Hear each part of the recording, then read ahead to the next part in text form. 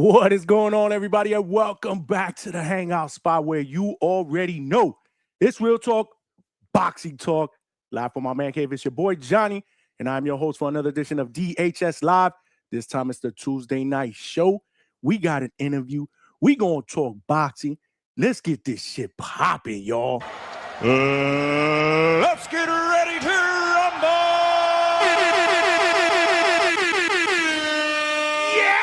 Yeah, what's going on, DHS family, man? Salute, man. Happy Tuesday, man. This is usually top of the week for us, man. Top of the week Tuesday. However, we've been doing more Monday shows. The last 2 Mondays, we've done a show. We might be switching to a Monday through Thursday schedule, man. Weeknights will start a little bit earlier tonight. We are starting at 8:15 Eastern Standard Time. We do got an interview coming up in 15 minutes.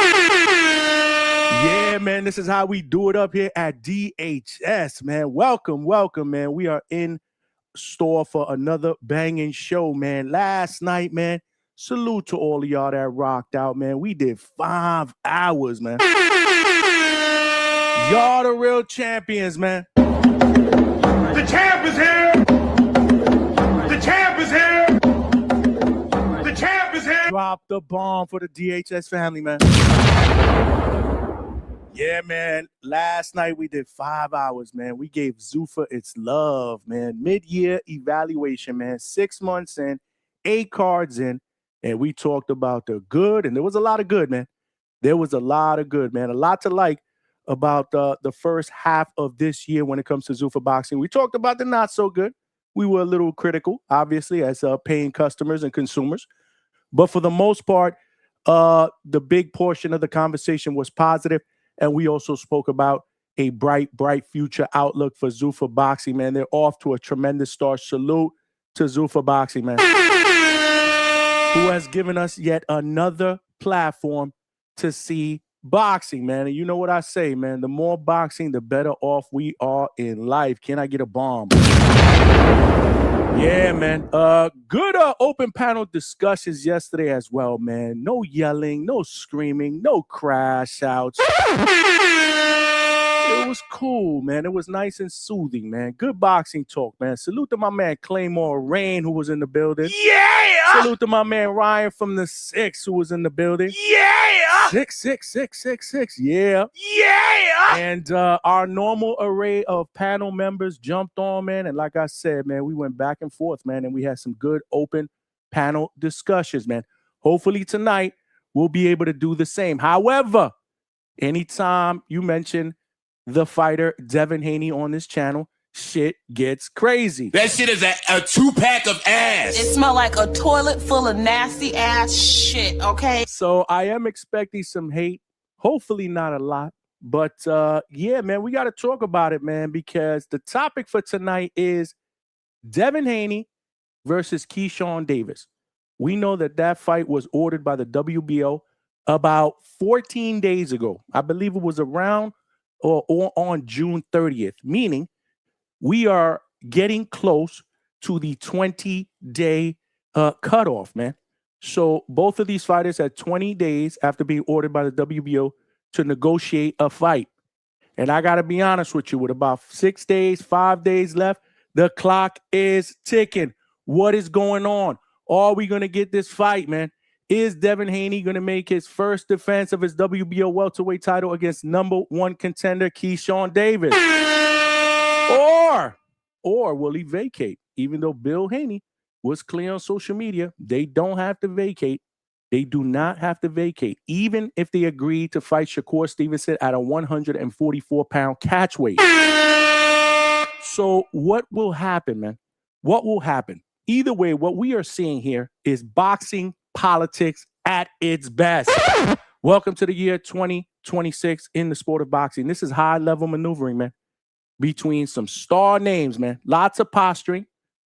And although I understand, the business side of boxing, this has become very, very draining for us true hardcore fans, man. We want the biggest and best fights. And right now, if we don't get a Devin Haney versus Shakur Stevenson mega fight at 144 pounds, which is the fight I personally want, then I think the best consolation prize is Devin Haney defending his title against Keyshawn Davis. I think that will be a hell of a fight as well. Can I get a bomb for that? But what happens, man? Like I said, the clock is ticking, man. We are less than 10 days away, about 5-6 days to be exact, man. And yeah, if they go the full 20 days, then obviously it will go to a purse bid. And at that point, Devin Haney will get 75-25 split if he indeed makes the fight against Keyshawn Davis. However, will he make more money negotiating something in the next 5 days in comparison to taking that shot and going a purse bid, which I said a long time ago, and so does Alex Vega. That is the equivalent of a criminal going to trial. It's always a chance you're taking. So what happens, man? I need everybody's thoughts, man. I did put a poll out there. It seems like Shakur went on social media, and I will read the tweet in just a little bit. But he basically fires back at Bill and says that, yeah, man, they can troll all they want, but they believe, and I'm talking about Shakur and Keyshawn, the Shavengers, salute to Two-Tone the Superstar. They believe that they got Devin Haney cornered. So he's going to either have to fight one or the other.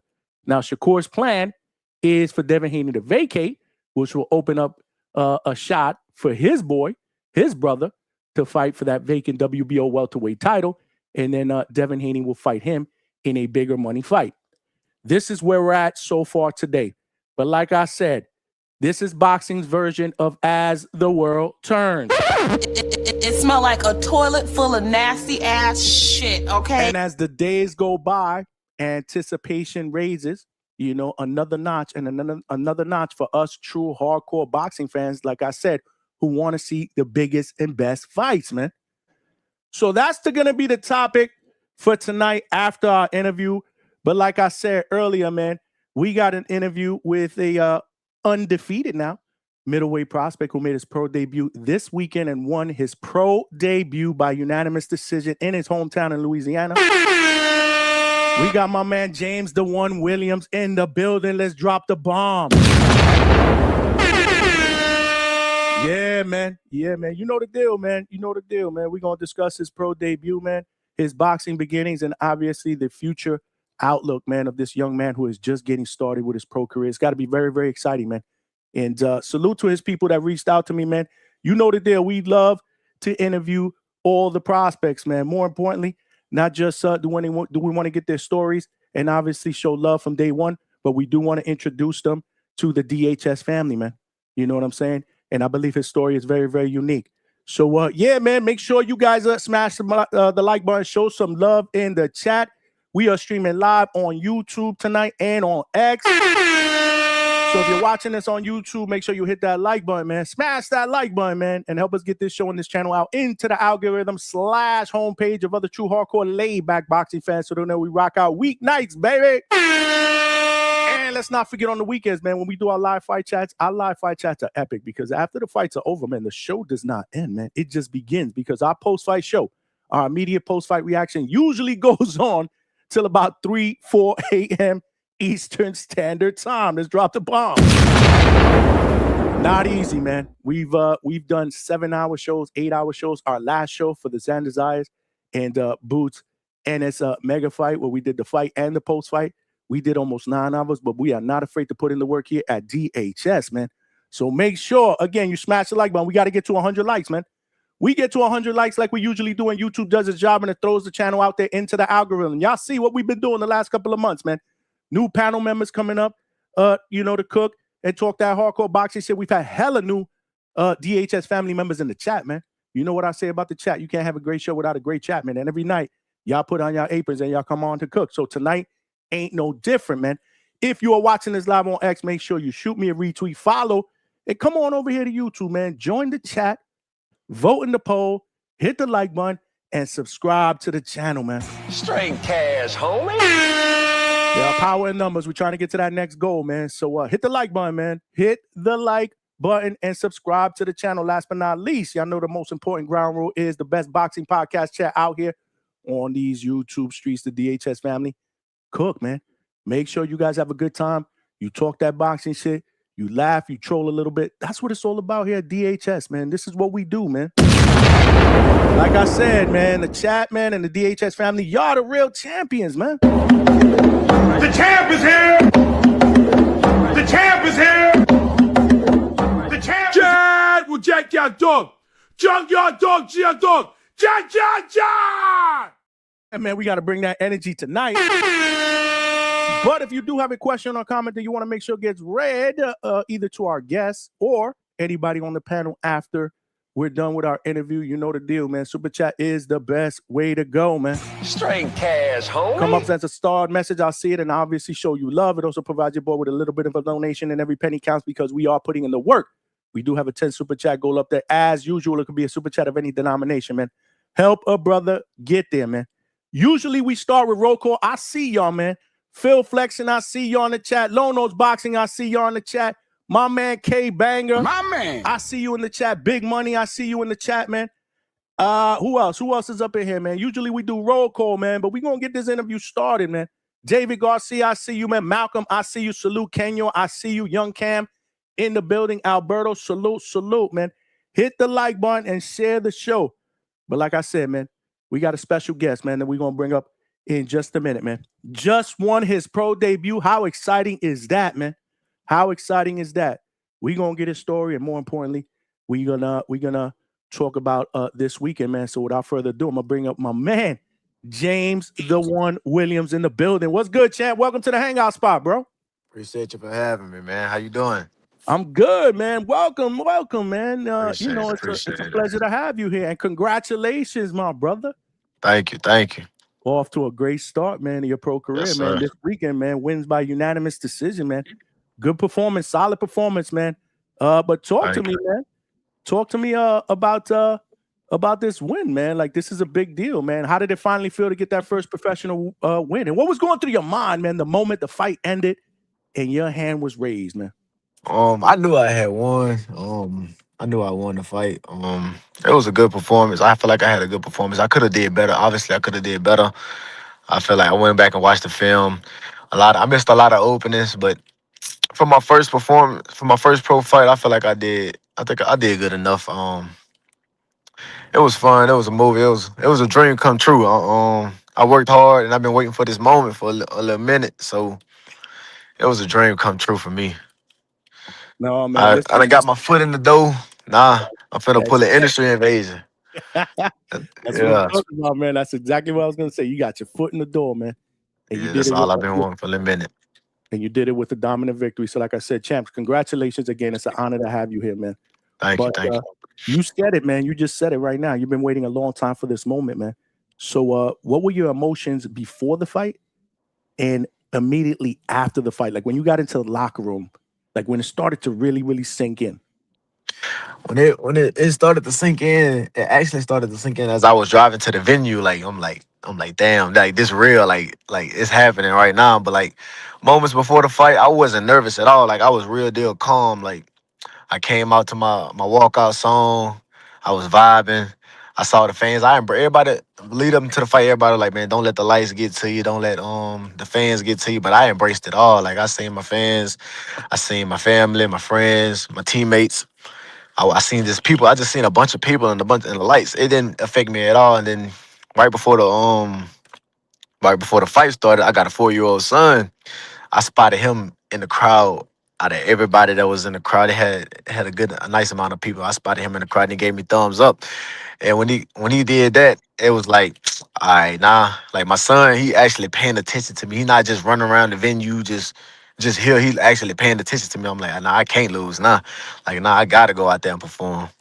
So I wasn't nervous at all. Like I didn't have no nervous energy at all.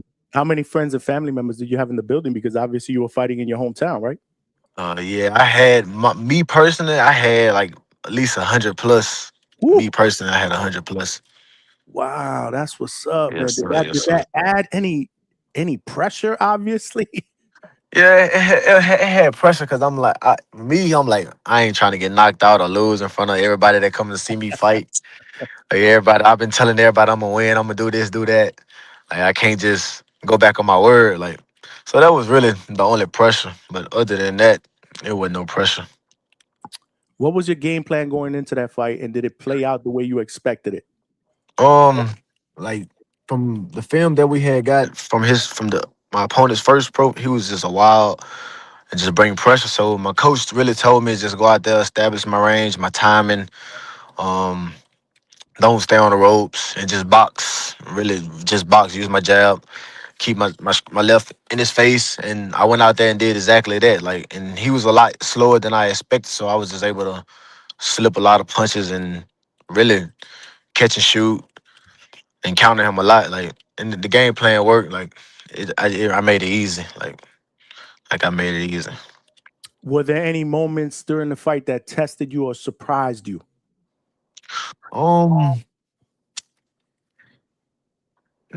No, not really. Well, I'm gonna say the test me. I wanted to start cause like during the build up, everybody was just saying, "Oh, he's just strong. He's strong. He's strong. He's strong." And when he hit me one time, and I was like, "That's it." Like I wanted to press the issue and bang. I wanted to show like I was the bigger man. Like I wanted the ego fight, but I had to stay disciplined and just stick to the game plan. No, that's what's up, man. Hit the like button, y'all, man. Make sure you guys continue to show love in the chat, man. Family in the building. Jarvis just said what up. Jarvis, what's up, man? The one with the muscle emoji. I put it on the screen while you were talking. Salute. Yeah, man. We got James the One Williams in the building, who is now 1-0, man, winning his pro debut, man. That's mad exciting. I got to drop the bomb for you, man. Word, man. That's what's up, man. So, yeah, so this was this weekend. Obviously, a few days now have passed, man. Yes, so, how you feeling now, physically and mentally, after the fight? I'm a little sore physically. I'm a little sore mentally. I was ready to get back in the gym. I just took Monday off. I got back in the gym today. I've been showing a lot of people showed me love, like a lot of love that I wasn't expecting. They showed me love over the weekend, and it just motivated me. Like I can keep going. Like I can do big things with this. Like just keep going, stay in the gym, stay humble, stay focused, and consistent. And like I feel good though. Like a lot of people showing me love. Like people that I don't even know. Like just finding my Instagram page, my Facebook, and just sending me DMs and stuff. And it made me feel good, like I accomplished something, even though I'm just beginning. Only the beginning, brother. Only the beginning. And you know we rocking with you, man. You know we Appreciate rocking it. with you at the Hangout spot, man. Salute to you. So so you had mentioned that you had just gotten back in the gym. Okay, that was going to be one of the questions I asked that I was going to ask you. But so in BoxRec, it says that you're a middleweight, but I see that this fight was between middle and super, right? Yes, sir. 165. So where do you plan on competing? Because right now you're right in the middle. I'm gonna go to 60. The plan was to go to 60, but for my debut, but we couldn't find nobody for 60, so I went up a weight class to get a fight. Okay. Yes, sir. Yes, sir. Jarvis said Johnny, he was looking like a young bud in there. That's what's up. Okay. My favorite fighter right there too. That's your favorite fighter? Okay, that's what's up. All right, that's what's up. Okay, so all right, so middle. That'll probably be a good weight for you. How was the weight cut going into your first pro fight? Was it tough? Was it No, it wasn't tough at all. It was easy. It was real easy. I was healthy. I had a good weight cut. It was easy. I didn't drain myself or nothing. I still had a lot left in the tank to cut, actually, but I didn't really cut that much. Probably about 10 pounds. Probably about 10 for that fight. Okay, that's not bad. Yeah. And so when do you foresee getting back in the ring? Do you have something lined up? Do you have a date that you're looking at targeting? The promoter supposedly is supposed to be coming back in November, but hopefully I'm trying to like September, October. We have other promoters in the area. Hopefully they throw a show. But as of right now, I don't have nothing concrete set in stone yet. So we just waiting, playing the waiting game. So you don't have a promoter yet, right? So right now you're kind of independent? Okay. Yes, sir. Okay. All right. Well, there's a lot of young fighters that I brought on the channel that have done an amazing job of being able to promote themselves, get themselves stay busy, without major promotion until they get into a double-digit victory. So, there's a path there for you, is what I'm saying. There's so many other fighters that are doing it nowadays. So, salute to you. Keep working, man. Keep working. But I want to go back to the beginning, man. Tell us about your path in the boxing, man. Like, what got you started and what made you decide that for a living? Man, I had a late start with boxing. I actually started boxing 20 I actually got into the gym in 2022. I had a little situation that happened and I was like, man, I'm gonna end up in some trouble in jail. Like let me like I always been street fighting, so I had a nice set of hands on me. So I'm like, man, let me just get into the boxing gym, release my anger. And I was always a fan of boxing too. But I was playing actually what got me into boxing though, I was in college. I was at a JUCO. I was playing college football. I was at a JUCO in Kansas. And I met this dude, he was like a personal trainer on the team. And he did MMA. So he would just be hitting on the bag. Like after practice, he'd just be hitting on the bag and stuff. And I was like, hey bro, you mind teaching me this? Like teaching me this. So he ended up just teaching me. I started learning like trying to do the kicks and stuff. And like we still friends to this day. That's my boy. His name Tay Helms. He do kickboxing now in Kansas in the Midwest. And he ended up teaching me stuff. I mean teaching me, and then I'm like, bro, I ain't lying. I don't want to do the kicks. Like I just want to throw straight hands. Like so started pouring into the boxing and stuff, and just converted into boxing. And then 2022, that's when I had a little situation happen, and that's when I actually got into the gym and been taking it serious since then. How long? How many amateur fights in between 2022 and since turning pro did you have? I started in December of 2022. I had 20. I stopped in 24. I had stopped in 24. My last fight was at Richmond in the Nationals in Richmond, Virginia, and I lost that one. But I had 20 and 20 from 2022 to 2024. I had 20 amateur fights. Okay. Okay. Yes, sir. All right. I That's was what's up. 15-5. I won Golden Gloves twice. I won regionals. I wasn't able to make nationals due to coaching. Like I didn't have the my coaches wasn't able to make it, so I was only able to make one national. Okay, that's what's up. Yes, sir. And then, okay, and that's what brought you to where you are today. Yes, sir. Okay, I like it. I like it. Definitely unique, and that's why I wanted you to kind of get your story out there. It's never Yes. too late, to chase your dreams, man. And you're 27 now, right? Yes, I'm 27. Okay. All right, that's what's up. Well, I got a cousin too that started same age as you.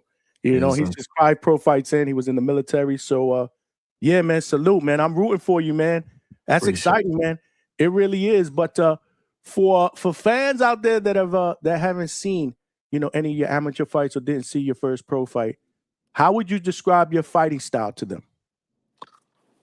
I'm excited to watch. I can box. I can bang. I can fight. I really feel like, and I ain't being cocky or arrogant. I really feel like I can do it all. Like that's just me and my mindset. Like I feel like I can do it all. I can box.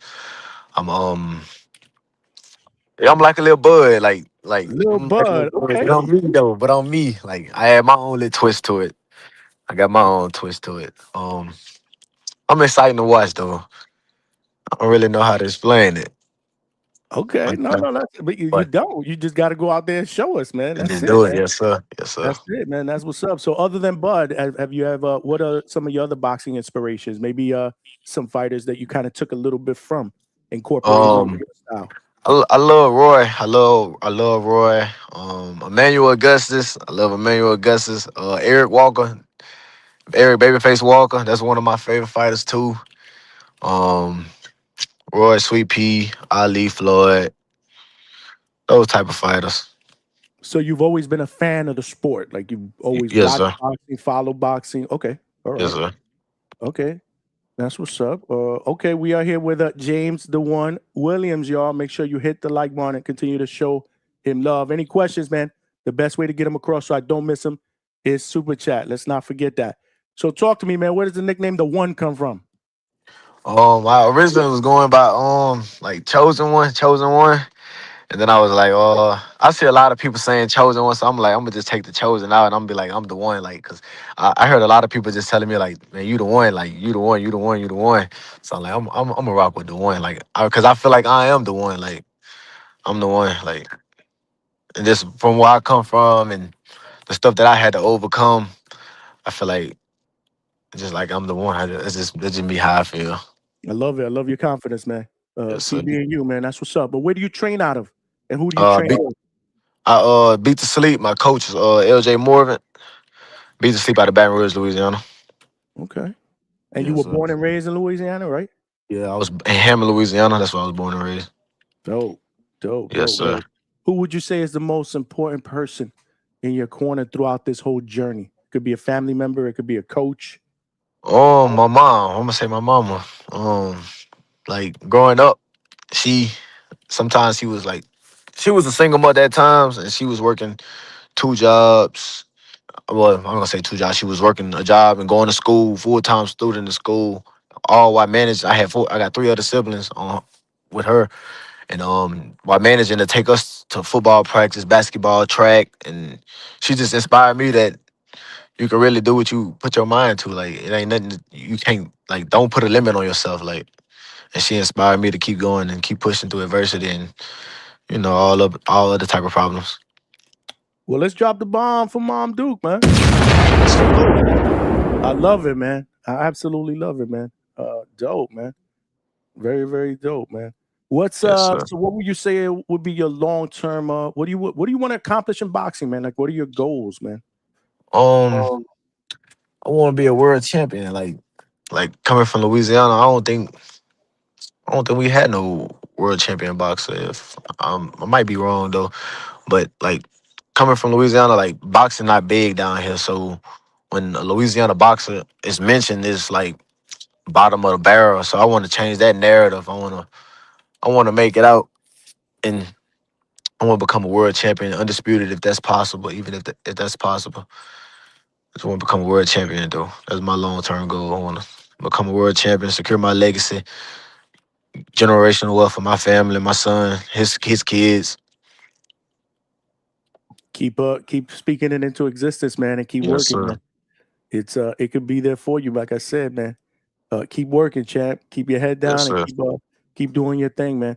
But has anything changed? I know it's only been a couple of days, first pro win, Yes, but sir. you are a professional fighter. You couldn't say that a week ago. Today, you are a pro fighter in the books. Yes, sir. Has anything changed in your life since then? Or have you noticed anything? Or Like I said, I gained a lot of more support than I had before. Like that's really the only thing that changed. Like people starting to notice me. Like after that fight, like it had a nice crowd in there, so people noticed me. So like I just that's what I say. The support changed. Like the support changed. for sure, and you got to definitely make sure that you keep your brand in mind, man. Keep building your Yes, brand. sir.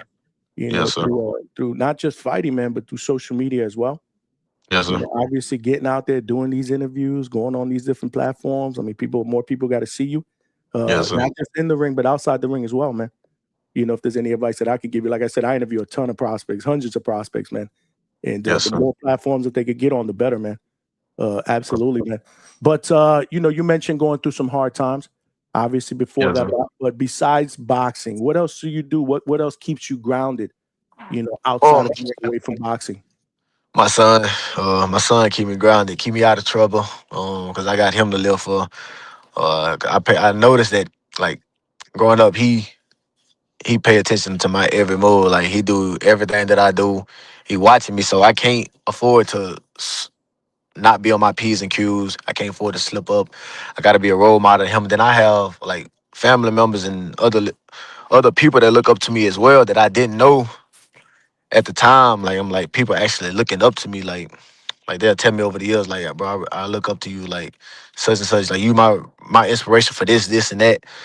And I was like, dang, like I really never paid attention to that until they started telling me. I'm like, well, now I just gotta keep going forward and show everybody that's looking up to me, like you can do this if you set your mind to it. That kind of brings me to my next question because that's a very, very inspirational answer, man. But if you could give one piece of advice Nice. to a young up and coming fighter, that has gone through his trials and tribulations like you have, that wants to become a pro fighter, what would that advice be? It ain't never too late to start. Don't let nobody tell you that what you can't do. Don't tell yourself what you can't do. Don't put no barriers or limits on you. Don't say you can't do it because it's gonna become a reality to where you can't do it. Like, and just stay consistent. Like even when you don't feel like going to the gym or don't feel like running or whatever, just stay consistent. Consistency always bring back motivation. Don't run off motivation because motivation fades. I love it. I love it. We're here with James the One Williams, y'all. Make sure you guys continue to show him love, man. He is 1-0, man. Winning his pro debut this weekend, man. That's a big deal, man. And yeah, man. So he introduced himself to the world of professional boxing with a win, and now he's being introduced to the DHS family, man. I'm happy to have you here. But yeah, man. Besides Bud Crawford, because I know that's the answer that you would probably give me for this question. But past or present, give me another fighter that you love to be able to talk to, pick their brain. Possibly even say if you could spar with. Let me see. I love to talk to Ali. I love to talk. I would love to talk to Ali. What Gotta would go you Ali. ask Ali? What would you ask him though? I don't know. Right now, I don't know, but I probably would know once I get it. If I was able to get in front of him, I know what I asked him. But right now, I just wanted to talk to him about the culture of back in the days, of just what was going on back in the days, and really it though. Like I just talk to him about boxing, like his training and stuff. Like, Okay. So you said you're a boxing fan, right? yes, sir. So what do you think, man? Today's topic is this whole Devin Haney and Keyshawn Davis, man. Like they got less than a week, man, to figure this shit out, or it's going to purse bid. Then you Yes, got the sir. Shakur Stevenson situation. He just signed with Zuffa. There's a possibility that maybe Devin Haney can meet him at a catchweight. What do you think is next, man? Talk to me. Give me your thoughts. I don't know. I think Keyshawn, not Keyshawn. I think Haney and Shakur gonna fight first. I don't know, but the Keyshawn fight might happen. I don't know how that'll play out, because I just don't know how that'll play out. That's a very interesting fight. I think I'm gonna give the edge to Haney, because one thing I learned about and watching him is no matter what, he gonna stick to his game plan. He gonna find holes and fighters and extort and expose those flaws that they got. Like I watched that with Brian Norman Jr. He neutralized them. I was like, cause I was like, bro, I don't know how Haney gonna deal with me and Jarvis was in the gym. We was like, I'm like, bro, I don't know how Haney gonna deal with moving up in weight, and but he made Brian Norman just look like an amateur. Like I was like, there's really levels to this game. And he kept saying that though. And he kept saying it, and I was like, dang, that's really true though. So I don't know how that'll play out. I feel like I don't know how that'll play out with Shakur. With none of them. I don't know. I don't really I know. want to see the Shakur fight, man. Yeah, I want to see the Shakur fight too, because if it's one person that could be Shakur, it'll be Haney, because just the discipline he got, and Bill gonna come. He gonna come with a game plan, and I want to see how that play out. That's what I want to see. That's the fight I want to see right there. Like, can you find it? Like, can he expose Shakur weakness? Oh, absolutely, man. Absolutely. Were you surprised when you saw Shakur's dominant performance against Teal? Yeah, I was surprised. I didn't think it was gonna go like. I thought it was gonna be a little more competitive. I thought Teal was gonna be a little more, but he made Teal look like an amateur. Like that was just like, I'm like, damn. Jarvis told me though. I was like, before the fight, I was like, I don't know how it's gonna go. But Jarvis said man. I was like, I knew Shakur was gonna win. I had him winning, but I didn't think he was gonna win in that fashion though. Yeah, no, listen, man. It was a pretty dominant performance, man. Which is why I want to see the Haney fight even more, because skill for skill. I mean, that's what I'm talking about. A lot of people think Shakur is not entertaining and boring. I actually think it's entertaining for me. I love the sweet science. Yeah. I Right. But I also understand fans' perspective as well, right? They want the action. Yeah. They want the knockouts.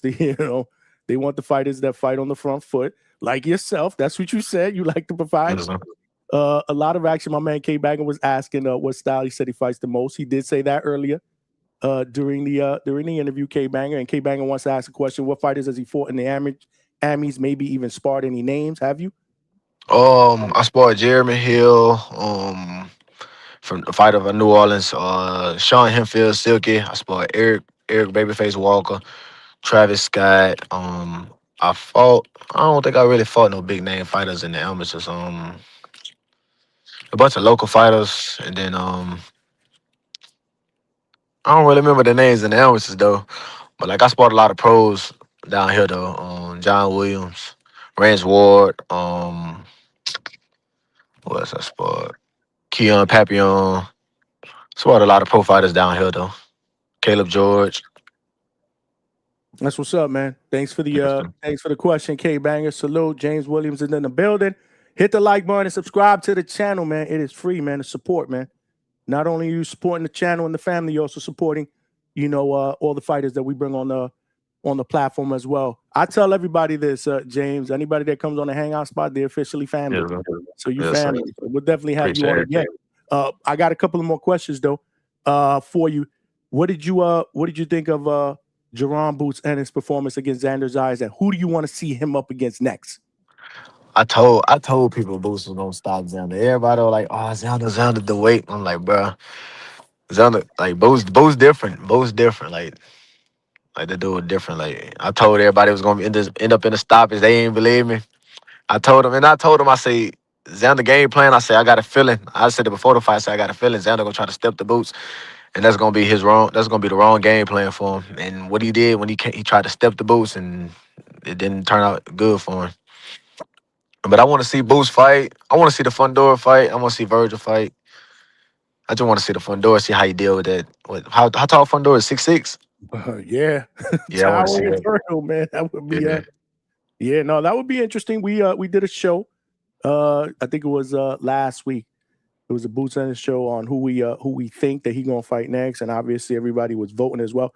We got a lot of voters. I think it was like 60-40 of the voters when we ended the night that wanted to see the Fundora fight more than the Virgil Ortiz fight.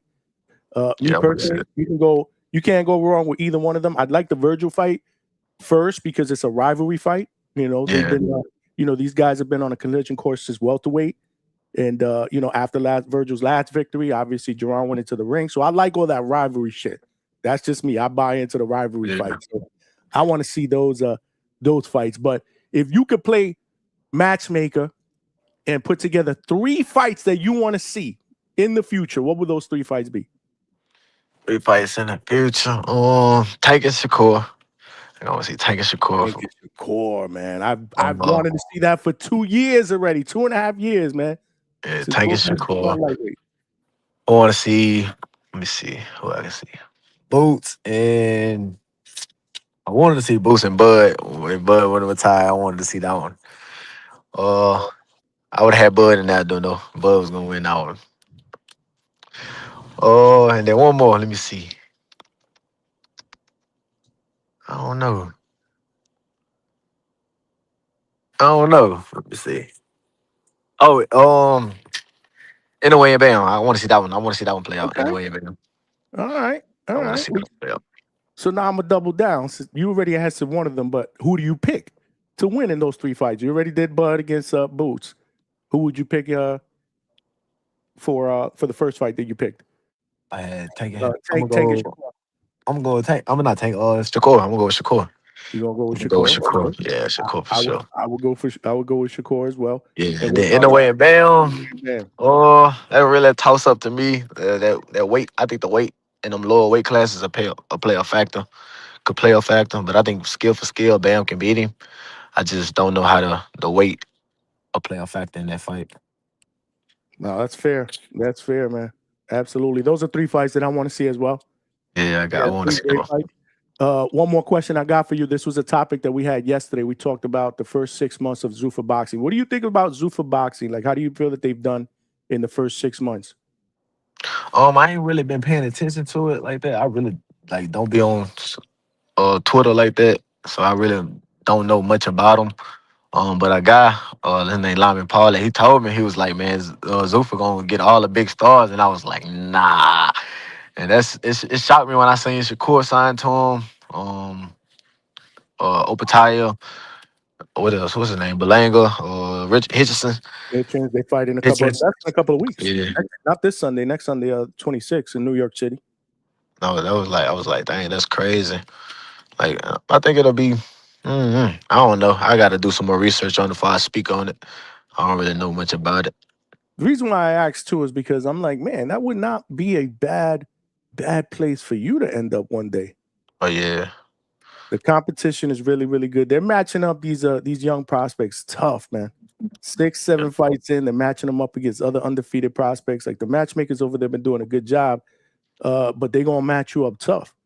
But that's how you build a fighter, though. Like you can't just have them fighting cans and nobody's, because you building false confidence in the fighters. Like you building false confidence, so when they do step it up in competition, they just be like, oh, well, I'm finna go watch this dude like I do everybody else. And then when they lose, they like, dang, like, am I not good enough or such and such and such? Like, it's just because it's false confidence. So sometimes you gotta step it up in competition, even I if you agree. take the hard fights. No, I agree. Like I said, they're matching them up tough, and that's how you get it done, man. Face that adversity early, man, like they have with Abdullah Mason, man. You know, he faced Yeah, adversity early in his career, and look at him, 22 years old, and you know, he's well on his way to possibly becoming a star, man. And he's already a champion. That's what's up, man. right. I'm hoping, man, with hard work, man, one day we'll have you up here with your belt. Oh, yeah, You most know, definitely. talking about, gonna- you know, I just won this world title, man. That'd be amazing, man. I definitely want to get you back up here. You know, once you get something you know, solid that's announced in the books, we have you come back so you could talk about it. Yes, sir. Yeah. But this has been absolutely phenomenal, man. Phenomenal. It's great having you on. I want you to let everybody know if they're not following you, where they can follow you. Y'all can follow me at, on IG _C.1 JAY _C.1 JAY. You can follow him on Facebook, or you probably ain't gonna find it on Facebook, but it's just Jay Williams on Facebook. And you'll see a profile picture of me on my last fight. I'm gonna share your socials, man. I'm gonna share your Yes, sir. socials, man. We're gonna make sure that the community, the family starts rallying behind you, following you, supporting you, man, in your journey. I wish you nothing but the best. And just know, like I said, you know, you family here, you're welcome back anytime. So Yes, sir. I appreciate you. We'll get you back on before your next fight. Yes, sir. I appreciate you for having me. Always, man. I appreciate you coming on, man. It's an honor. Yes, sir. All right, man. All righty. I'll talk to you, man. Yes, Salute, man. Salute. There you guys have it, man. We just had an undefeated prospect who made his pro debut this weekend and won by unanimous decision, man. He is now 1-0, an undefeated professional. Love the interview. Love the energy. We had James the One Williams in the building. Yeah, hopefully you guys enjoyed that interview, man. Listen, I say the same thing after all my interviews, man. You know, I try not to make them structured interviews, more of a casual conversation, a good back and forth. And I felt like that one was, man. I loved James's confidence. And you know, I think you know, with hard work, man, you know, anything is attainable, man.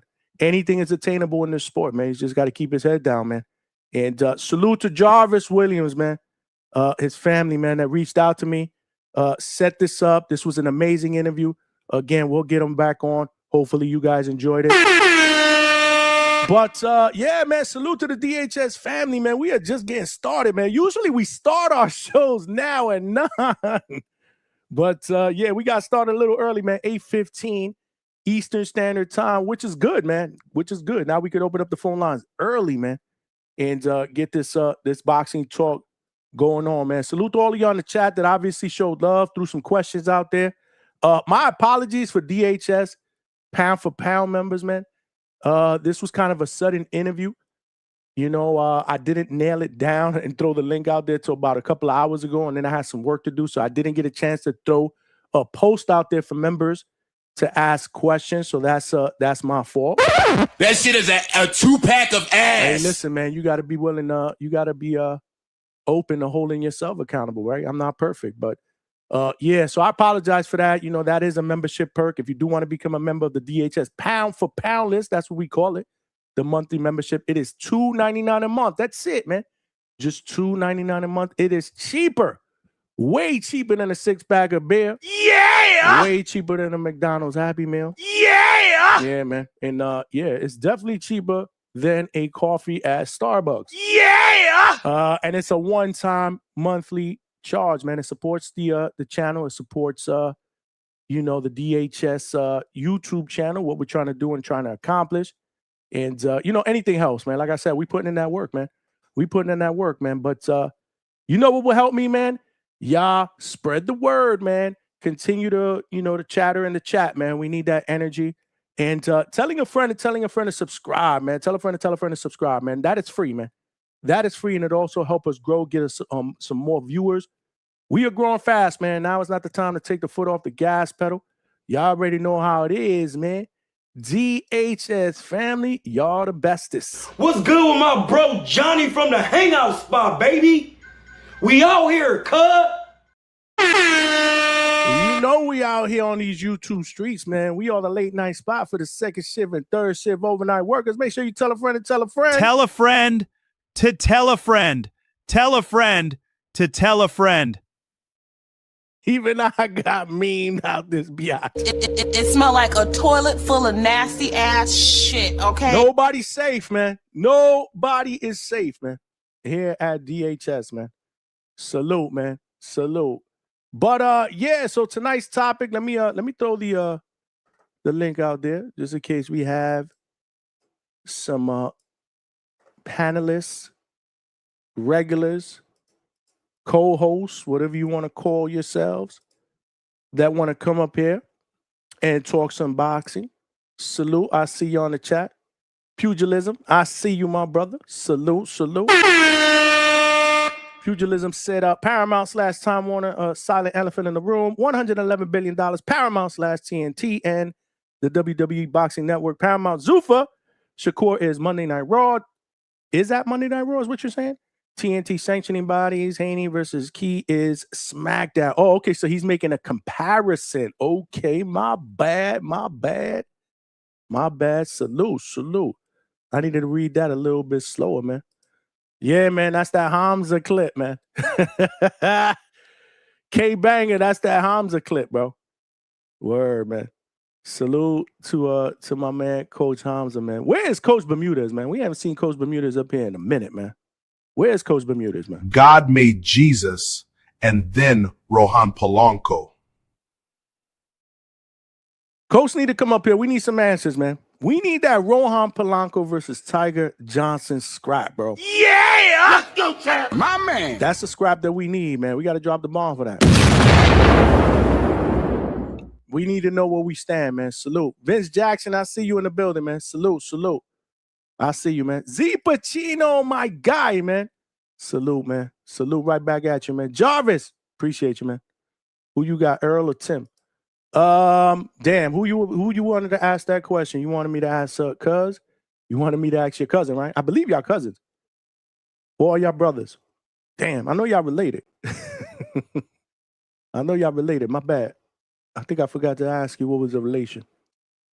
Yeah. But who do I got in that fight? We actually gonna get into that next week. Damn, yo. Is it true? Is Alex Vega speaking facts here? Rest in peace, Coach Bermudez at the Hangout spot. That shit is a 2-pack of ass. Damn, yo, he left us flat. He went to Moonlight somewhere else permanently. Damn, he quit his night job over here at DHS, man. Oh, maybe not, man. Coach Hector Bermudez has been a member of the DHS Pound for Pound membership. We were just talking about it. Said, I'm always here. I'm the biggest supporter. Muscle emoji, thumbs up. We got to drop the bomb for Coach Bermudez. Actually, we'll drop one more bomb. And we'll throw the woo. Cash moves everything around me. Green, get the money. Dollar. Alex Vegas said, that's a fake account. That shit is a 2-pack of ass. Wow. Salute to the chat, man. I did throw the link out there. Let's replace the current link. Now, the current link is for the DAZN DHS link if you want to sign up to DAZN. Remember, we got fights this weekend. We got Diego Pacheco / Alberto. Yeah! Against Emmanuel Alim. That card is going down on Saturday. We also got the card on DAZN from the UK. Harlem Eubank is the main event against David Papo. Yeah! And you got Sean Noakes on the undercard as well. And then the Diego Pacheco card as is the main event against Emmanuel Alim. You got Albert Chop Gonzalez on the card. You got Andy Cruz, who was supposed to be fighting Albert Bell, but obviously Albert Bell went another route. trying to win a world title from Abdullah Mason. So now Andy Cruz is facing a journeyman, Abraham Montoya. That's going down on Saturday. You got my man Fed Pacheco, who is the younger brother of Diego Pacheco, fighting in the heavyweight division. He is undefeated. We've had him on the show. So he is a friend of the show. So salute to him. Albert Chop Chop. Yep.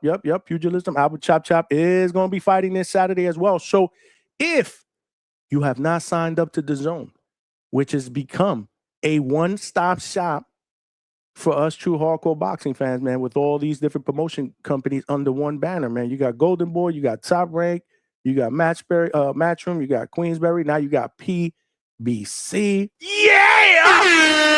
All under the DAZN banner, man. If you have not signed up for DAZN, make sure you sign up for DAZN and use the Hangout spot link, man. We trying to do some big things, man. Partnering with DAZN, man. Big things to come, hopefully, man. We just got to continue to work, man. Put that quality work out there, man. Salute. But that is the link that is currently pinned to the chat. But we're going to change that up, man, because it's time to open up the panel. It's time to open up the panel. How we got over 60 people up in here just on YouTube alone, and we just got 38 likes. That shit is a 2-pack of ass. It smell like a toilet full of nasty ass shit, okay? Come on, man. Hit the like button, man. That's bullshit. Yeah, man, that's bullshit. 38 likes. Now we got 39 likes when we got over 60 people up in here. And it's still early, man. You know the deal. As the night progresses, man, we get into the triple digits, man. That's how we roll. We are the late night spot for the second shift and third shift overnight workers. This is the Hangout spot, man.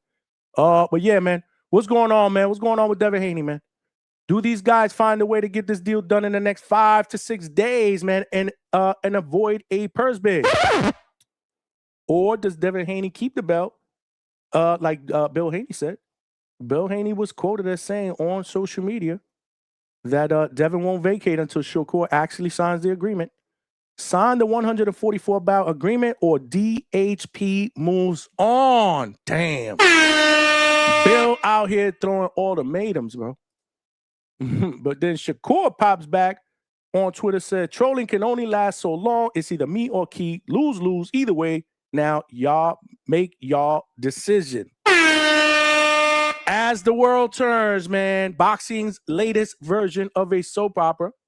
And again, this is world-class boxing politics, man. High-level maneuvering, posturing going on. So salute to these guys. But the boxing fans are the ones that suffer. We want to see the big fights, man. And right now, if it were me, I'd vote in the poll right now. I'd definitely vote Shakur Stevenson. That's a fight that I want to see. However, that wasn't the question. So to be fair, who do you think Devin Haney ends up fighting next? 65% believe it's going to be Keyshawn Davis. 35% believe it's going to be Shakur Stevenson. But we only got 45 votes, man. So make sure you get your votes in.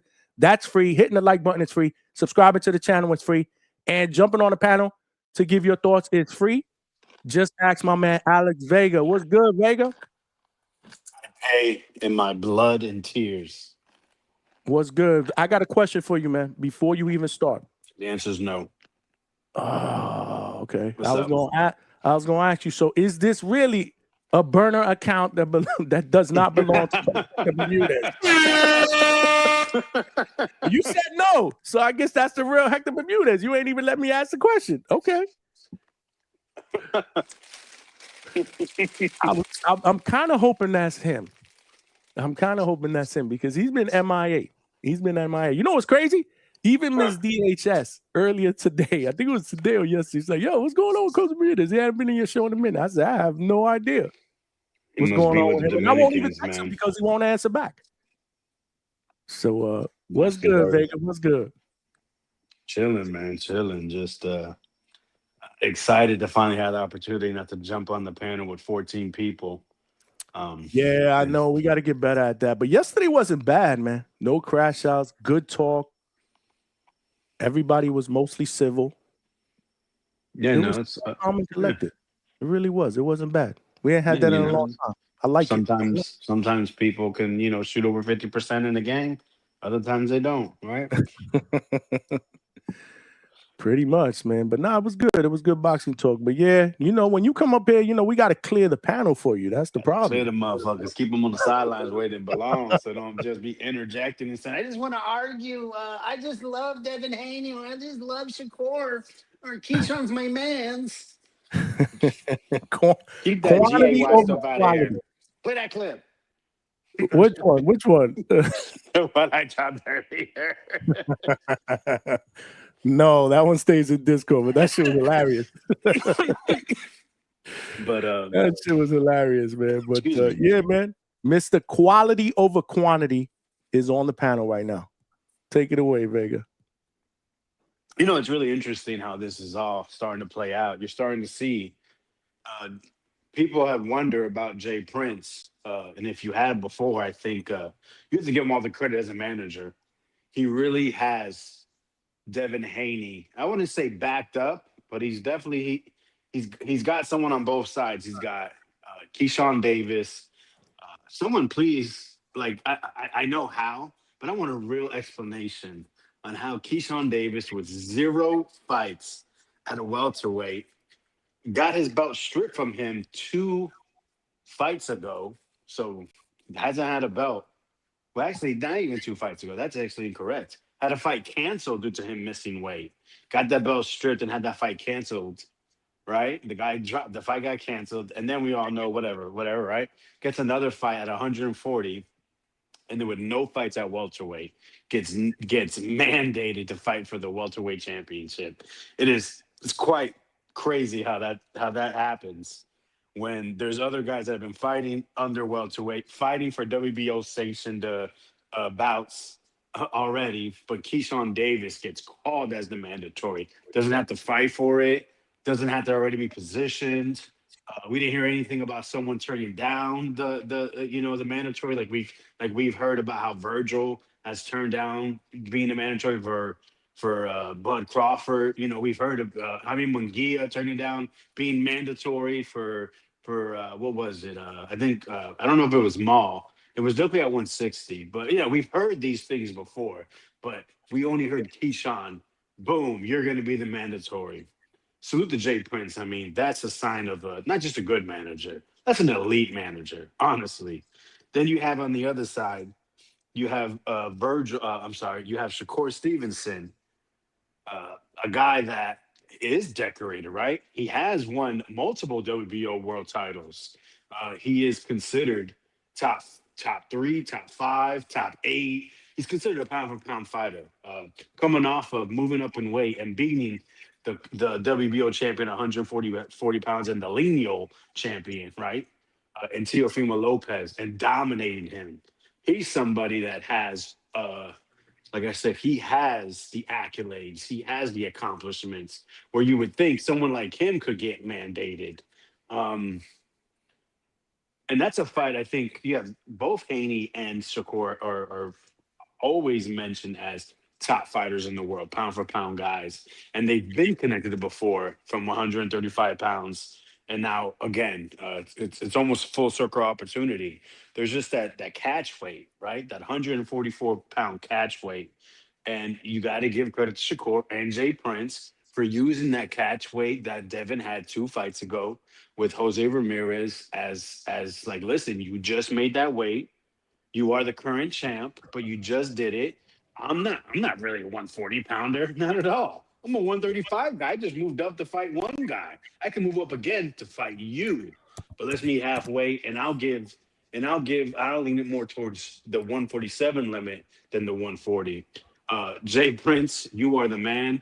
If I'm in the business, if I was a manager, I'm looking up to you. I'm trying to take notes. I'm seeing how, when, why you make the moves. You put the paperwork through. You fight who you fight. The people. I mean, obviously, it's top talent he's dealing with because he's got Abdullah Mason as well. So, I guess you could say the walls are possibly closing in, but that depends on how much Devin Haney values that WBO world title. And I think push come to shove, what's going to trump that world title is a big mega fight, such as Shakur Stevenson.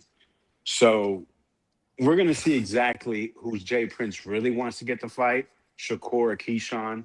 I expect there to be an extension put through. I think that's probably the most likely thing to happen because I think they're coming up. I believe it might be the 20th of this month. The 20th. I expect an extension and more negotiating possibly. And we're still waiting on that Haney to Zuffa announcement. So we still have so many things can happen that it's hard to predict. But I think with Shakur being announced first, we have to see why was that first instead of Haney when I felt like the Haney rumors were first. You had the $100 million thing put out there. We've heard Devin try to fight other people like Rolly Romero, and there was a money with exactly how the money will be distributed, obtained, whatever. With Zuffa, we haven't heard anyone complain. Everyone's always said it's been great payment.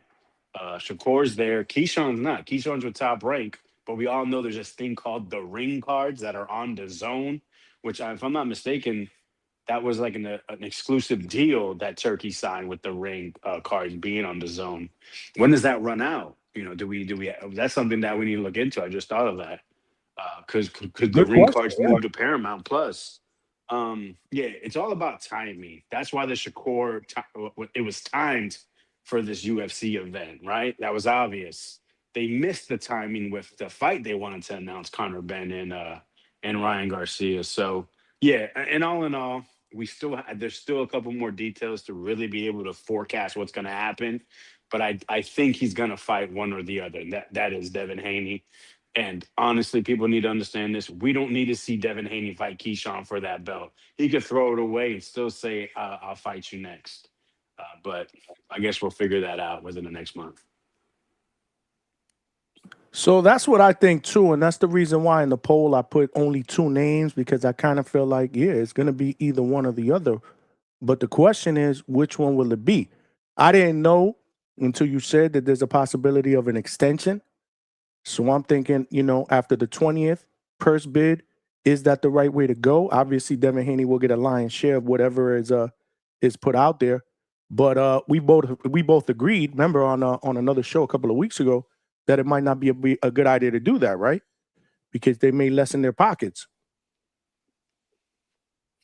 Right. No, definitely. No, I forgot. It's not exclusive. Someone just put it. That's right. They had a ring card on Netflix. And I think Fury made it seem, I don't know, you never know with that guy. He tried to make it act like then his next fight's gonna be within the We Are the Furies or whatever TV show broadcast. I mean, he's such a nut.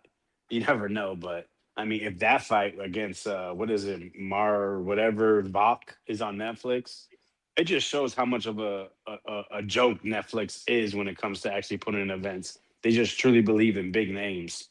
And I don't think that's a good forecast for the sport of boxing.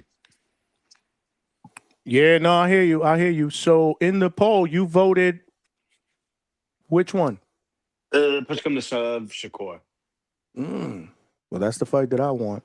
I don't know. Right now, 69-31, man. Believe that Keyshawn is going to end up fighting Devin next. My thing is, if that was meant to be, why let this shit go down to the wire? Wouldn't that have been a done deal already? No, because fuck you guys. You don't tell me how to move, when to move. Not the belt, not your manager, not you fighters, not you all tweets. I do what I want to do. I'm motherfucking Devin Haney. I'm the former undisputed champion.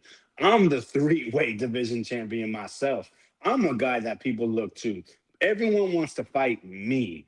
I don't need you guys as much as you need me. And that's why both of you are targeting me, not each other, not other people. I'm number 1 on both of y'all hit lists. Y'all are both on my list, and I am the man. You, shout out to Timboski, you don't tell me what to do. But here we are, and we still don't have a fight announcement or nothing even remotely close to it. You said it best, politics. This is high level boxing politics at its best, bro. Don't get any better than this, man. But I guess the next week will be interesting, right? Hopefully. Yeah, that's the key word. Hopefully, man. Hit the like button, y'all, and tell a friend to subscribe, man. Fight Sport, you want to jump in and rebuttal anything that Vegas said, or you want to give your thoughts? Oh, Well, Vega mentioned a lot, so I mean, I to be honest, I kind of lost track. Was he just giving a general overview on everything, or On the topic, where we stood, Haney, Shakur. Haney, Shakur, Keyshawn. As the world turns, aka circle jerk, whatever you want to call it. Well, to be honest, I missed what he said about what's more likely. I mean, I don't think the Shakur fight is likely at all because, well, I mean, does anybody think the Shakur fight is likely? Because Shakur, it's a different requirement every single time. He says you got to drop down, then you got to vacate your belt. I mean, this guy's doing I don't know why, because I think he wins the fight, but he's doing everything possible to make sure this fight doesn't happen. So I think Keyshawn is the only likely option.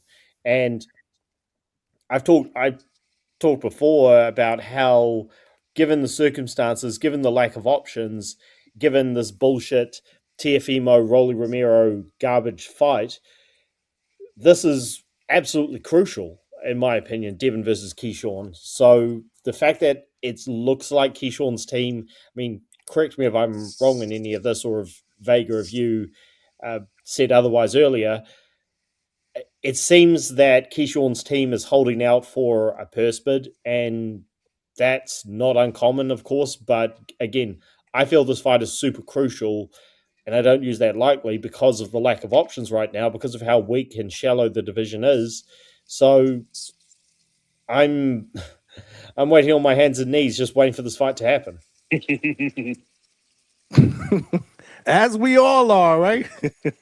Isn't it annoying? Yeah, but it's draining. It really is, man. Go ahead, yeah, fight. But well, I'm just curious what I said about how the Shakur fight doesn't seem likely because Shakur, for whatever fucking reason, doesn't want it. I mean, did what I say about the Keyshawn thing make sense? I mean, is he calling for money that's unreasonable, or like what's the situation? You guys are in the States, I'm not, so you guys are the insiders here. So I mean, have I missed something? Or? No, we don't have any word about what Keyshawn wants. He's gone silent. He's just said they want to fight. They agreed one time that they want to fight each other, and Keyshawn has been really quiet. It's been Shakur doing all the tweeting, and like you said, he needs certain circumstances, certain stipulations. I just want to comment on this. If I'm not mistaken, Gustavo Oliveri, who's the president of WBO, had made a statement on Twitter stating that there will be no exemption, that Devin has to fight Keyshawn to keep that WBO belt. So I think that's why Shakur is saying drop the belt to fight me. Part of the reason, which we all know the other part is because that's his Call of Duty best friend and buddy. Yep. Absolutely. Well, it's just ridiculous. But it's just ridiculous. I mean, first of all, Keyshawn, he could go. Now, I don't want him to go. I want to pre-emphasize this. I don't want him to go in other directions. I want him to fight Devin Haney, but he easily could go in another direction. And for Shakur to say, well, I want my buddy to fight for a belt, so you better give it up. I mean, that's not your call. Like, it's just whatever Shakur's saying is just absolutely ridiculous with this guy. But yeah, Keyshawn. Only the Shavengers could pull that off, man. That's some superhero shit, bro. Look at what he said, man. He said trolling can only last so long. It's either me or Key. Lose. Either way, now make y'all decision. However, then you got Bill Haney clapping back, saying, yeah, we ain't dropping the WBO belt until your boy Shakur signs the agreement.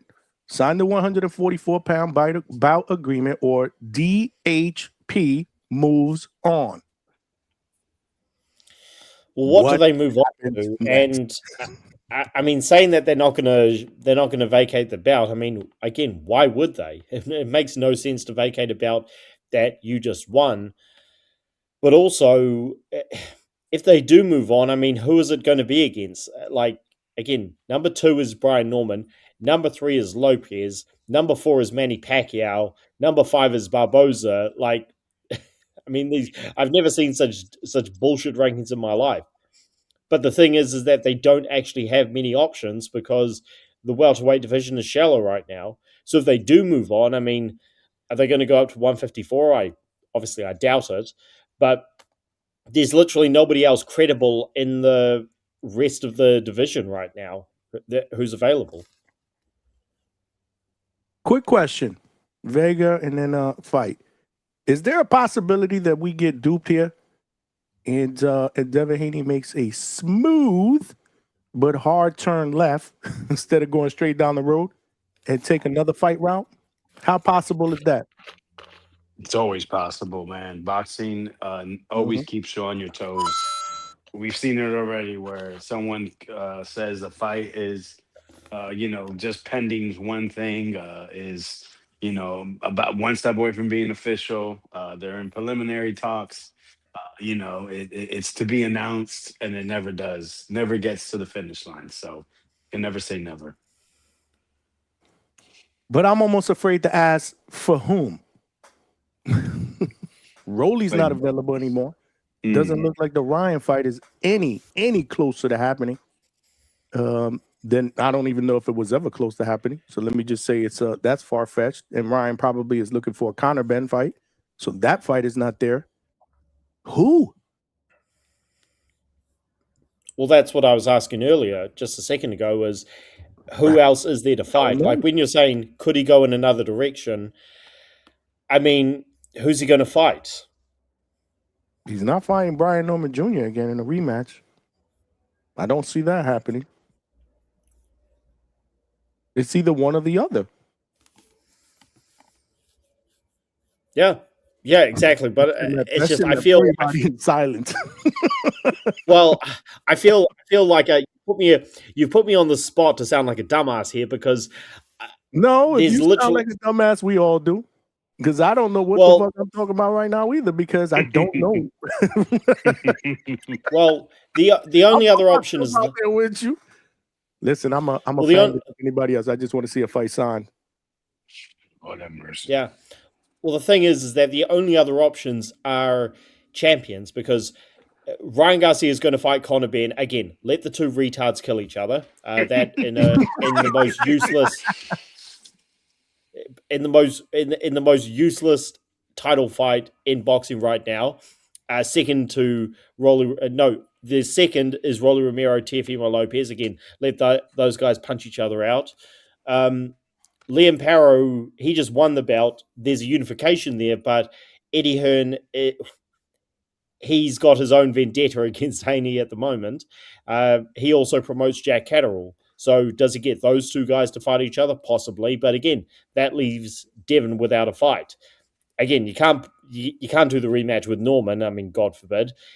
Pacquiao being ranked number 4 just shows how garbage this division is right now compared to what it used to be. I mean, what do you do? Do you pull? Richard Hitchens. He's a decent challenge because even though he's done nothing after beating Parrow, but he's also promoted by Haney and by Hearns. So is he going to make a fight which, again, he could lose one of his undefeated boys to Haney? Polanco. He could fight Rohan Polanco. Where is Coach Bermudez? But that's okay. Name-wise, that makes sense-ish because he's undefeated. He undefeated against who? But that would never happen. Why? But why on earth would Polanco get a title shot when? Devin's from a young age has been able to command a pretty decent price. He's not going to get that fighting Polanco. And could you blame the networks for it?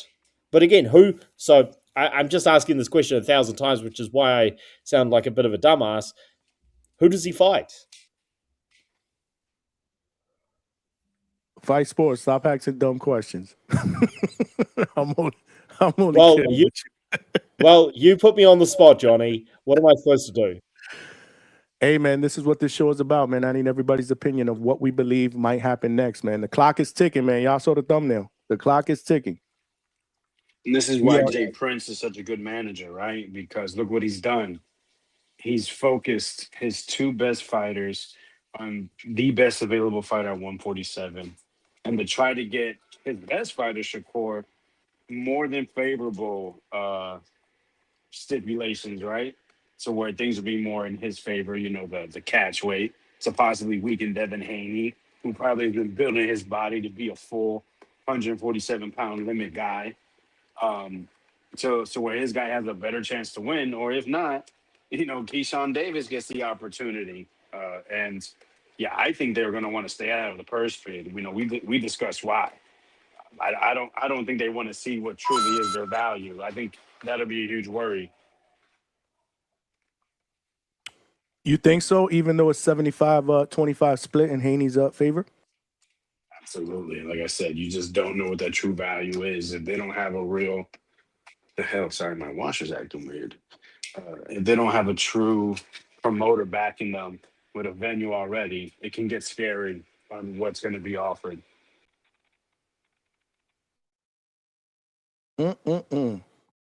Interesting. Very, very interesting. What does everybody think in the chat, man? I see you guys chattering back and forth.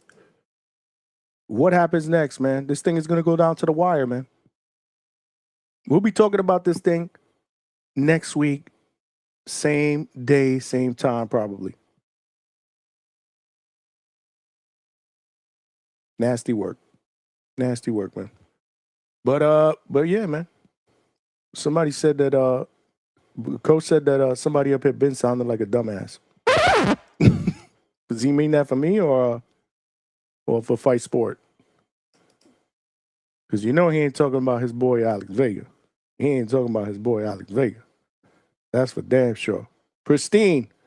If you could, can you send it to me on DM on IG? Pristine said he sent me something here on the Shakur side. Let's see what's going on. Salute, man. Hit the like button, y'all. This dude right here. Hold on. Somebody sent me something as well.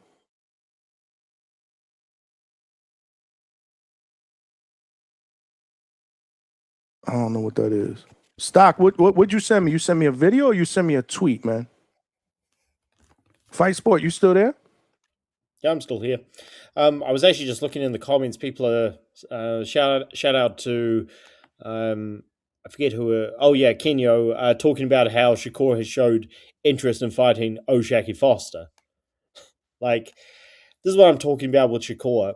He talks about wanting to fight everybody. He's talking about moving up. Now, I understand he just moved to 140, so it's not exactly realistic to ask him to move up to 147, although he's been saying that he would beat Devin so handily, so what's a bit of size difference? It's not that much. And if you're talking about fighting smaller guys, especially when you missed weight, when you had to move up, Shakur is just so frustrating sometimes. Sometimes? Is that the word that you use? Sometimes? Well, okay, he's frustrating a lot of the time. He's frustrating in the ring. He's frustrating outside of the ring. But he's not as frustrating for me as he was with Tio. But yeah, I don't really know what more to say about him. It's like him getting in the ring and confronting Foster. It's not that it proves that he's going to fight him instead of anybody we want to see him fight. But the fact is, it's the same thing we say with Tank. Like, Tank shows interest in fighting guys that nobody cares about. He cares mostly about fighting his girlfriends, but again, I don't know. I've really got nothing more to say about these guys. I mean, I feel like I'm just complaining, but I don't really have much else to say. What am I supposed to do? I've got to talk about the truth, and the truth is there's nothing certain that's happening right now, and we got unpredictable characters, and it's boxing. Oh yeah. This has got to be one of the best avatars I've seen in a long time. When you guys looking at the screen, he got a Shakur with a butt. What is that? It's a Zuffa bucket. A basket or a bucket of cherries with the Zuffa belt. Hey man, around Zuffa, Shakur's forehead. you know Zuffa got the fresh fruit on deck. Remember the blueberries? Who was that said he was getting the blueberries? Robert Merriweather. Right, They right. got So a now lot of Shakur fresh got the fruit over cherries. there, bro. So now Shakur got the cherries. They got a lot of fruit over there. That's all. Shout out Salute to the big Shakur. money. They're about to they're gonna announce the fight. They're gonna announce the fight. Don't worry about it. It's coming. Which fight? Which fight they gonna announce? I don't know. I don't know that what the hell would fight. One of You them. just said they gonna announce the fight, man. Sounds like you got an inside scoop, man. You been hanging out with Donnie lately? Nah, I don't know nothing. I'm like everybody else, bro. I'm just guessing. So Just what's your guessing. guess? My guess is he gonna fight it. He gonna fight old boy, and then old boy gonna fight the other guy. He gonna fight them both. He gonna fight them both. Mm. I mean, everybody going over there. I mean, let's you know what I'm saying. Everybody going over there. Who's not going over to Zuffa? Devin's not over there yet, and I thought he'd be over there before Shakur. He gonna be over there. He gonna be over there. Key gonna be over there. Everybody gonna be over there. We'll see, man. Yeah, that's all it is. I mean, I don't know what other direction we could take this conversation. We had started this conversation over a month ago. It is what it is.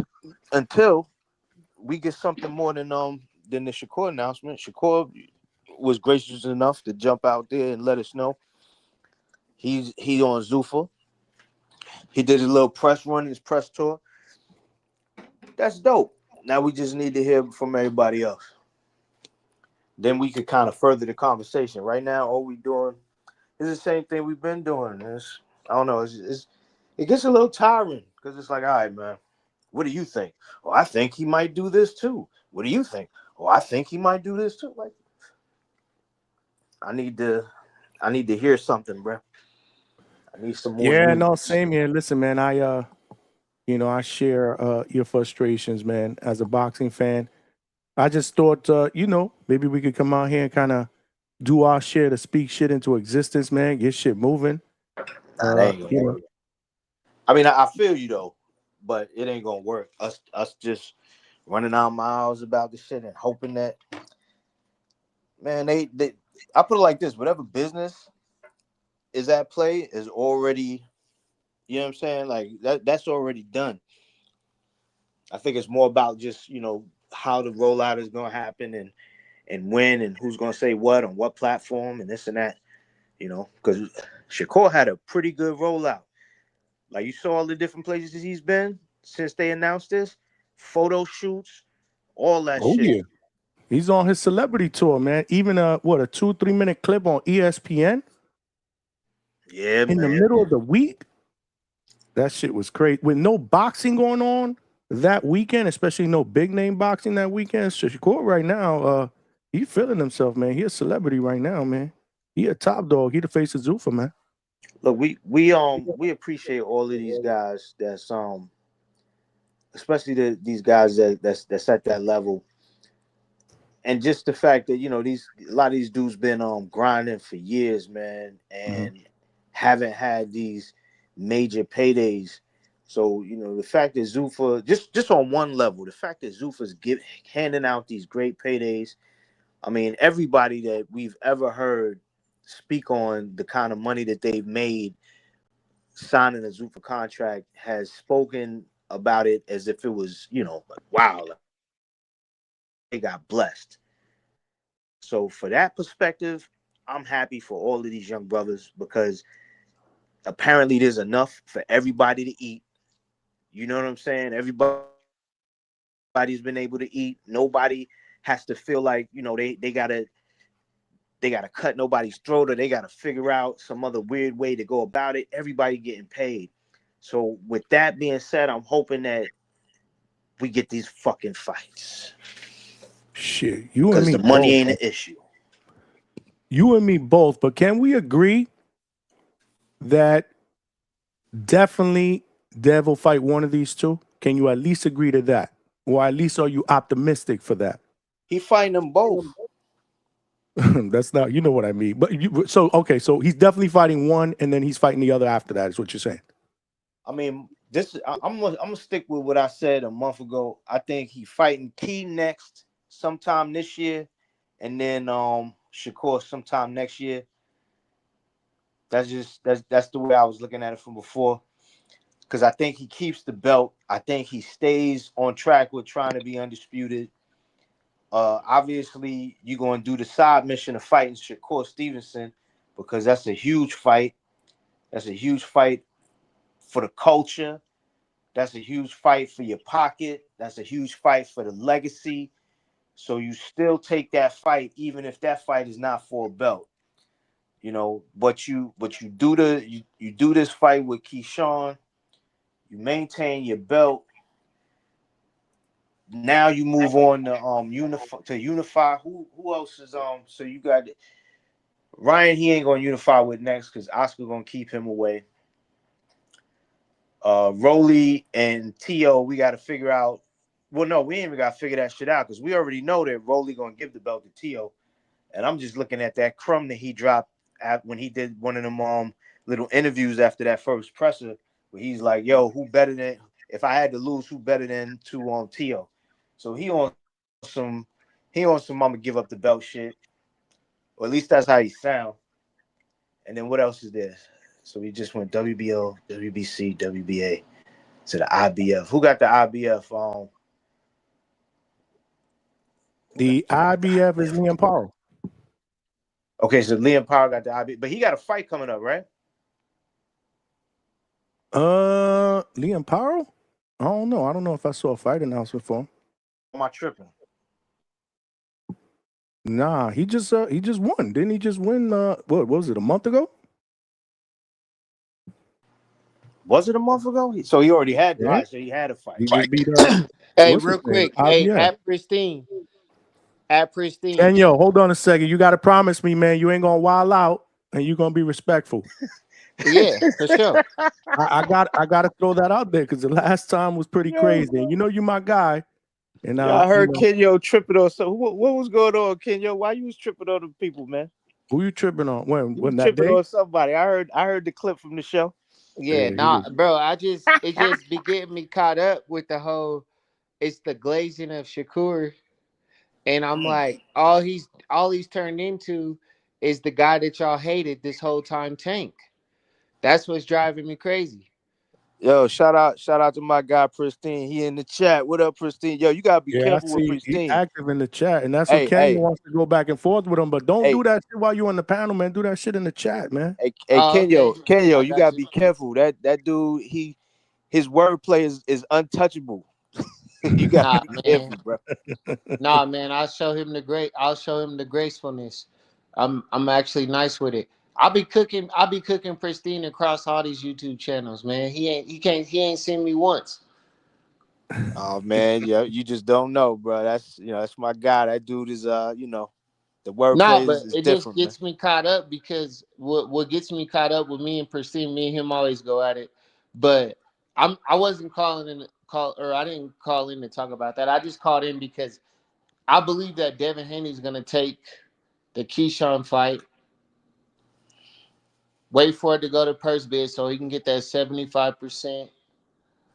And I really think that the problem I have with this whole thing is I just don't like Shakur Stevenson's stance.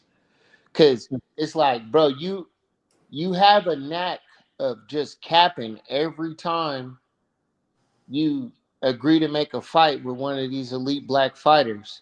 Like, you told Lamont Roach you would fight him.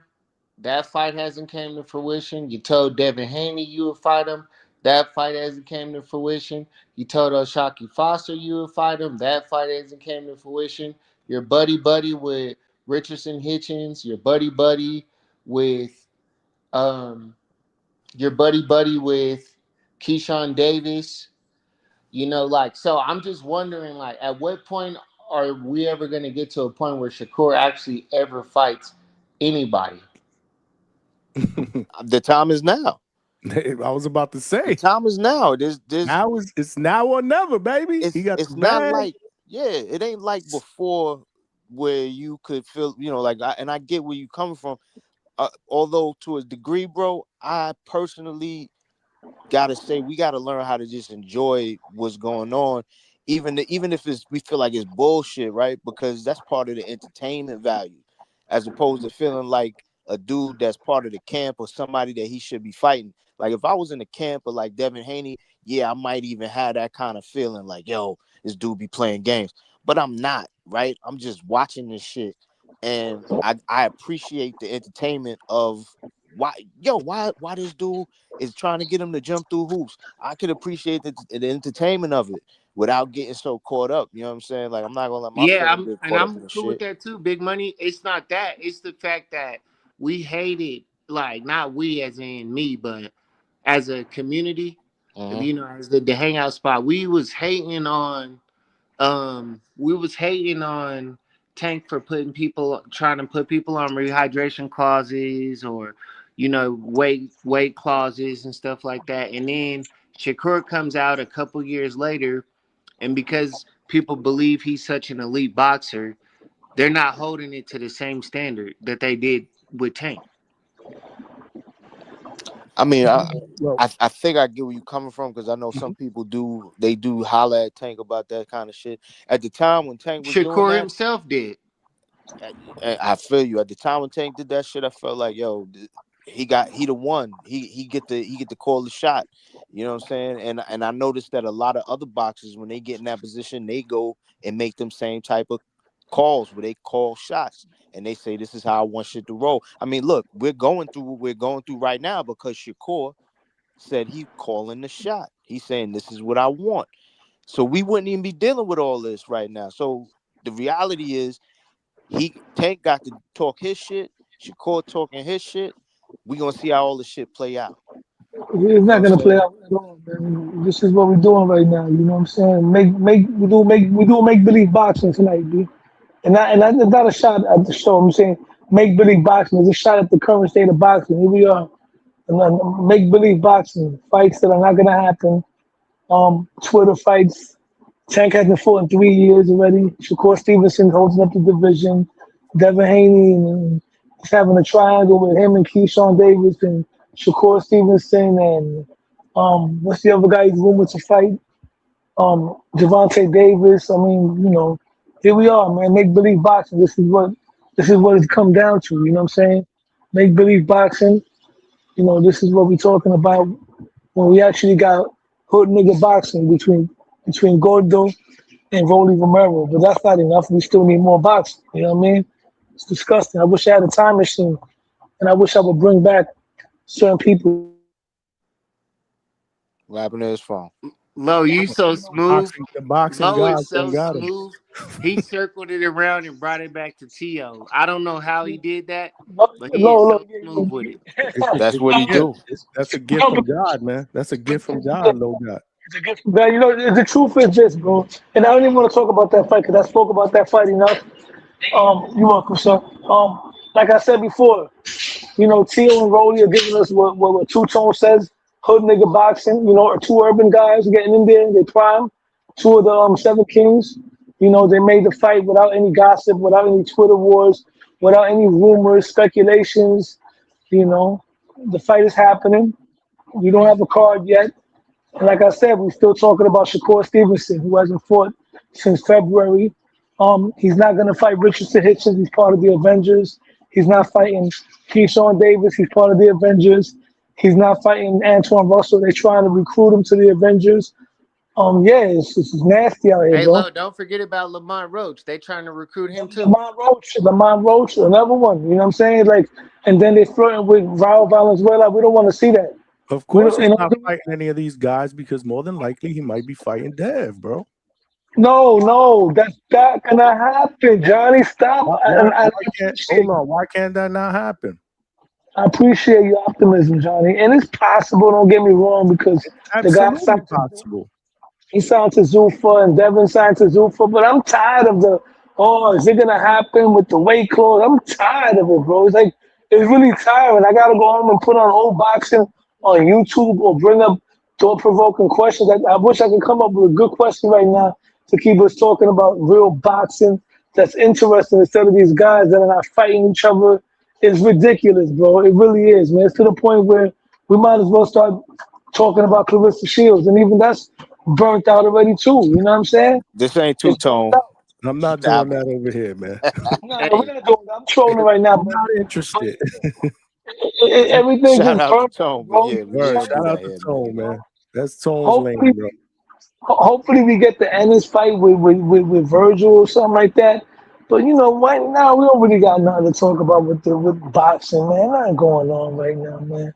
What I do want to say, Johnny, is I'm hoping that pessimism obviously flips the switch, and then all of a sudden in the next 24 to 48 hours we get one of these fights on Sailor I mean, but Shakur, hey, but Johnny, Shakur put an impossible requisite on Devin Haney. Drop the belt and then I'll fight you.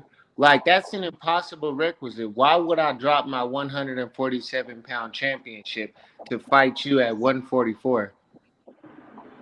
Yeah, but then did you see what Bill Haney threw out after that? Yeah, he told him if he signs Devin won't vacate until he actually signs the agreement, which means they are with it for the 144-pound bout. I'm 100% guaranteeing that Shakur will not sign the agreement. He just said that so he could try to play him like he did O'Shaquie Foster. Fight Raymond Ford, and I'll fight you next. Speaking of these fights, man, Raymond Ford throws. O'Shaquie Foster throws Raymond Ford out the ring towards Shakur, and Shakur jumps in the ring and still didn't make the fight. So you would have to be a complete idiot to believe anything that Shakur says. I don't believe it. His whole thing is trying to manipulate people out of their position and help the guys that he's aligning with, so he don't have to fight them out. Pristine's in the chat. I did read what Shakur said, and I put it on the screen on Twitter. He said trolling can only last so long. It's either me or Key, lose. Either way, now make y'all decision. I've read that like 3 times, Pristine. I read it like 3 times. Is that the tweet you talking about?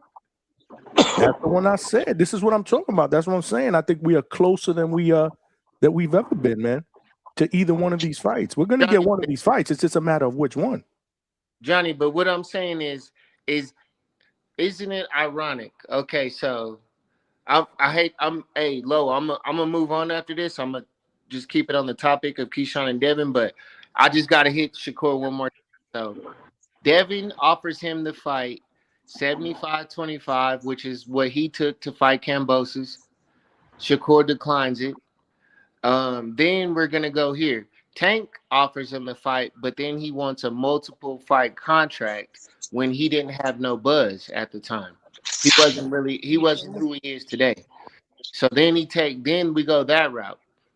Then here we are today. He wants to drop the belt and come down to 144 to fight him. And I'm like, you just played O'Shaquie Foster. O'Shaquie Foster in the interview said, "Yeah, we've been reaching out to Shakur. He hasn't responded." So what I'm wondering is why would anybody believe anything this guy has to say? He even lied about. He literally said he wasn't signing with Zuffa, and then like a week or 2 later, boom, he signed to Zuffa. So why would anybody believe anything he has to say? You know, shout out to Star Chasing. I'm sorry about that. I mean, not you. I'm talking on the phone. At the panel. Oh, they talking about Shakur's most recent tweet 30 minutes ago. That one I didn't see. Which one is that one? Hold on, let's see. Yeah, he did something not long ago. Shout out to Star Chasing. On Twitter, right? Let me look on Twitter. Hold on. Let me see what I missed.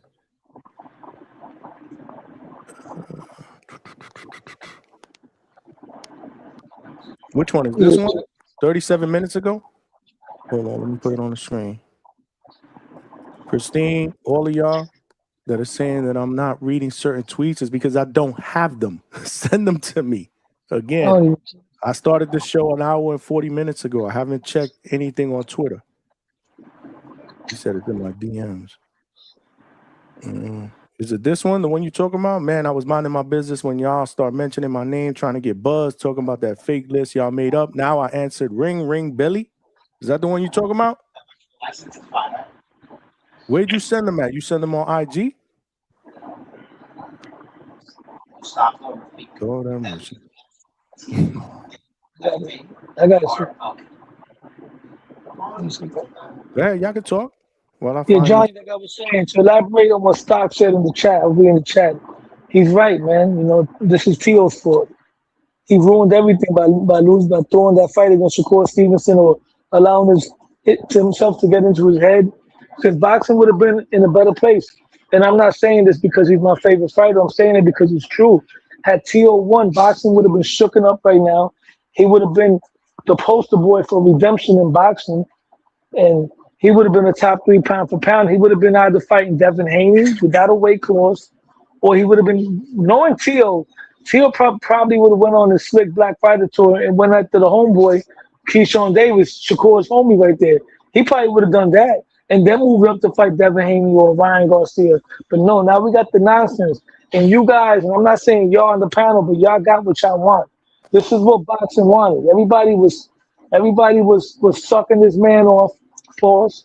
You know what I mean? Calling him the next Sugar Ray Leonard, the face of boxing. He's going to be the next guy. And he's holding the sport up right now to the point where you got people like myself who've never been a Gervonta fan who's actually now a Gervonta fan. I'm clamoring for Gervonta Davis to get back into boxing because they need him right now. They really do. If he's coming back to fight the so they need him to come back into the sport, man, because he's the only one. Like, if you ask me, he's the only one, in my opinion, that I believe can beat all of them. I believe he's the only one that could beat the Avengers. He beats Shakur. He probably stops him. He knocks out Keyshawn Davis. He beats Richardson Hitchens. He knocks out Devin Haney. He probably beats my guy as well. So, you know, Tank needs to come back into boxing, bro. He needs to come back into boxing. And I say he's the only one that can do it because he's the only one that has the same intangibles as the other guys. Slickness. But unlike the other guys, he knows how to cut the ring off. And if you watch that clip that they played when Bud Crawford was critiquing Shakur Stevenson, I was starting to get freaking busy here. I'm not going to be on for too much longer. When Bud Crawford was critiquing Shakur Stevenson, you heard Shakur saying, I was trying. And that brings my case as facts. The man doesn't know how to cut the ring off. And it's not just him. It's this generation of fighters. All they know how to do is study the slick guys. Everybody before was studying Floyd. Now everybody's studying Shakur. If you look at every slick fighter that's coming up, including Raymond Floyd, all they try to do is the Shakur step back. That's all they trying to do now. Nobody's watching Chavez. Nobody's watching Canelo, Duran, Tyson, guys that knew how to come forward, Cotto. They're watching the same guys, bro. This is why so many fighters today are one-dimensional, you know? They're one-dimensional. Low, what's crazy is that's why Xander was able to clip Boots. No, Boots and Xander was different because that was a different kind of fight. We didn't get Xander on the back foot. What I'm trying to say is that Teo took the bullet for all the slick fighters, right? They never wanted to fight each other, right? Teo was the only one that stepped up. And Shakur did as well because he fought Teo. But Shakur already knew how to beat Teo because of the style. And with that being said, we seen how he looked. And that's how they're all going to look when they fight each other. This is why I say it all the time. Richardson Hitchens beats all of them. He's not the best one, though, because Richardson Hitchens loses to Rolly. He loses to Subriel Matias. He loses to those type of guys. He's like this generation's Vernon Forrest. You know what I'm saying? The guy that's slick, but he panics when he's in there with aggressive guys. You feel what I'm saying? And this is the tweet, y'all. Oh, yeah, I've seen that. Finally, you got to send it to IG, man, because I don't know what the hell is going on with Twitter mentions or whatnot. I don't really rock with Twitter like that, man. At least not with messages. Like all the DMs and stuff I do is with IG. Twitter, you know, I just, you know, obviously upload live and get information. But this is what Shakur said. Hold on. He says, stop it. You know, he responded when when Bill Haney said Devin Haney doesn't need to drop anything first, sign the blah, blah, blah. We said that. He said, stop it. My part been signed. You see who I'm with. So that's what Pristine wanted me to put up What there. does signing with Zuffa have to do with making the Haney fight? I'm sorry, ask that question again because I was busy. I was saying, well, he says my part's been signed. I'm wondering what did signing with Zuffa have to do with making the Haney fight? He said his part is signed, bro. Signed. Are we talking about? So that would, if that's the case, that means that. Yeah, I gotta mute your mics, man. If you're not talking, man, you're getting a lot of background feed. Is that me? Low. Nah, it's probably low, man. He's probably driving or at work. Oh, okay. No, I'm just kind of confused on if you signed. The only signing I seen him do was with Zuffa, so that's where I'm kind of confused on the message. Pristine said he didn't say his Zuffa contract. He said he signed his part of whatever agreement that they had.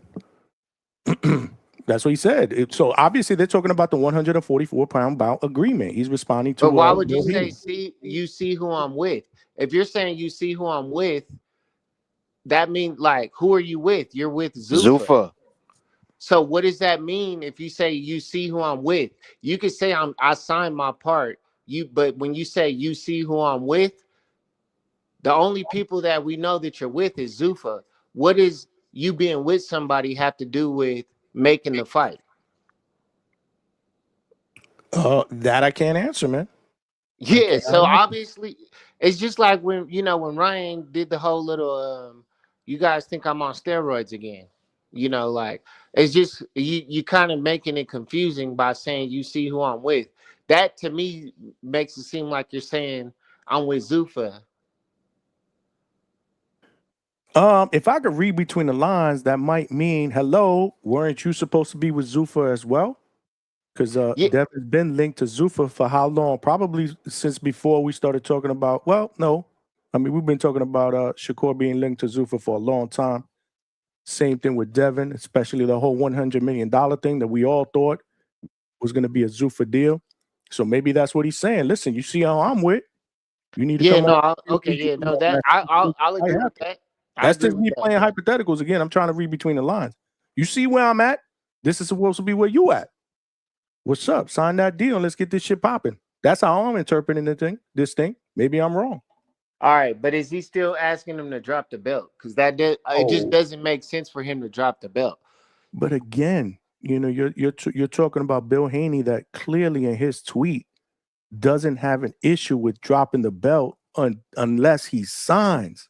Like once he signs the agreement to fight at 144, they'll drop it. That's what I'm reading. So then it sounded like the fight is pretty possible. Well, that's what I've been saying since the get-go. I think this is probably the closest that we've been.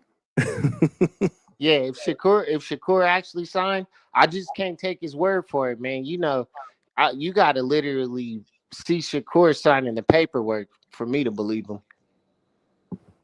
Listen, man, we can only go by, unfortunately, man. And again, I fall back to Big Money's frustrations when he first jumped on the panel. I'm with you, man. We can only fall back on this type of nonsense, right? Because none of us are in the negotiation room. We can only fall back on the shit that we see and read on X. But, like I said, like my man Cesar said, I salute.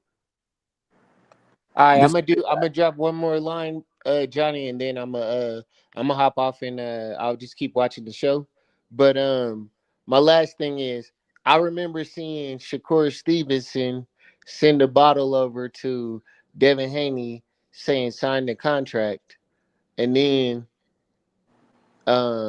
coming back a few weeks later saying that he didn't agree to the deal. Yeah, that was a long time ago, champ. Yeah, I'm just saying, but he's got a track record of capping. I think we could say that about a lot of fighters in the sport of boxing when it comes to negotiations in the business, man. This is what these guys do.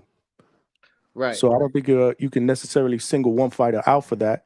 again, they all got to play their respective parts here, right? This is this is what I said earlier, man. This is boxing politics at its finest. This is high level maneuvering here, but it is very, very draining and frustrating for us true fans that want to see these fights.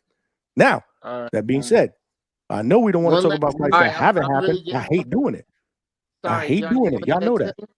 One last thing, Johnny, and then I'm really jump off.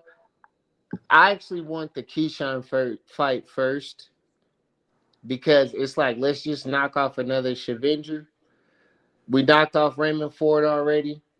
We're about to knock off Keyshawn. Let's just knock them all off, man, to where he actually has to fight somebody and he ain't got no choice. But all right, Johnny, thanks for having me. I'll leave it to you and Big Money. Salute. Salute, Kenyo. Kenyo, salute, man. All right, man. Hit the like button, y'all. Again, man, you know, we playing hypotheticals tonight, but Big Money, you know I'm optimistic, man. I'm trying to speak shit into existence, man. But as always, bro, this is why I fuck with you, man. This is why you my guy, man. You always the voice of reason. The calming source. I don't want to. I'm not going to trip on none of this because I know we're gonna get the fights. You know what I'm saying? We'll get. Yeah, no, I'm not tripping either. Like I'm with you, man. I'm trying to be optimistic about it. Oh, my man, 444 in the building. Oh, 4-4. Oh, I guess we scared him away, Big Money. Nah, he probably had a. He probably gonna jump back in. He gonna jump back in. Speaking of jumping back in, the link is out there, man. We got some good conversation going on, man. So salute. Hit the like button, man. We got almost 100 people up in here. 58 likes, man. It's free, man. It'll help the channel grow, man. We need more DHS family members there to rock out with us every single night. He back. 444. What's the deal? All right. What's going on, Johnny? What's going on, Big Money? What's going on, Yo, what's going on, bro? Yo, Johnny, we gotta stop, bro. We have to stop. We have to stop with all of the, like, people don't understand. This is a business. We expect and we want Shakur to do all this stuff, and people are just, they're not factoring in. It is a process. You know, no one, you know, we're hearing things about Shakur holding up the division. Okay, not that. You see the narrative. The narratives are coming out by the moment, by the second, right?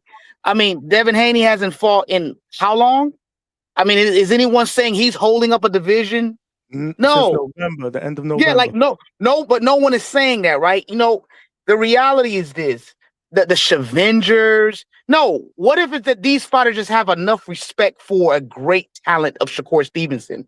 Like, can that possibly be the reality that people understand that the dude is actually the truth? You know what I mean? Also, isn't the writing on the wall, guys? Guess what? He wanted to sign a deal. You sign a deal first, then you go secure fights. You see, that's how it works in business. All that trying to be rogue and no, you secure the bag, you secure where you're going to be, what promotional company you're going to be with. Then you go and you get the fights because that's how business works. And see, what has happened now is this. No one's putting a gun to Devin Haney's head. He don't have to drop the belt. Why is there a narrative that Shakur is trying to make him drop the belt? No, Shakur is stating his position. Hey, if you want to fight me, the only way you can fight me is by doing that. If you don't want to do it, okay, so be it. Life moves on. I will continue with my career at the weight division that I fight at. Why is it so hard for people to understand that? He fights at a certain weight division. There are plenty of fights he could fight there. The same way there are plenty of fights that Devin can fight. But if Devin wants to make more money, obviously, he's going to have to go through the proper procedure, which is dropping the belt. Why is this all on Shakur? He's just stating his position. Either you do that or you go fight, you know, Keyshawn. I mean, what's the problem? You know, like but who said there's a problem with that though? Like you coming at us on the panel, like I never said no, problem with that. no, not you. Nah, he just speaking his piece, man. He just saying No, his thing. You know? I heard the one dude talking about Shavengers and why does he got to make Devin come to 144 and he's not trustworthy. He's this, he says this, he says this. Then I hear Lowe talking about he's holding up the division. These are narratives that make no sense. It's like talking about hood nigga boxing. Like, what are we talking about? The bottom line is this: the reality, like all that stuff is corny. Like, I'm gonna be honest with you. That's all of that is corny. Here is the reality. You're watching before your own eyes. Number one, he signed to Zuffa. So now we're gonna challenge Zuffa now. So Zuffa's fake, Zuffa's phony, Zuffa's not about business. So when Shakur says, hey, you know who I'm signed with, you know who I'm with, I've already signed my part. What else is there to talk about? Oh no, we need you to sign for sure that you're gonna make through the fight. Because if we drop the belt, we want to make sure. Like, see, those are games. Those are games. Zuffa, he signed to Zuffa. So you go to Zuffa, you go make the fight, buddy. And hey, it is what it is. What's the problem? Why is that so difficult for people to understand? Why are we questioning that? Like, he signed to Zuffa. So is Dana White and Zuffa gonna like play games? Is that what we're saying? Is that what we're proposing? No. The reality is this: he signed to Zuffa. That is where he's at. He already stated he could fight at 144. Obviously, he's handling his career in the best way that fits him. Obviously, it's like common sense. But people just want to keep pushing narratives. And it's like, can we just talk boxing and can we talk it without all the narratives? Like, all that stuff is just corny to me. I'm gonna be honest with you. It's just corny, like Shavengers and like, come on, guys, please. That's actually kind of funny though. Like, come on, like so recruiting now, like so now that the brothers, what's the brothers? You know the brothers I'm talking about. They said he's trying to recruit him now. I mean, Lamar Roach. Gary Antoine. Yeah, now because Gary Antoine Russell. Yeah, Gary Antoine Russell now speaks the truth, and if you follow Gary Antoine Russell, he's been getting his picks pretty much accurate. I'm gonna be honest with you, with how he assesses and looks at fights or who he thinks can beat who or whatever. The bottom line is that because he's speaking his mind and speaking the truth from his perspective, oh, there's a conspiracy. Oh, he's recruiting Gary Antoine Russell. Like, this is what people have to create to avoid truth. The truth of the matter is this: hey, either you like Shakur or you don't. And that's just it. And if you don't like him, that's your prerogative. But don't try to create narratives to try to make a point to diminish what you're seeing and watching. There's a business, guys. And sorry, it's going to go how it's supposed to go. You don't get to dictate when someone fights someone. Doesn't work that way. There's a trajectory. There's a process. Just like Zuffa has a process. You think Zuffa's rolling things out in a process. They're not going to give the people everything that they want. They're not going to show the people everything of what they're doing in a span of 6 months. It's the long game, guys. So when you understand it's the long game, then you understand that you don't have to be in a rush to do certain things. You pace yourself, you roll it out beautifully, and as you can see, what have you seen? You see Shakur everywhere now. You see him on Nightcap. You see him over there at this particular podcast. You're seeing him interviewing. Why is this happening? Are we not seeing what's happening? The boxing is starting to get more of a light, right? You're seeing this. There's a reason why. It's a product. It's an asset. So it's like the narrative's got to stop. Let's just talk boxing. I hear you, man. I do like that that boxing is taking center stage. You know what I'm saying? Yeah. That I definitely appreciate, seeing any boxer on these shows or starting to dominate the algorithm. I think is a plus no matter how you slice it. So I'm definitely with that. I like that. Like, Shakur is everywhere. Yo, Shakur was BV chat yesterday when we had the show on Shakur. It was a dude in the chat I never seen before named Walk 'em Down. Now, one of you brothers could correct me if you've seen him before yesterday. Down Van Houder? Nah, his name was Walk Him Down in the TBV chat. Oh, in the TBV yesterday morning when we was when he had the show about Shakur versus Shannon. I swear, but that just the way he was talking in the chat, bro, because he wasn't really talking to nobody. He was just responding to the stuff that was being said, and he was going back and forth with Tone a little something. I could swear I was like, yo, that's probably. I said, I think that's your man Shakur. He was in there. He spoke to a couple dudes. Like he said something to Pristine, but I think that was your man Shakur, bro. Yo, they be out here listening, man. They be out here listening, bro. Listening on these YouTube, man. Hold on, CJ. Because y'all don't let me get nothing in here. Hold on, man. We got to get a super chat in here. White Mike Beats with the $10. Cash rules everything around me. Green, get the money. Dollar bill, yo. Getting us started with the super chats, man. I appreciate you. White Mike said, let me put a theory out here with what Devin fights. All right, hold on. Let me put a theory out here.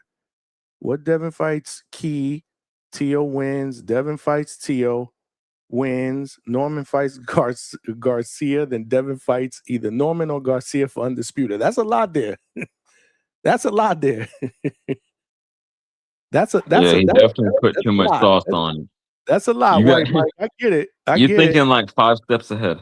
Wishful thinking. That's like more like 10 steps ahead. But I fuck with it, man. Appreciate White Mike for getting us started early with the super chats. Thank you, man. And hit the like button, man, and subscribe. Good take 444. Let's go around the horn though. CJ's next, and then we got Malcolm. So again, guys, 3-4 minutes, and then pass the baton, man. Hey, champ, I ain't even gonna take that long. I won't be long-winded with it, but I did want to respond to what. And we got all the way from Australia. I wanted to respond to what he said. So you thinking like I'm not okay? So people were talking about whose fault it is that the fight isn't happening. I just think it's the current culture of the era. It's not Sugar Ray Leonard, Marvin Hagler. You know what I mean? These dudes aren't incentivized to actually mix it up like that. So I blame the game of boxing more than any specific fighter, if that makes sense. I'm zooming out. I'm looking at it at a macro level, and it's just that you only have to fight once or twice a year, and not necessarily the top competition, in order to get paid and still be held in high regard. So I'm gonna blame the game of boxing, man. That's really what I came up here to say. But hey, shout out to y'all. Okay. Malcolm, what's good, man? Jump in here, man. Chime in, and we got a link after that. My time is also going to be short, probably not as short as CJ's, but salute to this topic. I was kind of dreading this, even though yesterday was a Zuffa show, or if you would have did a show on the fucking Klitschko, the Joshua card or whatever, nobody will call in, and niggas just want to complain all the time. So salute to that. But yeah, look, when it comes to this Keyshawn fight, hopefully we get this. Because I feel like the ship is already sailed with this Shakur shit. And people like to play the blame game all the time. We see it's a common trend, especially on this show. It's called the hater spot for a reason. Everybody wants to hate on Devin. That's literally every other day. We get 4 shows out the week, a solid 3 of them, you're going to get a bunch of Haney hate. And to be honest, look, if everything that you got to say, and just to anybody in general, if you're going to constantly hate on Haney, and you can never hold your own fighters accountable, just shut the fuck up. Just plain and simple. I'm like one of the biggest Shakur fans, and I feel like he's the fucking delay in boxing. After the Raymond 4 fight, he said that he would fight Oshaki. What happened with that shit? Y'all want to talk about Devin, Bill being liars. Shout out to Pristine. But Shakur was the same nigga talking about he wasn't going to sign a Zuffa. And what does he do? He signs to Zuffa. Y'all just be fanned out. Y'all root for fighters because they got common traits. Oh, they're from the same place as me. I only do that shit with women. That's the only time I care about common traits. When it comes to fighters, I don't give a fuck about that. Shakur also, what was it? Oh, yeah, vacate your belt in order for us to fight. Bro, what the fuck does his belt have to do with him fighting you? Like, enlighten me, because you care about your quote-unquote brother. That's not your brother. That's not your pops. That's not your girlfriend. Y'all don't share any DNA. Y'all don't share any blood. None of that shit. So it shouldn't even matter whether he gets stripped or he's vacated. Let me know if I'm wrong. Anybody, just cut me off if I'm wrong. Regardless, Keyshawn's gonna get a shot. Jay Prince pulled the fucking strings on this for him to even be number one at 147. So for you to care for another man to get a shot in order for you to fucking sign is the dumbest shit in the world. The shit makes no fucking sense to me. And why am I gonna drop a belt and then I'm gonna drop a belt in order for you to sign your end, but then the fight can completely just fall apart. You get what I'm saying? And then now I have shit. I have jack shit. I don't have no belt. You're fighting elsewhere. The shit doesn't really register to me. So I completely 100% blame Shakur. And I've been on record being a Shakur guy. But the thing is, I'm not fanned out. I don't care. I'll flip-flop on a fighter real quick because I just look at everything from a fucking neutral standing point. Once y'all stop becoming man fans, you know what I'm saying? And y'all stop worshiping these fighters and DMing them happy birthday and talking about, oh, yeah, that's my king. Y'all going to see everything in a whole new light. But I 100% blame Shakur on this. Yeah, there's some lies with Bill. Shakur want to say that he signed his end. Bill been set to fucking sign. Now you want to wait like fucking 18 hours. And he also said this shit a few days ago. But, people want to pick and choose when to be fanned out over fighters. But, yeah, that's really it, man. I'm gonna always be the neutral person. I'm finally on Stock's side for once. I hope he comes in and he cook up some shit. But yeah, we gotta stop with the bullshit, man. And then if he gets the Haney, if he gets the Keyshawn fight and he whoops his ass, I don't want to hear that he wasn't ready. If he gets the Shakur fight, and I think Shakur beats him, but if he beats Shakur, I don't want to hear he was too small. Because now all of a sudden the size matters now, right? Hydration matters. When there's a clip, and I've sent it on the fucking Discord, where Shakur's talking about skill for skill. He doesn't care if you come in at 170. But, the narratives only apply for certain people. So shout outs to Debo Dev, because he's looking like Debo, because niggas is scared and they're making you jump through all these fucking hoops. But shout outs to DHS. Shout outs to you, Johnny. Everybody else on the panel. I'll just be back in the chat, man. Okay, cool. Salute. Johnny, since I didn't even take up a minute of my time, can I respond quickly? Like, not even necessarily response, but I want to put a bow on my earlier argument. I want to say that I was defending Shakur earlier today in regards to his conversation with Shannon Sharp. He definitely sunned him. He is ignorant about boxing. It's like Shakur telling him how to be a tight end. So that was my point. He held it down, man. So he held it down for boxing in general. But yeah, again, I'm not taking sides, but y'all got it. There was a lot of people that said that Malcolm was cooking with that call, except for Pristine. No, he made some great points. I'm just not trying to be, yeah. Salute to the panel. What's going on, Johnny? Boxing Link, before I give you your flow, your much deserved time. Marcus Warren with the $2. Thank you for the super chat donation, my guy. He said, salute to the panel in chat. Salute right back at you, man. Flexing and stepping with the 2-piece. And the Nestor Gibbs avatar. Salute the flexion. Salute. Hell yeah. He said, Johnny, what up? Big Philly in the house, man. Salute, man. Appreciate the super chat donations, man. Yep. We still need a few to get to our goal, y'all. Help a brother out. We cooking. Johnny, can I ask you a quick question before you pass the mic? Do you still rock out or on not the Hangout spot, but TBV every day? If I what? Do you still rock out over there every day? I know you used to. Oh, I try to listen as much as possible when I don't have work or calls, man. Yeah, I try to listen as much, but a lot of times it's hard for me because I'm wrapped up with work calls and I can't really listen. Family, wife. Yeah, I try to. Yeah, absolutely. Whenever I can. Okay. Yeah, of course, man. I'll always support TBV. I know the deal.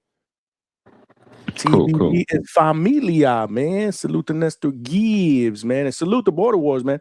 If you guys ain't see Border Wars, check it out. We had a blast doing the commentary. Boxing Link, all the way from Australia. What's good? Your favorite topic, man? Fucking Devin Haney negotiations again.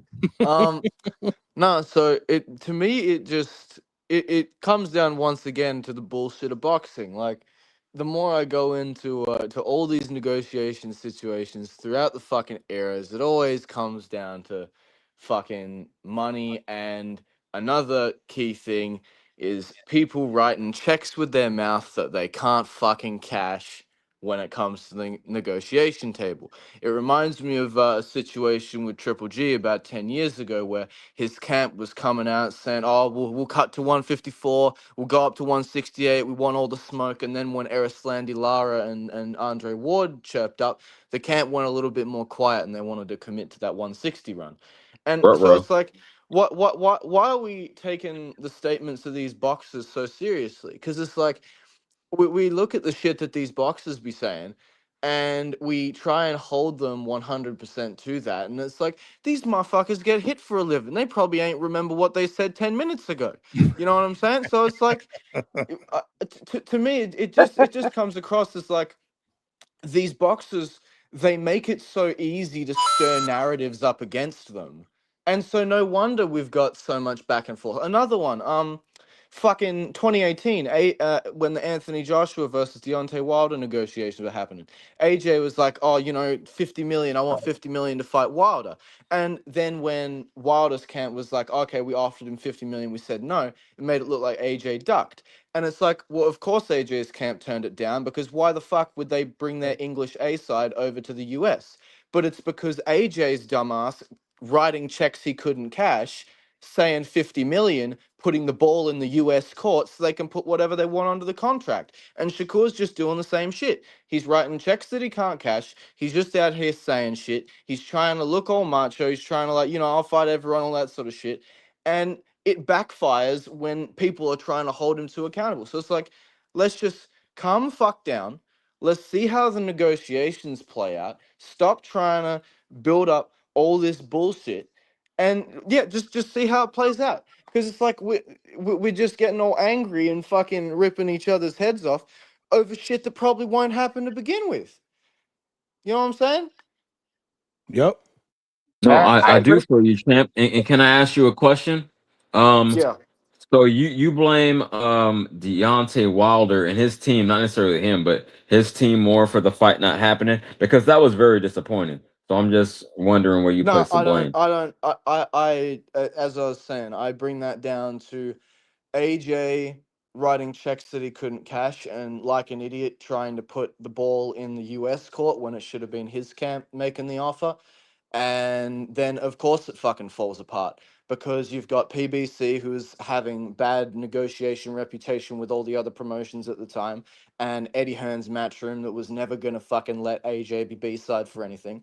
So yeah, it just came down Okay. to AJ saying shit that he shouldn't have, and then of course the negotiations get fucked up. And that's the story of time. Like, it was the story back in the fucking 90s when they were trying to get like Bo Lewis to happen. It was the story fucking now with all of the Shakur bullshit. It was the story with fucking the Gennady Golovkin and all that with Andre Ward and shit. It always happens. And we always have these same fucking arguments. So it's like, chill the fuck out. Let's see the negotiations. Okay, We're so only let me halfway ask through. you this, and I'll put a bow on it with this.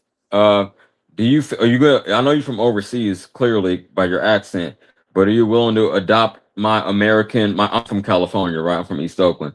So you're willing to adopt my vocabulary and say that AJ was on some hoe shit, or no? He was on some fucking stupid shit, is what I'd say. Okay, fair enough. Fair enough. Yeah. So Lincoln from the UK. Fuck So off. Fuck off, Johnny. I agree. I agree with what he's saying as well, right? Fucking UK I'm joking, bullshit. man. I'm joking. My man from Australia, baby. Go ahead, 444. I'm sorry. Yeah, I agree with what he's saying. Oh, sorry. Is someone else on the panel? They can speak. I don't want to take someone else there. No, you up, bro? Okay, yeah. So I agree with what he's saying. My only issue, right, is the fact that that's the problem I have with boxing. You see, and you're correct. But if we're going to be 100% honest, it was Bill Haney that started this whole going around to YouTube channels and putting out this narrative that he's trying to make a fight and he's negotiating. And it's like, it doesn't even work that way. Because if you're doing all of that, you do that behind closed doors. You make sure everything is nipped and tucked. And then once things are final, then you come out and you do your media run. So my question is, why are you doing a media run when nothing is even concrete. You're just trying to create motion amongst the media channels.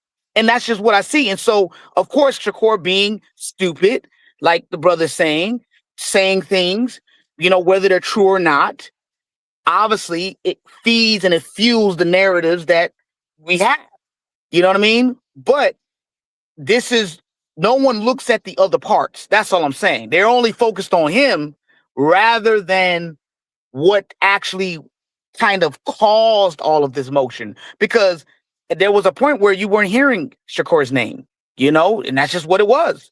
There weren't shows about Shakur, honestly, about fighting and contracts and negotiating. No, it wasn't. But Bill Haney created that motion, and now we have all of this. So that's how I kind of look at it. Pristine in the back?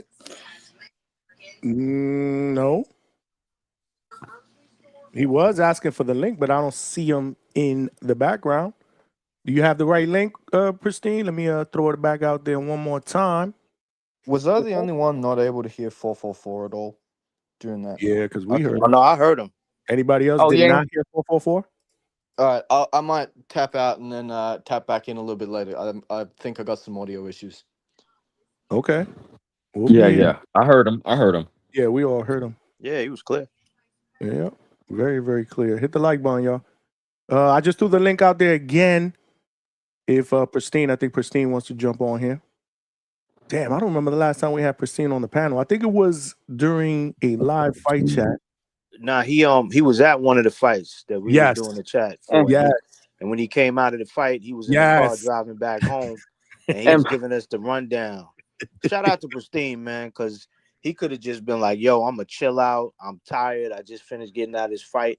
But he called in, and he kind of gave us the lowdown on what was going on. That was the fight that Maniac was at when he had his lady there and he had the drinks, right?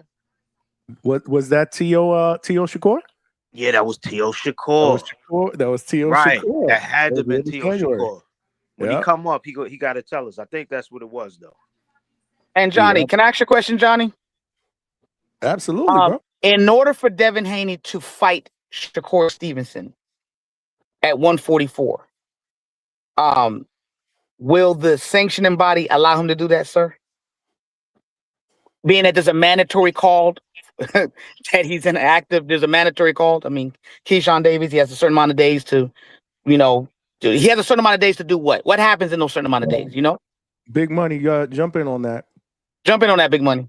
I mean, as far as the mandatory is concerned, I think that if go ahead. Okay, your question is can he fight Keyshawn? Can he fight Shakur instead? No, let me rephrase the question. If Devin Haney does not fight Keyshawn, what happens? Am I hearing? Sorry. Oh, correct. Say it again. What did it get? No, I didn't. You just went out. Your voice went out. Oh, wow. His voice went out? I heard him. For me, I heard him. Yeah. I mean, that's what I mean. Yeah, I mean, well, Big Money, you said he gets stripped, right? Is that true? Is that true on the panel? Is that consistent? Oh no, I didn't say that. I didn't even hear. That was me, not Big Money. Okay, yeah. Big Money, yeah. If he doesn't fight Keyshawn Davis, what happens? What happens to the belt that he has? Well, see, you prefacing that saying if he doesn't fight him, but it matters who doesn't make the fight, right? Yes. So if you're saying if Devin doesn't make the fight, which from what I heard and what I understand, yes, Devin correct. Devin wants to make the fight. Devin's going to let it go. Like if it gets to purse bid, Devin's good. For what I heard, and it's just what I heard. I don't know if it's true. I heard that if it gets to purse bid, Devin's going to let it go to purse bid, and that because it's only one promoter in Top Rank that would be interested in the fight because Zuffa can't bid and ain't nobody else going to bid on the fight. That it's going to be that 75-25%, and that it's going to be 25 to Keyshawn, and Keyshawn is going to be the one that's going to suffer as far as being able to have like a better purse split. So from what I understand, Devin's going to let it happen. Big Money, I don't know you like that, and I already got enough online enemies and trying to make any more, but it seems like from the outside looking in that you kind of refusing this hypothetical. He said if he don't fight him, you talking about why it's possible But he's saying, what if it doesn't Thank happen you. at all? Yeah, that's what I'm asking you, Big You got Money. it. If You got it. Devin chooses not to fight Keyshawn Davis, what happens to the belt that Devin Haney has? Oh, he Let gets me stripped. let me read this. Let me He gets read this. stripped. If Devin Haney proceeds with a catchweight fight against Shakur Stevenson instead of his mandated title defense, he is expected to voluntarily vacate his title. The WBO has ordered Haney to face mandatory challenger Keyshawn Davis, meaning if he ignores the order to fight Stevenson, he risks being officially stripped of the belt. And if I'm not That's it. mistaken, Okay. Thank I you. believe Gustavo Olivetti. Somebody said that here earlier. It might have been Vega. And again, forgive me if I'm getting the name wrong. Somebody said that earlier, that Gustavo has said that if he does not, maybe on another podcast, he does He not gets stripped. face his mandatory, he will get stripped. That's what I heard. Oh, 100%. Yeah, he gets stripped. Yeah. Oh, we got My Christine. in the bad. back, I took you around the world with that one. 444. Mhm, No, mhm. 100% to your. If speaking directly to your question, yes, he definitely gets stripped if he himself refuses that fight. Yes. He will get stripped. Yes. Pristine, Okay. That's all it is is in to the it. building. Oh, go ahead, Pristine. Go ahead, Pristine. I'll come back to my Pristine, point. Go ahead. Yeah. Hold Yeah. that thought, brother. What's good, Pristine? What's good, bro? You hear me? Yeah, clearly. Yeah. He'll get stripped. He said it on Najee's show. Okay. The Right. WBO president. I don't know how these facts just be falling between the crack in the community. Is crazy. So that's why Shakur is telling him drop the belt. He can't keep the belt and fight Shakur next. If he don't fight Keyshawn next, he loses the belt. That's just a fact. It has nothing to do with Shakur. What Malcolm, bro, Johnny, do you like dudes is really mad at Shakur for lying on Twitter and saying he wasn't gonna sign with Zuffa. So Johnny, if you had a big deal that's about to be announced and they're trying to roll it out, you didn't leak the information. Bill Haney did. Would you say, yeah, I'm signing to Zuffa? Or would you say no? No, of course. There's a process, Exactly. Bro, it's Yeah, common no, there's a sense. process. Like, go ahead, my bad. It's I common wasn't sense. so Go much. I wasn't really mad at that. All I said was it was the worst kept secret in boxing in the last couple Yeah. of months because we kind of all knew from a bunch of different people in boxing that had said it. But hey, he didn't say it That's what until I'm he saying. was Like, supposed to say it. yeah, like why would he say it if he know it's being announced? Like and look who did announce theirs early. And where the fuck is they deal at? Thank you, Pristine. You see, Like, come on, bro. You can't announce everything. Like, it's just that's the thing. Bill says everything on Twitter and these people believe it. Like, exactly. like it's It's becoming a joke, insane. bro. If It's Shakur don't insane. reply, they're just gonna say, Bill, oh well, Bill said this, Bill said this, Bill said Shakur didn't sign. Shakur says he signed. I've been signed. Shakur signed to Zuffa. What reason would Shakur have to lie on a Zuffa contract? Like, it's just common sense. Like, bro, Champ, it's couldn't you and they pose that running out question of other direction? narrative. I guess Bill being a P, you would distrust him more, but couldn't you just pose that flip it opposite? What's the incentive for him to lie? The clout, exactly what's going on. People to Well, say Shakur is ducking, like that's the whole narrative he been pushing. I would say, and Pristine, if you don't mind, I would Yeah, like go to ahead, bro. answer that too as well. I think the intention would be to control public narrative, because the reality is this: Shakur signing to Zuffa, now the eyes become on Devin Haney, because people are going to say, what is Devin Haney doing? He hasn't fought in several months. We already know certain promoters don't really want to deal with Devin Haney because they consider him too expensive, right? So there becomes a different conversation that can possibly happen. But that conversation is not happening now. The conversation that's happening now is all about Shakur and Shakur ducking, and he went to Zuffa to duck Dev, and this is what's happening. So Bill, being very intelligent, he knew that Keyshawn Davis was going to go and file to do the mandatory. He knew that, right? So you get ahead of it, because what is a bigger fight? What is a more money fight? Obviously, a fight with Shakur Stevenson. Going the Keyshawn Davis route is less money and it's high risk. And see, there is a brand issue here now, because here's the reality. If Devin Haney loses that fight, if he takes that fight and loses, the brand takes a major hit, right? So it's just more safe, smarter to go to Shakur route, because if you lose to Shakur, guess what? Shakur is two great fighters. You know what I mean? It's easy to kind of control the narrative. That's my opinion. That's a fact. I appreciate your response, champ. Y'all got quiet? What's going on? Oh, I didn't know you wanted me to cut I'm in. trying to turn it down. My bad, I'm I cooking, know. I bro. don't know if it's what you said in the Discord yesterday got to me, but I'm trying to chill, man. I ain't trying to turn up and cuss motherfuckers out. So I'm chilling. Yeah, but at the end of the day, man, if you go back to January, Bill Haney is on camera telling Keyshawn that that they will fight him next. Keyshawn literally, I remember when after that fight, they pushed the narrative. Oh no, he said Crocker. He wants to fight Crocker. He don't want to fight Devin. He only want to fight Crocker. And look where we're at now. Keyshawn literally had to corner him to try to get this fight. And at the end of the day, I don't think Devin's gonna fight Keyshawn. He's gonna vacate, just like he did at 140 when Top Rank won the big, and they offered him like 2 million.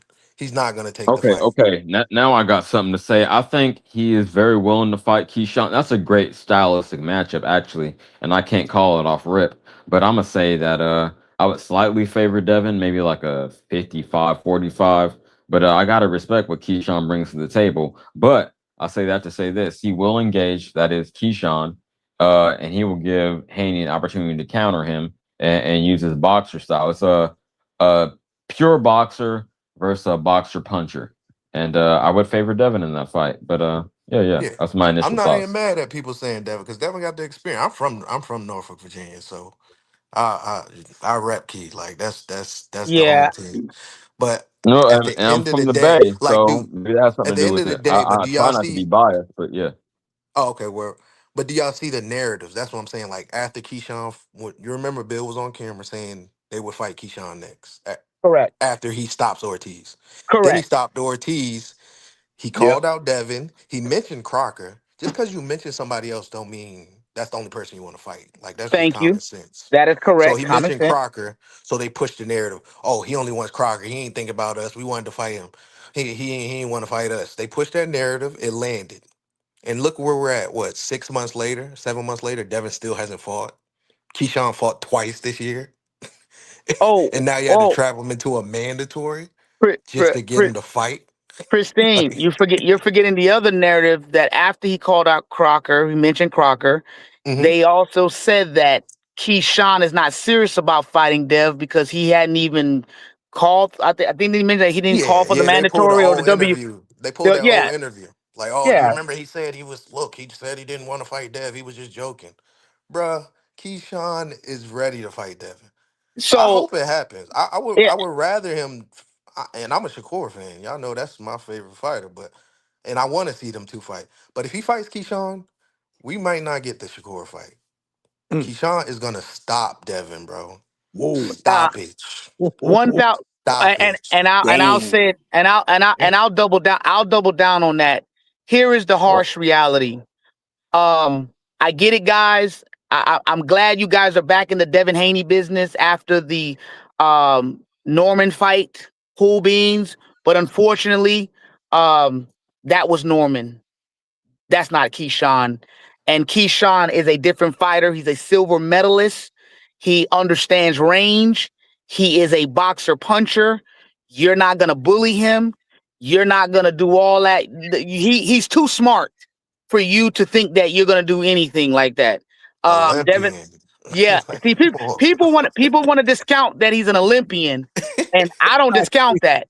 Stock Chase is going in on you for What stock chase? What stock Nah, chase I said? said about Norman too. Norman I'll eat my Jr. crow. I had Shut your Norman. ass We up. thought Oh, Dev was champ. shot, bro. We What thought stock? Dev was shot. I'm not gonna Johnny, lie. you gotta let me get this off again. The $1 Million Man, CJ DiBiase, made more money on these YouTube streets than anybody you know. So let's go. Are you willing to put bread up about a stoppage? Nah, I could bet on DraftKings. I'm totally legal in Oh, Virginia. no, It'll okay, probably be that's like cute. plus That's cute. 400. I get it. So that would I be. get I it. mean, it's just common Salute sense, to bro. I'm big Pristine on with the common I'll bet you sense. QB. Keyshawn I wins, Bet want on I the man. want to fight. make I'll the bet you on bread the and fight talk straight the up, shit. bro. I would That's bet the you on the type of fight. lane I'm in. I want to make the bread and come back and talk shit I'll I after bet bet I'm you on the that he right. wins. fight. I'll I bet bet you you that that he Keyshawn beats wins. him though, for sure. You said stop it. Pristine, I Yeah, understand, he man. said to stop it. She I put wouldn't all trust that sauce nobody on on it. I YouTube wanted either. to get Yeah, I'm that gonna one. bet that on Hold on. DK on DraftKings. That's gonna be like plus 450. Why would I Cool. bet it straight up? Pristine, you Sounds cute. breaking up. Is he breaking up for y'all? Because Yes, I'm My yes, he bad. Yeah, is. he Let me. is. He was. Yeah, you definitely breaking up. Hold on a second before you even go. Stock Chasers wanted me to read this. He is a member of the DHS membership pound for pound list for 8 months, y'all. Except Pristine kept saying 144 until Dev said, let's go. LOL. And show him that tweet where Shakur signed and Devin hasn't. He gonna have nightmares about that tweet. Stop. Was he on What? there? I'll put it up again. Hold on. What stock? Marcus What stock say? Warren. What stock said? He said you talking shit, 444. That's what he said. Marcus Yeah. Warren just became a member of the DHS pound for pound. Salute, man. Welcome to the familia, man. He said you full of Oh, shit. baby. That's Oh, exactly shit. what he said. God damn. That's Yeah. exactly what he said. I know the truth hurts. The bottom line is this: Shakur signed to Zuffa. Shakur has already stated what the business is. Hey, you want to fight me? You know you got to give up the belt. We fight at 144. It's just plain and simple. There's no skirting around. The pressure is there. It's just simple. You either fight Keyshawn or you fight me. I don't know what's so hard about So what? understanding that. Stock Chasers. Devin is obligated to go to a catch weight to drain himself down. Is that what you're saying? Like that came out of the Haney camp. They were fine with going I'm to asking. 144. Asking I'm what? not. Say it again. I'm not choosing sides. I'm saying you're saying this. The impetus is on Devin to drain himself to 3 pounds when they already say you're a weight bully. That's what I'm asking.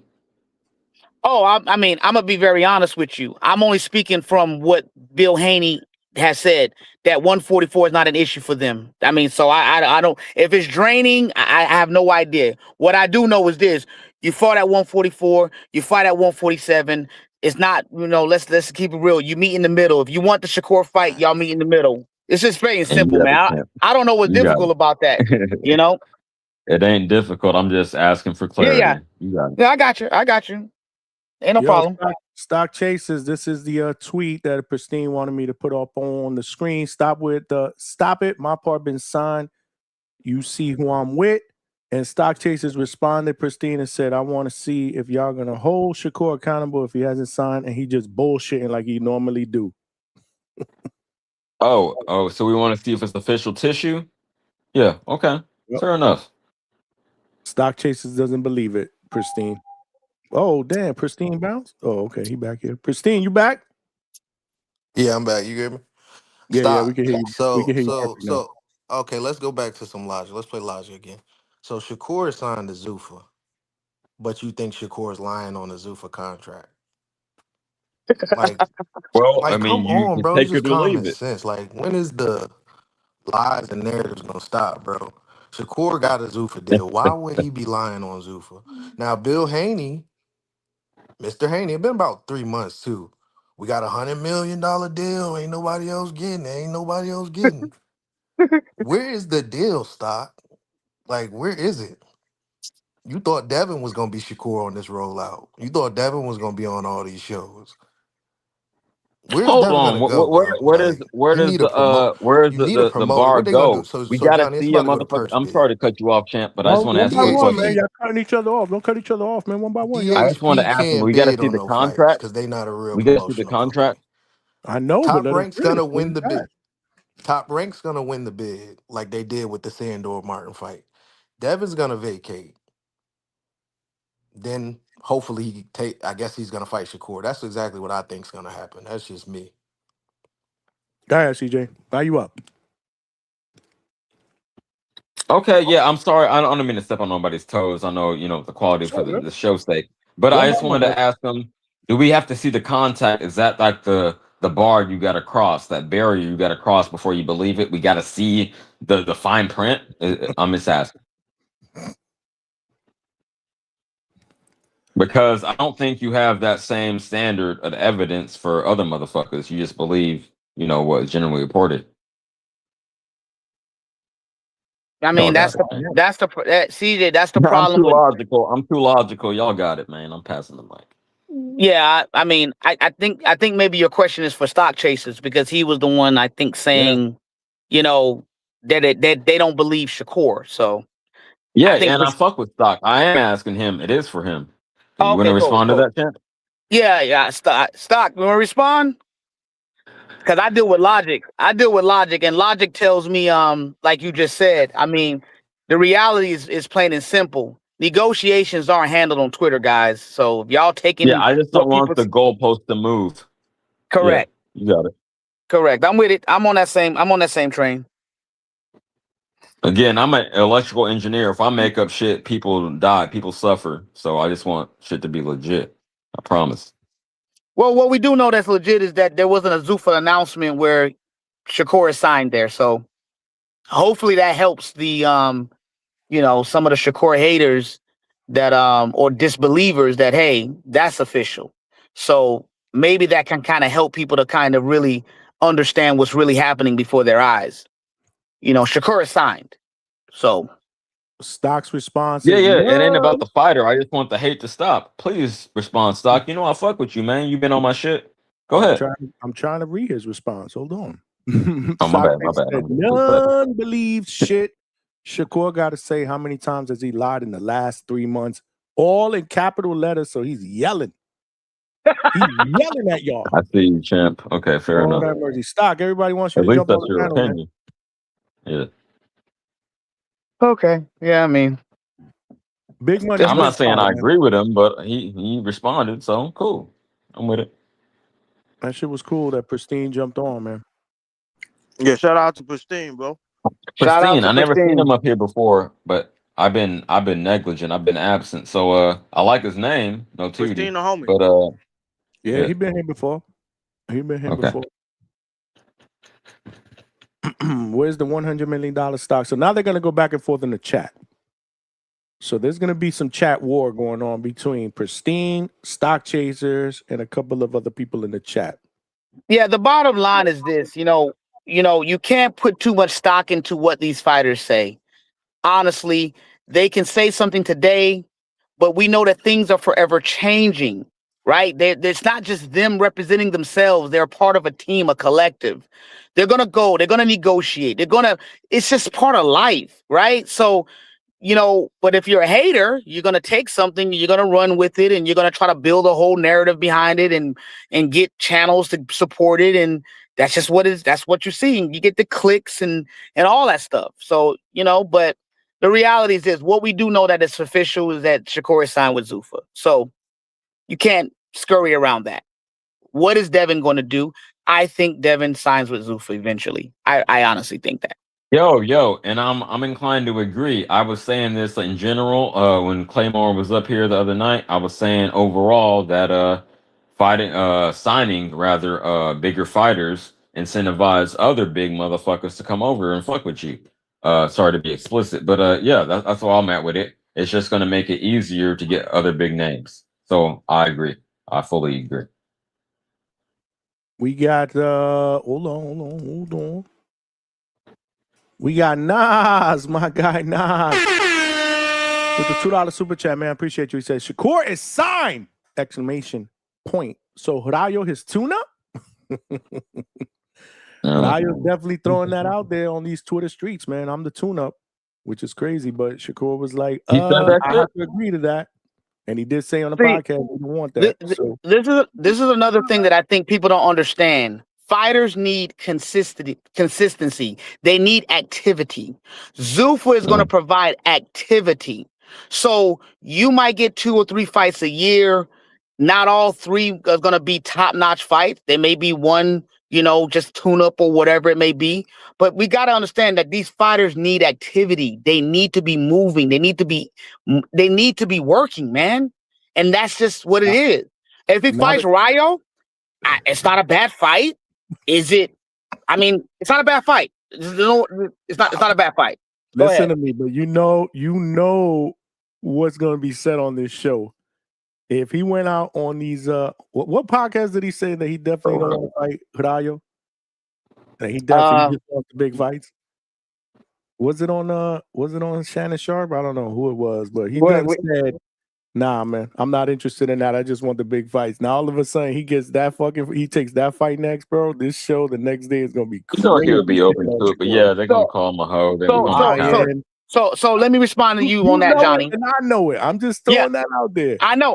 So let me respond to you just so that like that if you Shakur, unless you know for a fact that there's a big fight lined up. Don't throw that shit out there on these Twitter streets, man. Because we're word. That's good advice. That's good career advice. I agree with you. Grab it. You know what I'm saying? Like, don't. I'm with you. I'm with you on that, Johnny. But this is how I process it.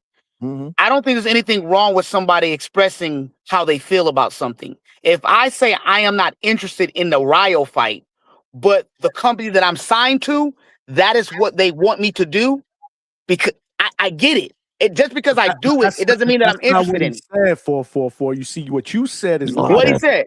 I'm not interested in a fight like that. However, if that's the direction that Zuffa Boxing wants to take me into, then it's something we would consider. He didn't say that. That's what you're saying. Yeah, that's what I'm saying. Yeah. No, you got extra sauce on I it. just want the big fights. That's what Correct. he said. Yeah. If you would have the way you said it, then that's different. Yeah, but what I'm saying is that I don't need him to explicitly spell it out for me. If you're listening in his logic, it's common sense. What he's saying is, I'm not interested in that particular fight. I want the big fight. Guess what? Who doesn't want the big fights, right? Isn't that what? Who doesn't want to make the most money? Who doesn't want to be in the most glamorous fights? That's every boxer's dream. So, but that doesn't mean that that's what your fight trajectory will be. You get? That's what I'm saying. I'm interpreting it that way because if you ask most fighters, if you had an opportunity to make the biggest money you can make and be in the greatest fight, would you do it? Most of them would say yes. But does that mean that you're not going to fight people that you didn't want to fight? That's all. That's all I'm saying. I want to peep game, Johnny. I want to say this, as I would assume the only former pro wrestler on this shit. Public perception is everything, right? So you don't want to gas people up and then under deliver. You know, man, that goes for any context of life. You don't want to say, yeah, I'm down for the biggest and best, and then you fight a fucking job. How can I put this in boxing terms? You fight a fucking they would call him a bum, right? Don't fight a bum after you said you want the best fights. So I agree. You don't even put that sauce in the air. Just say, hey, me and my team are working on things to move my career forward. That'll be a more diplomatic way to address the question. You say you want the biggest and best, and that's what we're going to expect. That's it. Hey, Johnny, outside of Devin Haney, can you tell me who the... Yeah. You got common sense. But we live in a world where common sense isn't so common. Understood. I get your angle. You know the deal. I got you. Understood. But what were you going to ask? I'm sorry. Oh, no, you kind of clarified. You clarified it right there. There's no need for me to ask it no more. It's just true, man. I hate to just be... I mean, is it not true? Yeah, it's very blunt. No, a lot of boxing fans don't lack common sense, man. I agree. That's why I conceded. As you notice, I didn't fight back. I agree. I exist in a different space mentally. So like for me, I'm like, but you're right. I keep forgetting. That's the boxing space. I want to know what CJ wrestling name was. So hold on. I'm gonna answer that in just a minute. I got to answer for you, Ken. I had two wrestling. No, unfortunately that wasn't one of them. Goddamn, you make me lose my train of thought. But okay, I'll just answer the question that was asked. The name I picked for myself was Reckless Ricky, and then when I got to the big league, well, quote unquote big leagues, independent league, older motherfuckers that were paying me to do this shit, it was DJ Sleepy because I was already a DJ. I was already behind the turntables. DJ Sleepy. I know you, DJ. Let me find out. Man, I done it all. Okay. You got Chevy from Chevy's Red Corner. She be DJing. She be spinning. Oh, I didn't know that. Shout out to her. Yeah, I did hip hop, obviously, and I did house music as well. So I had it turned up. Okay, that was gonna be my question. What's your specialty? All right. Wow. Okay. We learned something new about CJ, man. Salute. For sure. Wow. Thank you. I gotta be honest, bro. I mean, look at the viewers, man. This topic, man, it's just it's crazy, man. What was the word? What's the word that you would choose to describe that, Big Money? Polarizing. Polarizing. Now imagine if something Perfect. gets signed. Mm-hmm. It's gonna turn up. Signed, sealed, and Let's delivered. go, baby. What would the word be then? It's gonna be chaotic. What did Will Ferrell say? Chaos He is said good. Chaos it's is good for a show. it's inciting or something to that effect. When he was talking, they dropped it in the Jay-Z track. He said it gets the people moving. He said something like inciting. I don't think that was a word though, but yeah, that one. Now say he hater of the year. He don't give a fuck. He said he giving Raul a chance if Shakur fights in Paramount. Man, come on, man. Let's be honest, man. I'm not interested in seeing a Raul fight, man. It's not because I don't like Raul. I just, I can kind of see the outcome of that fight, man. It's also hard to. I don't want to sidetrack you, but I gotta ask you. Oh, you in Florida, not New York. But I thought, you know what I'm saying? Maybe both of y'all talking at the same time. Hold on. Which one first? Big Money, go ahead first. You got it. I said it's also a little difficult to want to see a Rayo and Shakur when you got a Devin fight lingering in the background. You know what I'm saying? It's like, why would I want to watch? I automatically I'm going to dismiss Rayo, and I like Rayo, but go fight Gary Antoine, man. Get that third lick back. Yes. We seeing eye to eye with that. It's not the consolation prize that I would personally choose. And this is no disrespect to Rayo, but again, when you got names up here, it's hard for us to be able to fall back and take, a Rayo fight. I'm sorry, especially when he said that he don't want that fight. Go ahead, CJ. What were we gonna say? Word up. Oh, I was just going. Damn. I was going to ask you. Oh, did you see? Sorry to sidetrack. I know you went on the unboxing and BS, right? But just real quick, did you see the footage of the Jay-Z concert? Because I know you're from New York. You talking to me or him? Who you talking to? Big Money or? I'm talking to Johnny because he sold that bitch out. The Yankee Stadium. Yeah, I heard about it, but I didn't really. Whatever I saw on social media, like when Rihanna came out and shit like that. Other than that, no, I didn't really see much. Maybe Big Money did. Okay, I'll pass He's the actually mic. in New York City now. Yeah. Okay. What you call it? I ain't fuck with it. I heard it was my man's and said it was going to be chaotic, and he was right because it was in the news that they didn't have they wasn't dealing with the crowds properly, and shit got crazy. Real quick, we fight. I'm working on it. If I could, you know what I'm saying? I'm working on it. I'm gonna try and get in the building. If I can, I will. And then, you know what I mean? If I do, I'll let you know. For the Zuffa card with with Belonga. Okay, that's what's up. That's right. Yeah, it's in your backyard. That's right, man. It's in the small room at the garden. That's what's up, man. Get that work in, bro. Get that work in. Working on it. So We Fight All Night TV is gonna be at the card as well. I think he pulling up from what he said in the chat. That's the homie though. You know what I'm saying? I'm surprised. Clay. I think Clay mentioned that he might pull up to that. I mean, Clay. If Clay gets, I guess if he gets the time, you know what I'm saying? Because he don't always get the time. He be the one to obviously let you know. You on old school time? Hold on, champ. Because Clay's in the Clay in the works somewhere. Yeah, Clay works. He's a little further up. He's not like right in the city. Yeah, I'm in the city. I could take the train, but he's not in the city. Oh, We Fight All Night. Say he in Manhattan. So that's what I said. We Fight is the homie. He right here. He in the city. He's saying he's gonna go. That's why I'm letting him know I'm gonna try. I'm trying to make it. Trying to make it work. Yeah, I should definitely do that, man. This is the first Zuffa card in New York City, man. I'm working on it. We don't have enough fights out here, unfortunately. Y'all ever been to the Bay? Anyone on the panel? Nah. No, I've been to California. I haven't been to the Bay though. You've been to LA. The Bay is different. To LA, I've been to Southern Cal. Yeah, LA. I get it. I haven't been to the Bay though. Well, actually, no, I have. I've been to San Francisco. Hey. Bay, right? Okay. I ain't been to Oakland. That's what you asked. You say he ain't crossed that bridge. Oakland. I actually been to I San can't remember, Francisco. baby. I went to San Francisco once. Okay, fair enough. That's good Yeah. enough. I'll give you props for that. Mm-hmm. Shit, anything on the other side of that 10 freeway, you in it. I've been in it, man. It's 80. Marcus Warren said, Bill told us months ago that they have $100 million deal in place. We heard. I know Pristine told us about that, and we still haven't seen them sign a contract yet. So what's the holdup? Listen, man, those are all questions that we cannot answer.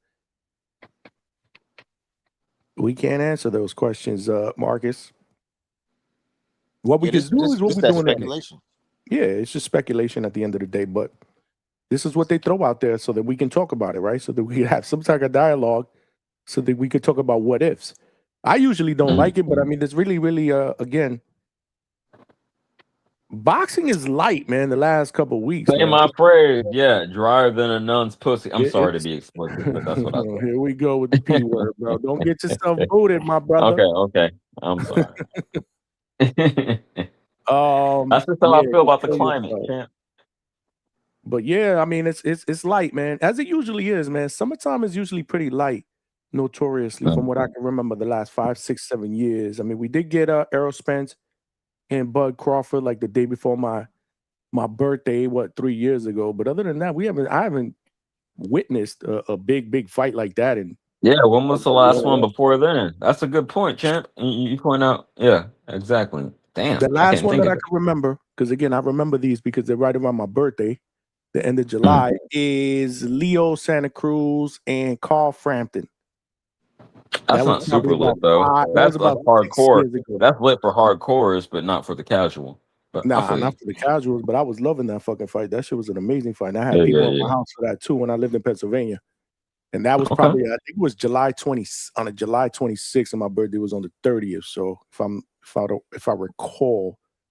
But yeah, man, usually the summer is light, man. We do got boxing obviously this weekend. We'll get into that either tomorrow or Thursday. We got your boy Alberto fighting this weekend. Salute to Diego Pacheco against Emmanuel Alim. Now I hate to do this, but why Alberto never fought me? I can't answer that question, brother. Take it to the Discord. But yeah, now is this weekend is where I wish we would have seen the Albert Bell versus Andy Cruz fight. I'm happy Albert Bell did what he did. Obviously, the shot was there. He took it. But, man, I was looking forward to that fight. That would have been – it was a great showing. I agree with that. But, yeah, you gotta take that payday when you can get it. And, I mean, imagine if he had won. He almost did win. I mean, hypothetically, but – nah, it was a no-brainer. You had to do what you needed to do. I mean, that was a title shot, you know. But I this weekend would have been Albert Bell against Andy Cruz, and I was looking forward to that fight. You know, I remember one of the first times we were talking about it. Absolutely. Yeah, We Fight All Night TV said Andy Cruz has a layup now. I don't like it. Well, listen, man, it's a late replacement. Who is he fighting? Montoya, some dude with 7 losses. Have we seen that guy before, or we don't know? Abraham Montoya, 24-7-1 with 14 knockouts. He's a 31-year-old from Mexico. Let me see his resume. I don't remember. Did he fight the Mongolian the mole? He might have. He also fought okay, so I actually saw this guy fight live. I'm about to say the name sound familiar. I did see him fight live. He fought Jojo Diaz and Kissimmee on a pro box card. That was the only pro box fight that Jojo fought. That was immediately after I interviewed Jojo live at the pro box facility when he was there for rehab and training. I don't know if y'all remember. That's how I got familiar with the Mongolian mole. Yeah, I remember that. Yeah. So he's been on a couple of pro box cards. He actually beat JoJo that night. Yeah, I remember. I was there live. For that. I covered that fight. He beat him pro by box card this weekend too. Yeah, we got pro box this weekend. So yeah, so that's who Andy Cruz is fighting, man. You know, he's got 7 losses, but he also lost to Gabe Flores Jr., Andres Cortez. So he's been in there with some names. Okay. Yeah, he lost by decision. You know, Gabe Flores. Yeah, yep. Remember that conversation we had with the journeyman? Did you jump on the panel for that? I think I heard about it. Oh my God, bro! Lowe took us on. It wasn't a bad back and forth, man. But did you clip that? That's what it was. We said we was gonna clip it up. You ain't clip it up. I ain't clip it up, man. You know me. I got to do a better job of that. I'm looking for somebody that can help me clip up some shit though. I got somebody that I'm looking at. No, you're super consistent, and I'm available for that. Venado Lopez, he fought as well. Okay. He fought him back But in. yeah, if Johnny is day. going live every day, he don't got time, and aside from his full-time work and his family, he don't really got time to clip shit up. I get it. Fridays, Mondays, and now I've been doing shows on Mondays, so I got to start doing that shit on Sundays now if I don't do a Sunday show. But again, we're in and out on Sundays, especially in the summer. We got to pick and choose, man, because it fucking rains all the time here. So we got to kind of bob and weave, man, when we do get some sunlight. Usually we get a lot of sunlight, like I said, early day, but mid-afternoon, thunderstorms. I didn't think I was going to be able to pull off a show yesterday because I lost power. Who is the name of that band? It Never Rains in Southern California. Hey, Johnny, big question. If Shakur doesn't fight Devin, who would you guys like to see him fight? Meaning Shakur? Shakur versus... Go ahead. Yeah, I'm saying if Shakur doesn't fight Devin, who would you guys like to see Shakur fight? That depends. Where's he going? Is he going to 35? Is he going? No, either way, either way, it doesn't matter. I don't care. It could be 35 or 40. Pick one at 35. Pick one at 40. Big money.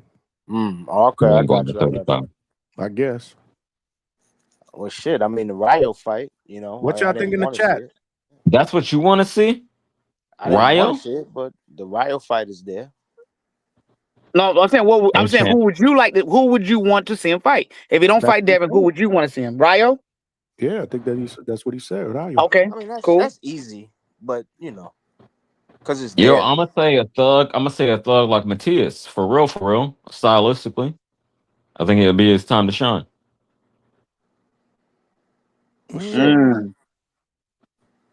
Because he's gonna initiate, right? And he'll be able to counter him. That's what I'm saying. It would be shine time. Let's see what the chat is saying. It's true. Donnie said Lomachenko. Omar. Who is rumored and linked to Zuffa, at least on the social media streets. Loma is? Okay. Said, who Andy fighting again? Montoya. He's fighting a journeyman named Montoya. Abraham Montoya, who is a pro box fighter. Damn, yo, Stuntman Griffin in the building. Where you been, champ? Man, that's another one. That's another one that not that long ago, I would say a couple of weeks ago, wifey was like, yo, what's going on with Stuntman? I was like, I don't know. I'm busy. Stuntman's in the building, man. Your wife knows your members? That's funny. She know a lot of you guys, man, that be on the panel all the time. Of course, she watches. Not all the shows and definitely not 4 or 5 hours. She's sleeping now. She got to get up early in the morning. But she'll watch in the beginning, or spot check. If she's in bed with her phone, like she'll spot check. Miss DHS, yeah, I see her in the chat. Shout out. I agree with Stuntman. Shakur, maybe Gary Antoine Russell. Okay, that's not bad. That's not bad. That would be my preferred fight. But realistically, if none of those fights happen, I think it'll be Ryo because it's easy to make. Hella easy to make. Yeah, y'all got it. That's what I think. I said that right from the get, man. And I said it too. I said, I hope I'm wrong. I don't want to be right, but I have a funny feeling that's the route they're going to go. I agree. But Gary Antoine Russell would be a better fight. I would like to see that fight. I think Gary Antoine Russell said on TBV that he's more than willing. He know the deal. Shakur even said, I guess Shakur told him somewhere on a podcast, he know Gary Russell is not scared of him. He did say that, right? Yes, he did say that. On that TBV interview. I saw clips of it. So that would be good. The only issue with that is that Gary Russell said that he wanted to save Shakur like kind of last. Yeah. But this was us, just answering. What? Why wait to elevate your career? I'm sorry to cut you off, champ. The reason why is like I was saying, is like I know we live in a microwave society, so everybody just wants it now. But he's looking at his life as a fighter, and he's trying to get the most out of his career. He can go in there with Shakur. He knows that Shakur is going to be his most difficult opponent. He's like, look, let me kind of extend this. Let me prolong this a little bit. Let me kind of work my way up, because he understands that Shakur is going to be a difficult fight for him. He knows that. That's the reason I why he hear wants that you, fight to but be that last. to me that exudes a lack of confidence. I'd rather fight Shakur, and if I beat him, then I get way bigger fights moving forward. But Well, I understand. I agree with you. I think you just answered it. It is a lack of confidence, but it's a lack of confidence, not out of fear. It's a lack of confidence because there is a truth that's there. Because he's been in the ring with Shakur. He understands what Shakur brings, and that's the reality. That's what people don't want to admit. That is why the lack of confidence is there. It is what it is sometimes. Sometimes you're just not better than somebody, man. That's just life. It's Hey, okay. champ, I get it. Yeah. I get it. Yeah, I'm with you. Kenyo, I am not ignoring you. Everybody's entitled to their opinion. You know you're my guy. I just can't see every single chat out there. I'm trying to skim through them. So my bad. Kenyo said Oshaki Foster. But rumor has it that Oshaki and Emmanuel Navarrete are in negotiations for El a unification. Vaquero. El Vaquero. Who you got in that fight, Johnny, if they can fight? Ooh, man. I want that sign, seal, and deliver before I even start breaking it down. I know. You don't have to break it I'm down. sorry, Just what tell me fight? who you got. Man, I'm probably gonna go with Shock, man. You said Foster and who? But the style is Navarrete. crazy, bro. Navarrete. I'm probably right off the top, man. That's I'm interesting. probably gonna go with my guy Shock, man. Oh man, I gotta go with that nutrition Nav. You going for Nav? I'm going for I think Navarrete. Foster been Crazy, improving, though. but that's what I'm tough. saying. That's gonna be it. I wouldn't bet on it. I wouldn't bet on it. I'll tell you that. But that's cool. That's a great Speed fight. versus Navarrete's awkwardness, punches I'm from go- different angles, pressure. Yeah, I'm going for Navarrete. I got Navarrete in that fight. Ooh, man. Yeah, man. I got Nav. All right, we go. See, I didn't want to do this because it's sign, seal, and deliver. You put me on the spot, man. It's great a hypothetical. Well, It's obviously, good. if it does get signed, sealed, and delivered, obviously we'll break that down. But yeah, no, I said it right after Shock beat Ford that I would prefer a unification against Navarrete instead of Shakur fight. And it was not because I didn't prefer. I wouldn't like a Shakur fight. I'm just saying I thought realistically, again, bro, this dude is a smaller guy. What's gonna have to move up? I'm just not interested in that, bro. You have a unification fight that I think could be an excellent fight with Navarrete in your own division. Let's take care of that business first, man. But it's clear that Shock wants Shakur. He has made it clear. I think he went on the Versace podcast and he started calling Shakur a liar. Yeah, that was today. I missed it. I didn't see it. Yeah, I got to check that out. Mr. Versace, y'all fuck with him? I'm just curious. I'm gonna watch the interview. I watched the interviews. Yeah, depending on who he got there, I watched the interviews. Yeah, I watched the interview. Shit, I'm more interested in the person he interviews, not him. Right. You know what I mean? I see you, Kenya. That's a good one. If the Navarrete that fought that his last fight show up, if that Navarrete shows up, I definitely got Navarrete. It's a tough style, man. I ain't gonna lie. Like I said, man, I want to see it. Stuntman said he always watching. We appreciate you, champ, and we always following you, man. You familiar? Stuntman. Dudes really wrote Foster off after he struggled a bit, and then he bounced back because I was always riding with him. But be interesting. But this is a good. I gotta ask y'all, Nas, man, with the $5 super chat. Straight cash, homie. He said, with Zuffa judges, in my opinion, in capital letters, Shakur has to fight different. Don't save him with ring cards and judges. What do you guys think about that? He putting too much cost on it, champ. I'm not going to say that the Zuffa judges are egregious. I mean, every judge in boxing can be corrupted, so I'm not going to put too much on it. That's what I'm saying. Anybody else? He'll be fine. It's going to be as fair as any other fight. That's the bottom line. It's going to be as fair as any other fight. Fine, bro. He'll be fine. And if we talking back to your question 4-4, if we talking about what I want with Cora, give me that motherfucking Raymond Moritaya fight. Yeah. Yeah. You want Moritaya? What's Moritaya? He ain't going back to 135. I don't understand why people don't accept that. You get older, you get bigger. You don't get smaller. When's he fighting? Next week, right? Conceição, yeah, I think so. That's okay. Yeah, but remember, Big Money, we talked about that, man. I think we did a show on that, man. We thought that fight was this close to being made, man. Well, yeah, you know, it was a lot of talk, but it wasn't gonna happen. I mean, we saw it wasn't gonna happen, but yeah, the fact that they got that close made me feel like it really wasn't gonna happen. That's what boxing does to us, y'all. Kicks us in the groin. It does it, Again, man. I got no expectations, so I can't be disappointed because I expect some bullshit to go down. What else? What else? What are you on the ring card is nasty. It's not said what are you on the ring card is nasty. They're gonna definitely have Shakur on the ring card. Whatever fights he gonna fight, always gonna be on ring cards. Shakur ain't fighting Hey, on no Sunday night card. so Johnny, on a scale of 1 to 10, where do you classify Rayo as a fighter? As the Good Rayo question. of today, the Rayo of today. I want to answer. Go ahead. Go ahead, you can answer. Oh, He I'm said gonna say on a a 6. scale of 1 to 10. It's like a chick that you definitely want to smash, but you ain't gonna wife it. He's 6. But No I cheating. was about to say that's not the right answer. The number. So I'll be CJ following said that. 6. Where you put him at, Johnny? Today, he's much Today, better the than Rayo LeBron. today. Rayo's about a solid 7. Okay. And Big Money.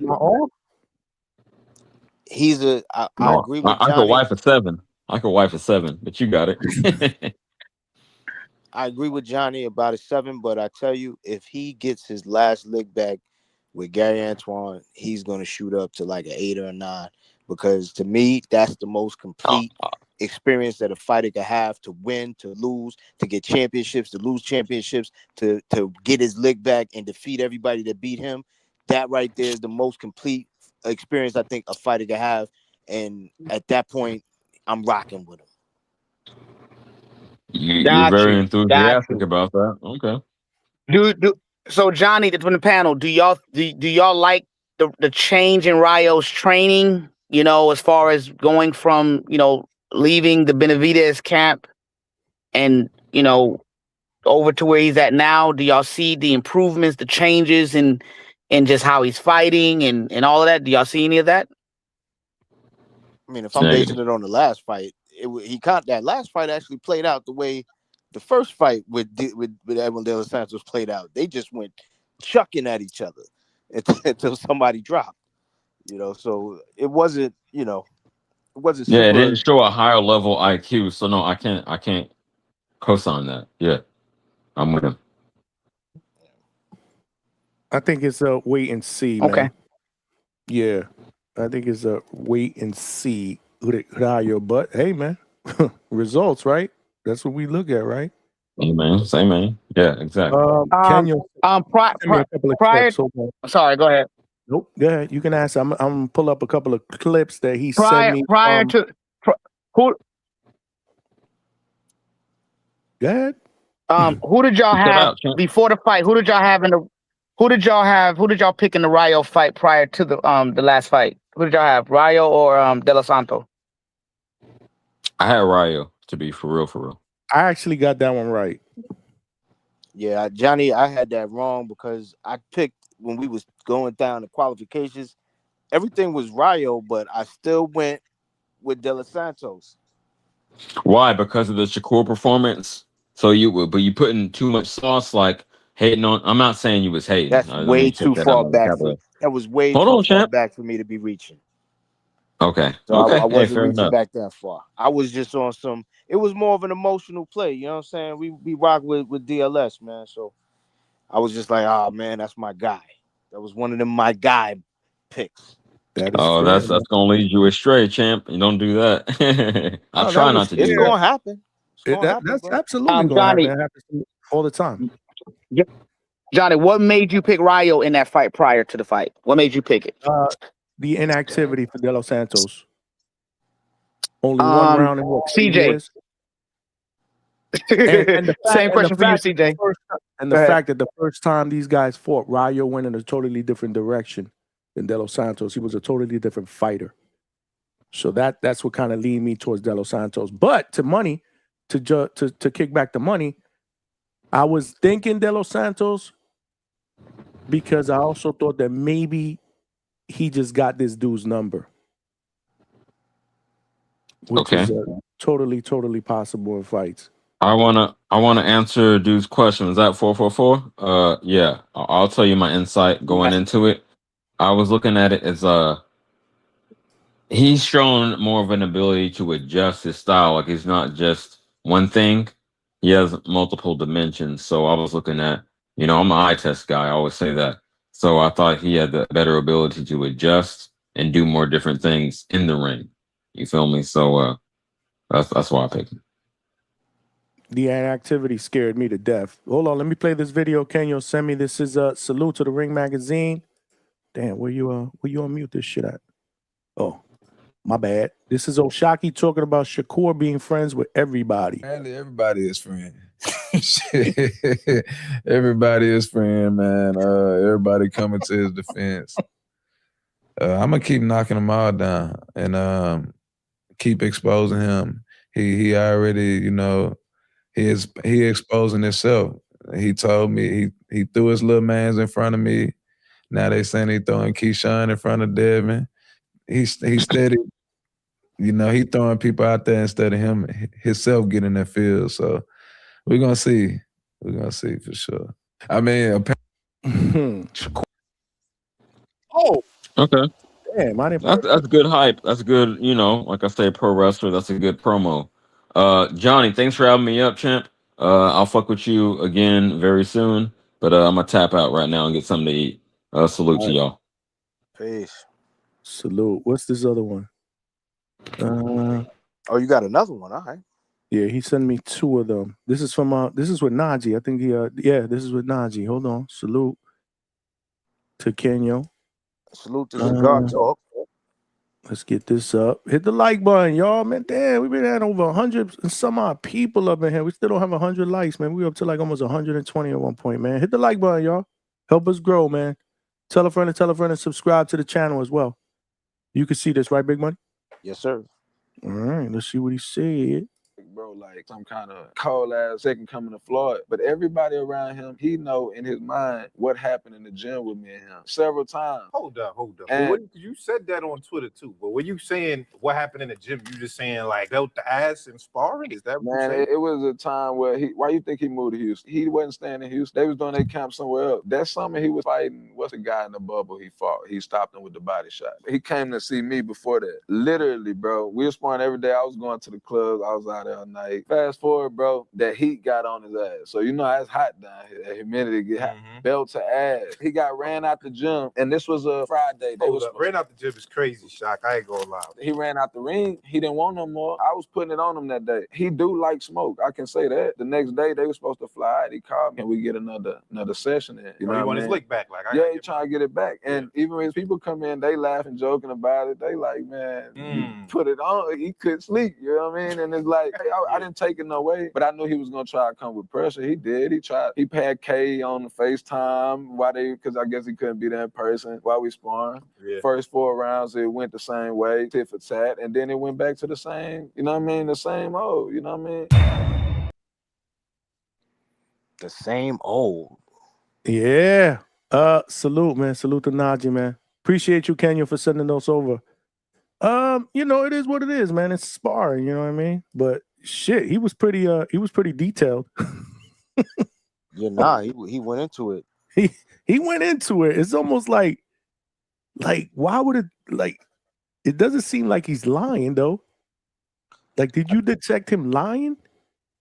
I heard that there was some footage somewhere where Shakur even said, yeah, it did go that way, but he gave a reason. He had a reason why he said it went that way.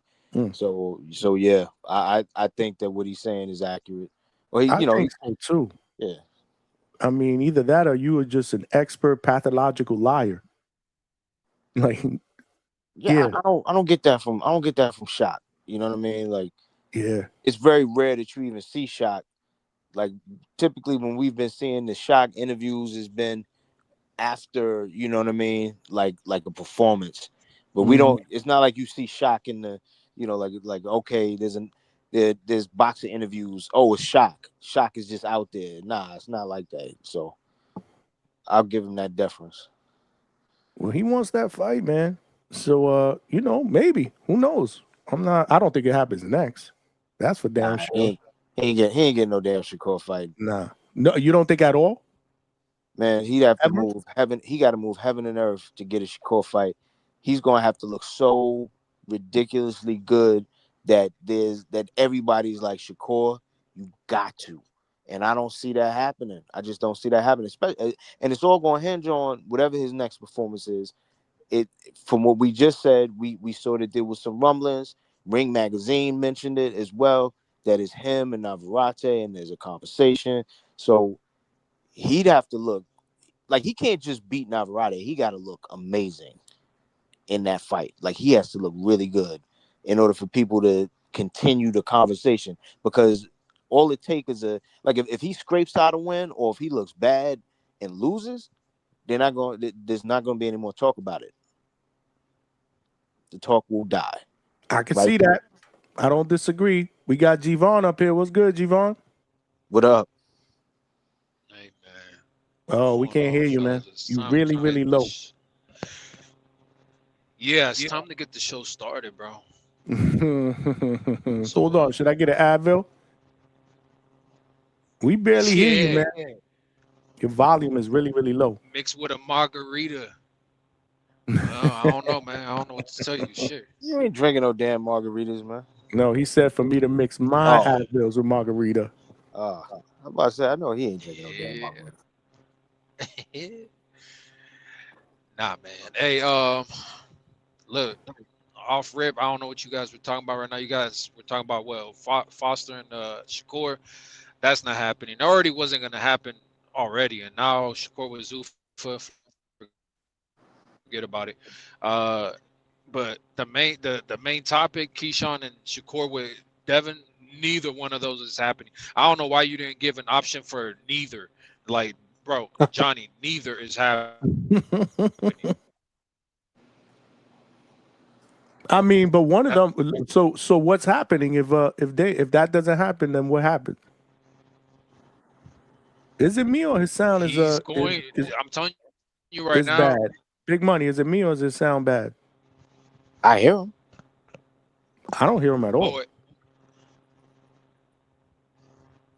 is it delayed? Am I like that guy the other night? I don't know what's going on with Johnny. I hear you. Oh. It's always Johnny, bro. Johnny's always like, I can't hear him. He's distorted. I can't hear him. He's low. I can't hear him. You coming in and Johnny out, be bro. sabotaging me. So all of that was in and out for you? Because it was clear for me. No. Completely. I heard every word. In and out for me. Even the chat is saying that they hear him. Yeah, we're just in different. So then go ahead. Yeah, you can talk. You gotta have to translate though, because I barely hear him. I'll translate. Go ahead. Yeah, but make sure you translate in Japanese. But look, what I was gonna say though is, look, bro, I think he's not gonna fight neither one of these fucking guys. There's gonna be a reason for him to take a fight with I'm trying to think off the top of my head. I'm not sure who, but it's not gonna be neither one of these guys, and it's not even gonna be a champion. It's gonna be somebody who he's gonna get used as a tune-up, and the whole reasoning behind it is that he's gonna be fighting Ryan again. I mean, if you ask me again, the thing is, we've talked about this all the time, fucking risk to reward. And bro, the thing is, Shakur, I think also on his end, he don't really want to fight Devin, but Devin definitely don't want to fight Shakur, regardless of whatever anybody fucking says. He don't want to fight that dude. It's more just like, oh, you think you're the best? I'll fucking fight you. I ain't scared to. But then, like I said, his dad is very smart in what he does, and his dad has weighed the risk, and his dad sees that, look, bro, that dude could possibly beat you. And it's gonna look bad because we're gonna be bringing him to a certain weight. He already don't want to go past 140. We're gonna be bringing him up and yada yada and whatever, And it's probably not even. I mean, obviously that wouldn't be for a belt, right? And with Keyshawn, regardless of what people say, man, I think Keyshawn has what it fucking takes to possibly even knock out a Devin Haney. You get what I'm saying? And that's again low risk. Imagine you lose to a Keyshawn, like you do a fucking title defense because it's a mandatory, and then you get whooped on by fucking Keyshawn. Like, bro, that's gonna look horrible. So what they're gonna do is look for a way to fucking figure it out, make the numbers add right, and fucking they're gonna fight Ryan, bro. Like, it is what it is. Like, nobody wants to see Devin in the ring with anybody more than with a fucking Ryan, which that makes sense because people talk about names like Boots and all these other names. That shit don't make sense. Like, fucking Devin only wanted to fight Zayas at 54 because he was a cherry pick. We all seen the way that man took that fucking Puerto Rican knee. But you know, other than that, like, Devin ain't trying to fight nobody else at 54. Oh, we trying to be unified up there too. No, because now that Boots got the belt, now all of a sudden you trying to aim for everybody but fucking Boots. It is what the fuck it is. So like I said, man, I think it's gonna be something where they find a way to make the numbers look good, and they're gonna make the fight happen with Ryan because it's the only thing that makes sense to me, bro. Okay, Johnny. I did hear Kizoku Hachikara Nori. Yes. Yes. I heard all of it. That I heard. I did hear. I heard all of it. He wants the Ryan Dev fight. He thinks the Ryan Dev fight has a better chance of happening. Yes. I mean, that's what we really want on some real shit. I ain't gonna lie. I want that fight too. I just don't think it's possible. Bro, why? But why not though? Like, you think a Keyshawn and a Shakur fight's possible? Yeah, but again, they're linking Ryan and Conor Ben right now. It's like they Yeah, they are that's so why far I said apart. They are so far apart right now. And Keyshawn and Shakur and Devin are so much more closer to making something happen. He's You know gonna what I'm saying? drop So I'm the looking belt. at the landscape. He's gonna drop the belt, and it's gonna be one of those things where Devin is a matter of fact, you know what? Devin's gonna use the excuse right now that, oh my god, mental heartache, because you know they're saying some shit about, they disclosed that his income's like 400,000 a month, right? And then he has to pay what's her face 20,000 a month. So now it's like, oh, mental.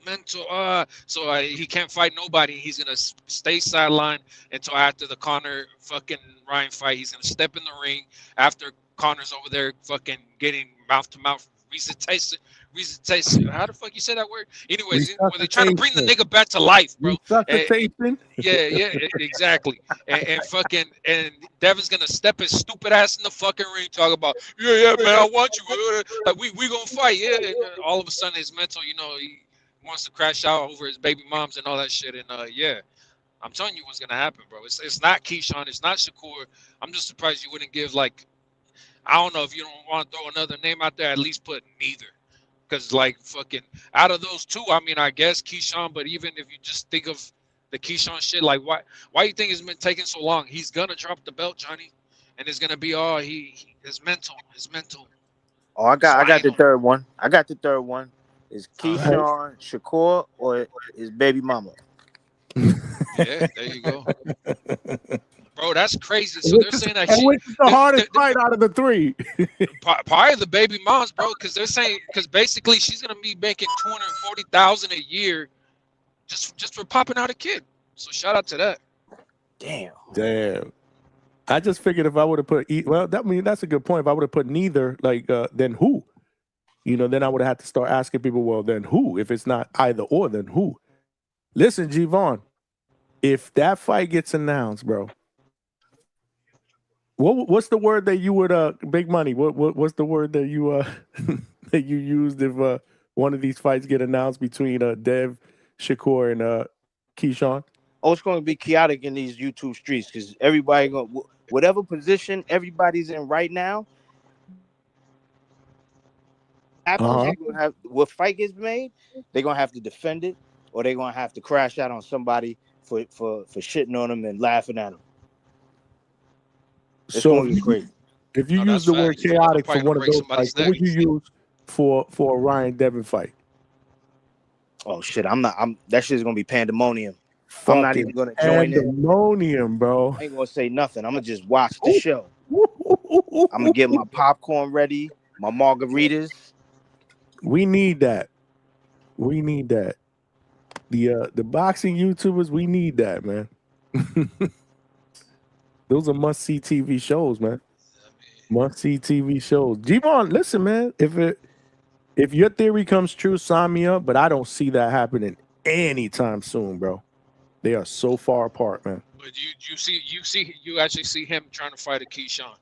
Now think I about don't think this, right? I don't think he has a choice. Keyshawn Got to be either or. The way I look at it. Honestly, Keyshawn is either as strong or maybe stronger than Ryan. I'm not even sure. I'm not even fucking sure. And the thing is, right? So they're similar in strength. Now they're also similar in physical attributes. But matter of fact, Keyshawn has longer reach than Ryan, right? And then you throw on the fact that Keyshawn is actually a better boxer than fucking Ryan. Why would they fucking take the Keyshawn fight? Like, they seen what happened, bro. I mean, what else is he supposed to do? Well, what else is he supposed to do? That's my question.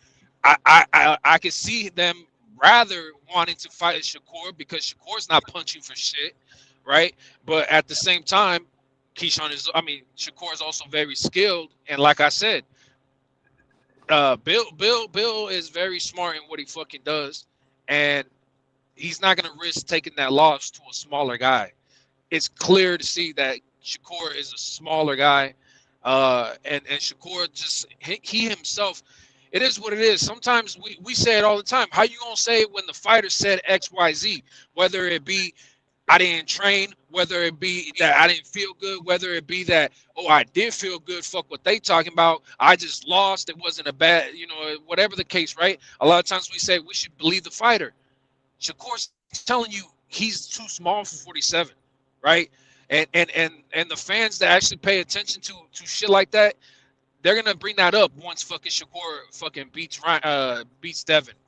And Bill knows this, so they're not gonna risk against putting him in the ring against a guy who's just gonna jab you tonight and at the same time be a smaller guy. Like, you know what I mean? I'm not saying that's 100% what's gonna happen, but it's a high probability that could possibly happen. You get what I'm saying? Like, Devin hasn't faced anybody who has the fucking skills of a Shakur other than a Loma, but Loma is what? Even smaller than fucking Shakur.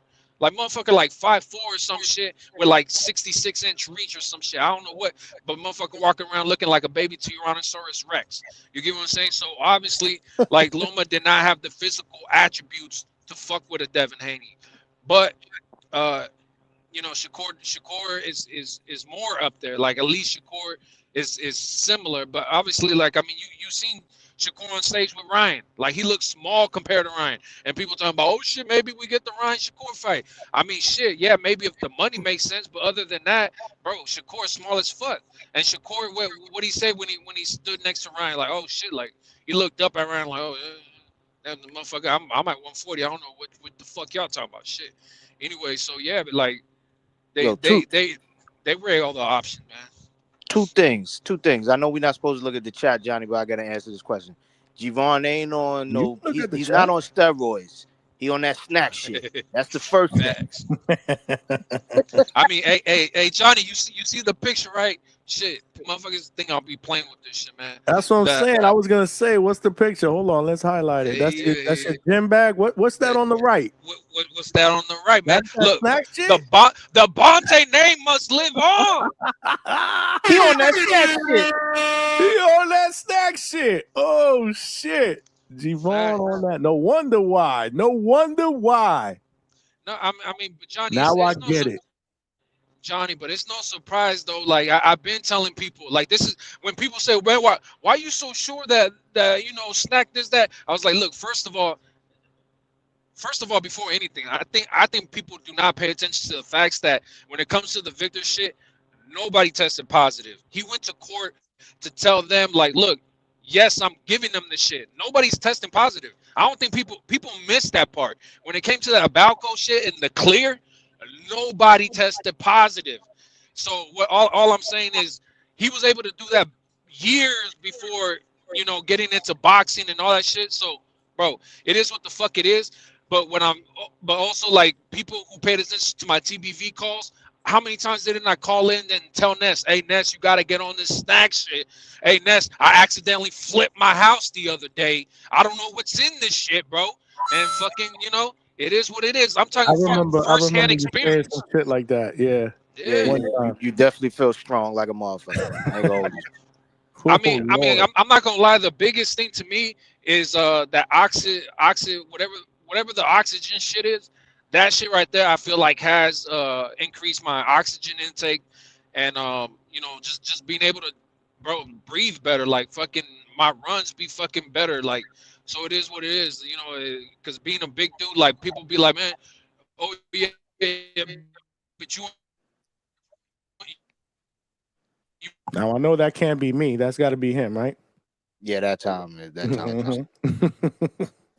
That time is him. You could tell. That's just a bad connection. He probably He in a bad area right now. Yeah. You in a bad No, area, my you G. can definitely tell he's in a bad area right now. Yeah, There you you in a go. bad area, bro. Ooh, really, really bad. It might be a good time. There we go. Oh, there we go. He sprinkle some snack on it. Maybe it'll. Yeah, no, I muted up. I thought I was still choppy. I'm able to hear you guys, and I already been stopped talking, but it's like delayed or some shit. Like my volume, like you get my audio's coming at you delayed. I already stopped Shit, I talking. remember when I first started hearing TBV and I heard Javon, I was like, who the hell is that fucking lunatic guy? But man, I was like, oh shit, he's entertaining like a motherfucker. Damn. Him and CYP, man. Was Yeah, I'm still mad I ain't get that fight, bro. That's the fight I wanted. For real. Hey, I'm still mad I didn't get it. Real. Like, bro, people don't understand. Like, it is what it is. Like, we're not gonna get too much into that because that's not what this is about. But people don't understand. People don't understand that CYP invited other people to his gym, like other people that he had problems with, like he had problems with them, and said, "Come to my gym and spar me." You know how CYP be talking, man. Fuck all that shit. Pull up. We gonna put on the gloves and you know everybody knows we got into it. That's the whole reason why we were gonna fight in an amateur fight, because I'm not trying to like do no stupid street shit. Like, bro, fuck it. Let's step in the ring. We could do it all fucking legal. If you were to get hurt, if I were to get hurt, fucking ambulance there. You get what I'm saying? It is what the fuck it is. But he was inviting other people to the gym, and I told him, anybody that's been on the Discords, on the back calls. I mean, matter of fact, I see Treese on the fucking panel. I know Treese must have heard some of these calls on the back calls. When I told him, hey, can I get the same invite? Like, I'll put on gloves with you. I'm not trying to come and, you know, do no stupid shit. We'll put on gloves. And CYP said, man, fuck all that. If you show up to my gym, I swear to God, the only way you leaving is either in handcuffs or in a body bag, because I'm not doing that shit. I'm like, bro, what the fuck? But everybody else can get the invite. So, like, yeah, anyways, like, even outside of Border Wars, we couldn't make nothing happen. And even when it came to Border Wars, like, people don't understand. He's the only one that said, I can make heavyweight. But, you know, he had one fight at 200 pounds. And this is no bullshit. It's all documented, right? Again, all I do is speak facts. He pulled a fucking a bicep, and he said, I can't do 200 pounds. My optimal weight is 185. And I said, bro, okay. Well, I don't think you realize how big I am. Like, I can't. Like, what the fuck? How we going to make this fight happen? 185, go fight somebody else. And he brought up Keem and still quit to fucking Keem. He brought Keem up in weight. A lot of people forget that. I remember. I remember that. I remember that whole build-up, man. I remember that whole build-up. Z Pacino said that, and it was all talk. Shout out to him, though. Z Pacino going in, man. He said CYP famous for that shit. Trees! Don't do it! Yow! What up? What's up, Alberto? Hey, this one of the few That's times Alberto, I right? agree with G-Von, man. You should have had a different option on there. You definitely should have had neither of Really? there. He not Okay. fighting either one of them guys, man. But Damn, on some real shit, another pessimistic guy. I'll let you hey finish. man, hold on. I'm about to tell you who he about to fight though. He about to vacate that strap. Don't be surprised if you see Devin Haney at that motherfucking Richardson Hitchens fight, man. He will be in the crowd. Hitchens is the guy, man. And I know motherfuckers want to disparage Hitchens and all this other shit, but what's the difference between Richardson Hitchens and motherfucking Keyshawn Davis? There's no difference. Both of them guys is 140s, moving up to 147, motherfucking, and at least Richardson Hitchens has a title defense. When he won his belt, motherfucker, at least he defended it. Keyshawn didn't even defend his belt. Hitchens won the title at 140. He defended it, once or twice. And shit, he's an Olympian just like Keyshawn. He might not be a silver medalist. He's an Olympian. Shout out to Haiti. You feel me? Like there's nothing wrong with the Hitchens fight. That's the fucking scrap. And he's actually not talking about no weight clauses. He coming up clear to 147, not 144, not 145. He's coming up to 147, making his debut. Devin Haney, be in the crowd, my nigga. That's the fight that you need to make. He's from New York. You tell that motherfucker, you beat the shit out of him, then you tell Shakur, nigga, I'm the king of New York. I'm the king of the East Coast. This is how I'm rocking. Shakur is bullshitting. He taking that Lomachenko fight. I know everybody telling he's not necessarily he's been out the ring for too long. I think Shakur got to prove to me that he can beat Lomachenko, man. I'm just saying, he been asking for that fight for so fucking long. And yes, Nas, you're right. Africa is better. That is the difference. I would definitely like to see a Richardson Hitchens fight. I wouldn't mind it. It's not the worst fight that he could make. To me, it's no difference between him and Keyshawn. That's all I'm saying. Keyshawn do got more power though. I don't know that to be true. I mean, from what I test, Treese, you talk about this shit all the time. My eyes, hey man, like bro, I don't know. I think it's clear to see Keyshawn is stronger.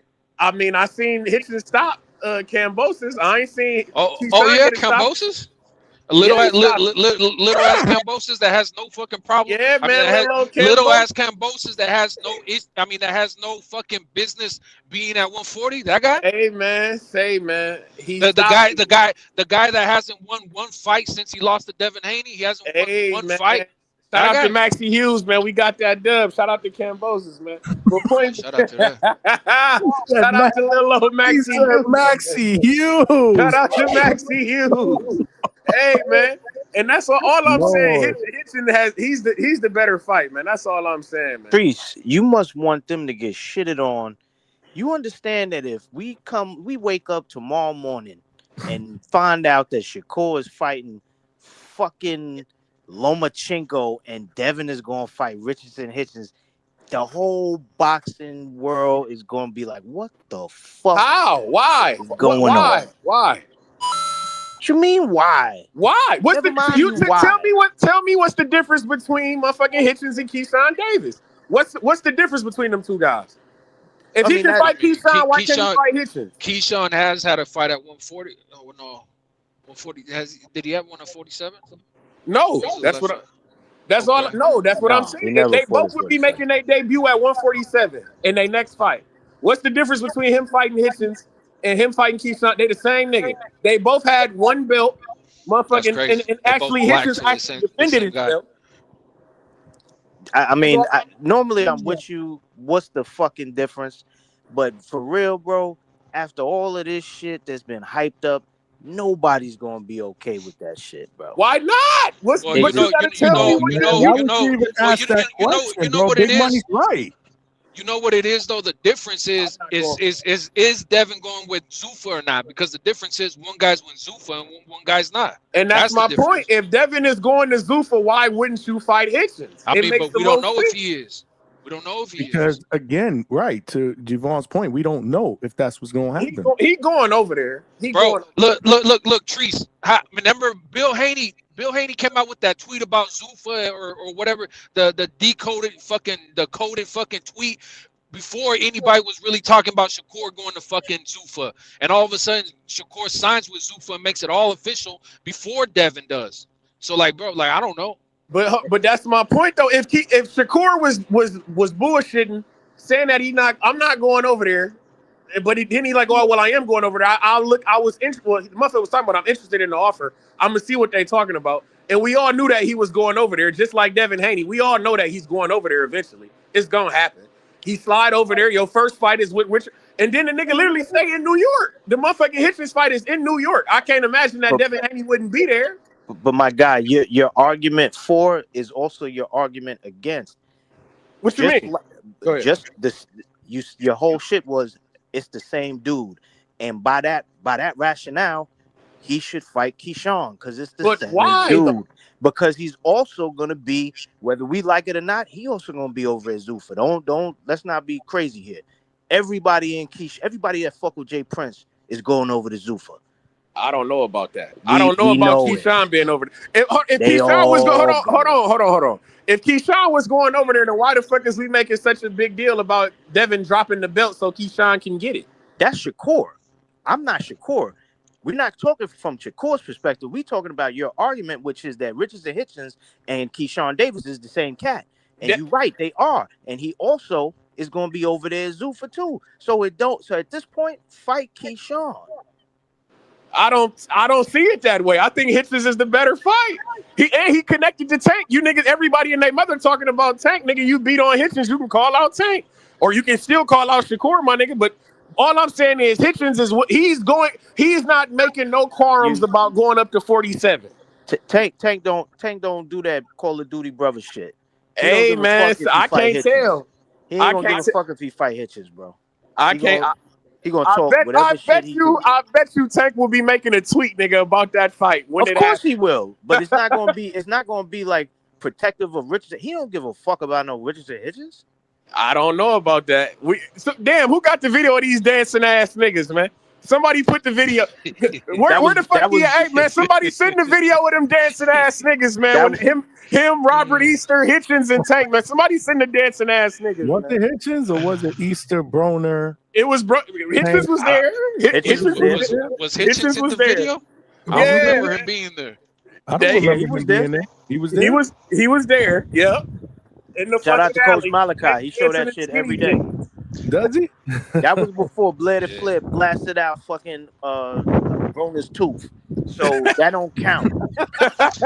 No, don't do that. Don't disparage my Ohio nigga like that. Don't do that. Hey, shout out to Broner though, because Broner just put out a diss track with that Dean the Great guy.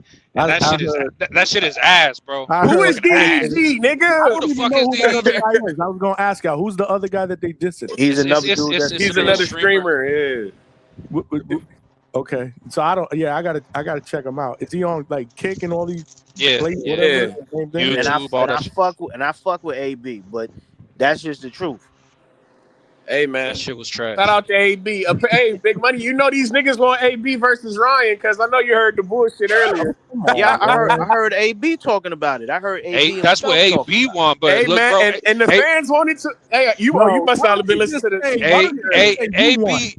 AB is already self-destructing himself when it comes to alcohol and everything else. So this Ryan talk is just more self-destruction. Like, bro, come on, like you can't be serious about Ryan. I'm just telling you what he said. And then I heard, man, like I say, you need.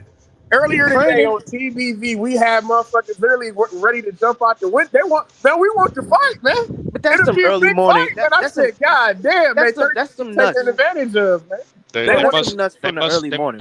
They must hate AB, bro. Who wants to see that? Who wants to see that? Shout out to Cliff, man. Shout out to Cliff. Shout out to Cliff. He said he wants to fight, man. Trees. You're talking about a guy who punches punches squishmallows. You forget that. He wouldn't. Hey, but he wasn't the only one. That's all I'm saying, man.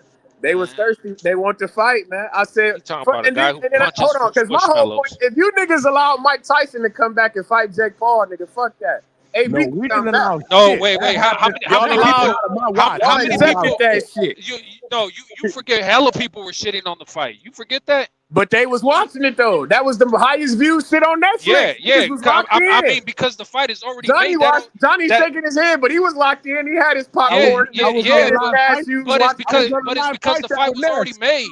It's because the fight was already made, bro. Yo, Tree. What else can you do at that point but accept it? Like right now, the AB. Right now, AB Ryan's not made, and we're just saying signal went out because everybody was watching it. That's the point. They made Netflix no, nigga. trash. The signal went out because we saw that nigga Tyson's ass. That's why it went out. That shit was disgusting. That shit is a 2-pack of ass. I checked out right there, and I was done. Bro. I did a live fight chat on TBV for that one, man. I cried that night. I cried. I ain't gonna lie. No, that was. I'll never forget when that shit came out. We were all like, "What the fuck?" And then all of us, your shit buffering? Yeah, your shit buffering? Oh shit, my shit is buffering. I'm like, what the fuck's going on?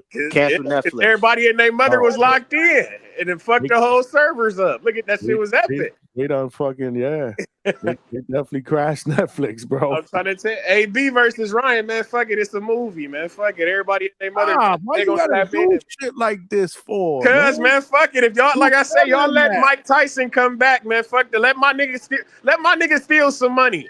Let my nigga throw a bag over these niggas' head and throw them in a van. Nigga, and take them for all they got, man. Shout out to Ohio, man. Y'all know how the fuck we get that. Jake Paul did it. Why the fuck can't Adrian Broner do it? Let my nigga get in on the action, man. This shit is crazy. But man, Hitchens is fighting Devin Haney, man. G-Von and Big Money, you guys got to cut this shit. Y'all talking this Keyshawn shit, like I said, it's no major difference. It's the same nigga. No, wait. But Trees, remember, we're on the same page. I don't think he's gonna fight Keyshawn either, but I don't think it'll be But Hitchens you didn't either. say Hitchens? No, why not no, hit? But why not? But that's what I'm saying. Don't fight? Bro, you don't understand, right? Devin look, shout out to Devin, because even if it is cherry picking and dancing around in musical chairs, like, oh yeah, that champion is just right. Hey, Devin has been fighting some of the top guys back to back. Bro, Devin is not entitled to a soft touch. He's gonna take a soft touch. I'm telling you, like a guy who already has losses, a guy that everybody already kind of threw away. I don't know who, off the top of my head, I can't think. But I'm telling you, me the nigga don't come in the Zuffa and fight hammer hands, nigga? That's what you saying? Probably, bro. Probably. And I'm telling you, it's gonna be no hammerhand slander here, man. Yeah, listen, shout out to hammer hands, but he's not coming to fight that guy, man. He's not fighting no hammer hands, man. I mean, look, it's possible, because look, shout out to Hammer, because everybody knows I actually rock with Hammer. But my thing is, yeah, I mean, fuck it, I can see that, because the thing is, he ain't similar to Ryan, but pressure. Look, I don't know, Trees, but it ain't gonna be Keyshawn, it ain't gonna be Shakur, and only way is Hitchens is if he's going to Zuffa. And I think he's going. I feel like it's because my whole shit is you can't allow these niggas to box you. You know how I rock. Dev, don't do it. Don't let these niggas box you in. Fuck what Jay Prince and Keyshawn and Shakur talking about, nigga. Fuck that, nigga. That's why I thought you was coming with when you Of jumped course, because these niggas, because we in the mud, because this the problem with these niggas give up leverage every fucking day. I'm hearing Claymore talk about Shakur ain't got no fucking leverage. What the fuck? Why the fuck do we got to go to 144 to fight you for? That shit don't make no sense. There's other fights to be made, my guy. Shakur, you're the one out this bitch scrambling. You went to Zuffa with no motherfucking plan, in my opinion. Like, who the fuck? If you're not fighting Ryo, you're not fighting no Shockey. Like, what the fuck? And then I'm hearing, oh, y'all asking what is Ryo ranked and shit. What do you say? What would you rate Ryo and all this other shit? You niggas let Shakur fight Joshua fucking Padley. You let this nigga fight. Trees, you know, bro, what's wrong with you? You know what's the funniest shit to me though is when Ryo fucking said, "Oh yeah, I'm your tuna, I'm your tuna," right? And then Shakur said, you forget I have to say yes to the fight." Like, it's crazy that Ryo's like, "I'm your tuna," like he's downplaying himself. I know that was kind of crazy when I read that. I'm like, what the fuck? But look, but the crazier part is that he already downplayed himself. And then Shakur says, "Wait, I have to say yes first." Like, it's already he's already downplaying himself. And then Shakur's like, "I don't have to fight you if I don't want to, bro. Like, I can take something easier." Like that's what that sounded like to me. Like, that sounded crazy to be like, "I have to say yes." Like, niggas don't even like Shakur's 135 run was fucking atrocious, bro. The man fought atrocious. Nigga, he fought Yoshino. He fought motherfucking Artem, however you say his last name. You feel me? The nigga fought motherfucking Joshua Pat. Like, his run at 135 is disgusting as fuck, bro. And guys is giving him a lot of credit for this. Cepeda and shit. Like, come the fuck on, Oh yeah, bro. Trees. To answer your question, you was wondering where Yoshino was. He was busy last year getting stopped by my nigga Shiro Choi. That's my point, bro. Like, what the fuck? And we giving Shakur all this credit at 135. Bro, he was fighting guys who were like, who the fuck is that? Like, when he was talking about fighting Floyd Schofield, I thought that fight was bullshit. Like, if you fighting him, then why the fuck can't you fight Abdullah Mason? What's the difference? That's what I'm saying. Like, y'all giving Shakur a lot of fucking credit for nonsense, bro. Yeah, This shit is ridiculous as fuck. And then he scurried up to 140 when all the fucking champions at 135 are undefeated. You go fight fucking Tio, who was on a fucking bro. This shit is very nasty. What y'all do with Shakur, bro? Y'all give this guy a lot of credit for bullshit, and I see through it. Padley was not his fault. Dodging. He be doing evasive maneuvers, man. Padley wasn't his fault. According to Schofield Sr., his son was attempted murdered. We saw him dead. Faked his own death. You know what I'm saying? He was attempted murdered. Attempted murder. Exactly. According to Schofield Sr. That's what he said on Mill City. That's not a good example, Treese. The Padley. Hold on. How not? So how is it not, bro? You say what? He was a late replacement. And we talking about super late. Didn't that shit happen within 40 But how come he didn't pick a nigga like Albert Bell? Shout out to Abdullah Mason, nigga. That was a late replacement, but he fought a real fucking guy. Did they nigga present picked him? Joshua Padley? Who the fuck is that guy? Did they present him? Right. That's another thing. You're also talking about Albert Bell still had about a week and a half to prepare. What it was, 2 weeks? This was 48 hours, man. My nigga, if that's the case, just pick a nigga out the crowd and make it more interesting. Your options are always going to be limited with the less amount of time before the and they needed somebody that was close to Saudi that could fly there quickly, bro. Man, listen, man, fuck out of here. Why didn't he pick Cordina? He's in the UK. Pick a motherfucker pick a nigga with a belt. Pick a former. You pick motherfucking Joshua Padley. Shitting on Padley. Has he lost after the Shakur fight? In my opinion, his last fight was a little shaky. I thought he lost that. That's not the question that I asked. On paper, he hasn't lost. He got a win. He got a win and a knockout. On paper, he hasn't lost. Win and a knockout. Exactly. He hasn't on lost paper. After that. You're on, but let's talk about these other niggas though. This shows Chino's in the wait. You try to give Hitchens credit for Kambosos, bro? Like, Kambosos is a good. Hold on. You shitting on Padley, but he's winning. Fucking Kambosos ain't won shit. Hey man, he been in there with the tougher guy. My nigga, he fought Lomachenko. And you give Hitchens credit for beating him. Because that's a good dub, bro. You can't tell me that. Hold on. You can't tell me that Teofimo, when Hitchens fought him, Teofimo was the champion in that fucking division. Kambosos had a win over that guy. Hitchens goes in there and he beats motherfucking Kambosos. That shit always gonna look good, especially when the nigga who he beat nigga is a champion in that division. The fuck you mean? Kambosos is a good dub. Nah. So Kambosos is a good dub win. When Hitchens beat him. Oh, God.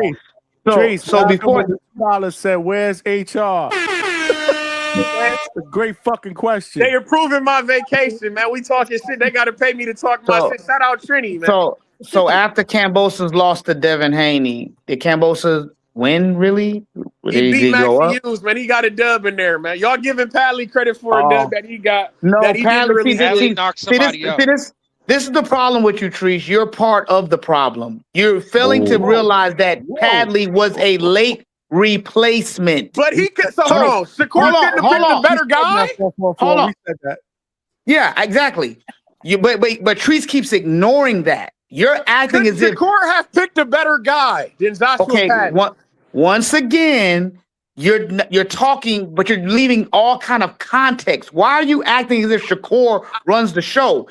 He fought for Turkey. But you niggas tell me he a boss. He got all the leverage. Devin got to do what he say. Okay. So now you're moving the goalpost. See, listen. You're moving the goalpost, bro. You're talking about his experience on a ring card in Saudi Arabia, and you're talking about right now in this very moment. It is very apparent that Shakur has the leverage, because if he's telling Devin Haney, if you want me, come down to 144, and Devin disagreed with going to 144 before, but now is considering going to 144 and even saying, I will go to 144, who do you think got the leverage then, Trees? Obviously, it's Shakur. But has Devin went to 144, yes or no? He's already said he will go to 144. He said he will. Has he done it? Just like motherfucking Shakur said he'd do a lot. He'll fight Conor Ben. Has he fought him? He's not. This is my point. He can say a lot of shit. Now, if Devin turn around and say, fuck you, I'm going to fight Hitchens, who coming up to 147, not 144. What's the problem with that? Shakur don't got no fucking leverage, man. Look at Big Money's avatar. Shout out to Big. Look at this shit, nigga. This fucking Tea Party. Look at this nonsense that they got going on. What's going on here? Go ahead. I'm sorry, y'all. And trying to box Devin in. Devin, he busts out the. See, that's the problem. These niggas not thinking outside the box. Nigga, fuck Shakur. You don't need that guy. You can't. Okay. You see, once again, it's a lack of accountability.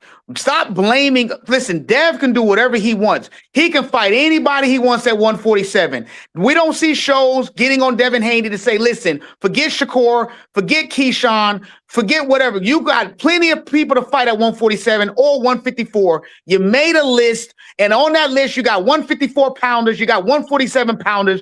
You can go do all of that. Why isn't he doing that? No, but everybody wants to blame Shakur and say, oh, wasn't Hitchens on that list? 444? Yes.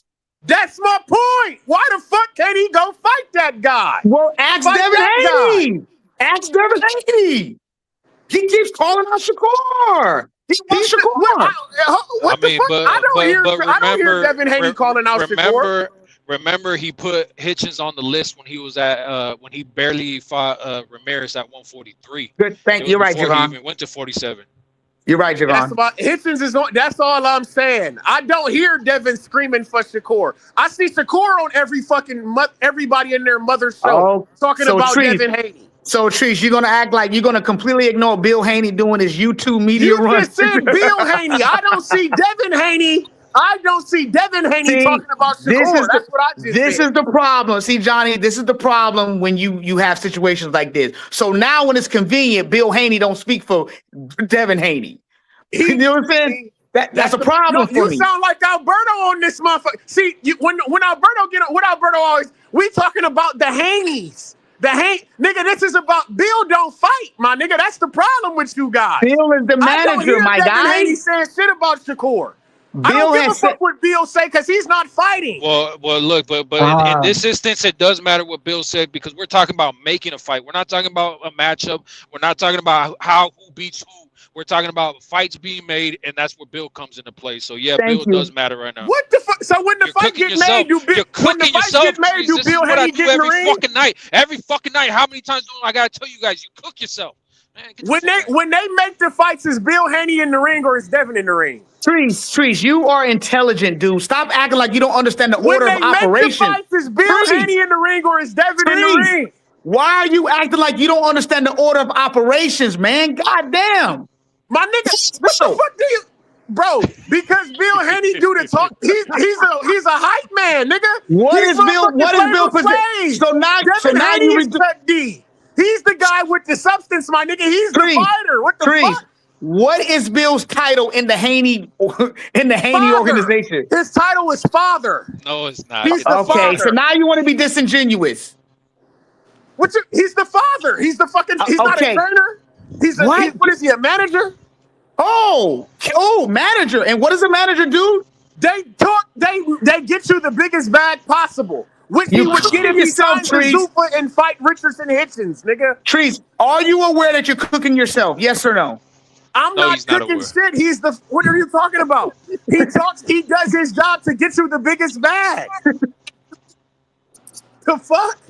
Did Bill Haney mention Jose Ramirez when he fought the nigga? No. Everybody step back. Tree's swinging that air now. What is he doing? Everybody step back. Because you niggas not making no sense. Now all of a sudden, Bill Haney is the fighter. This shit is crazy. This shit is crazy as fuck.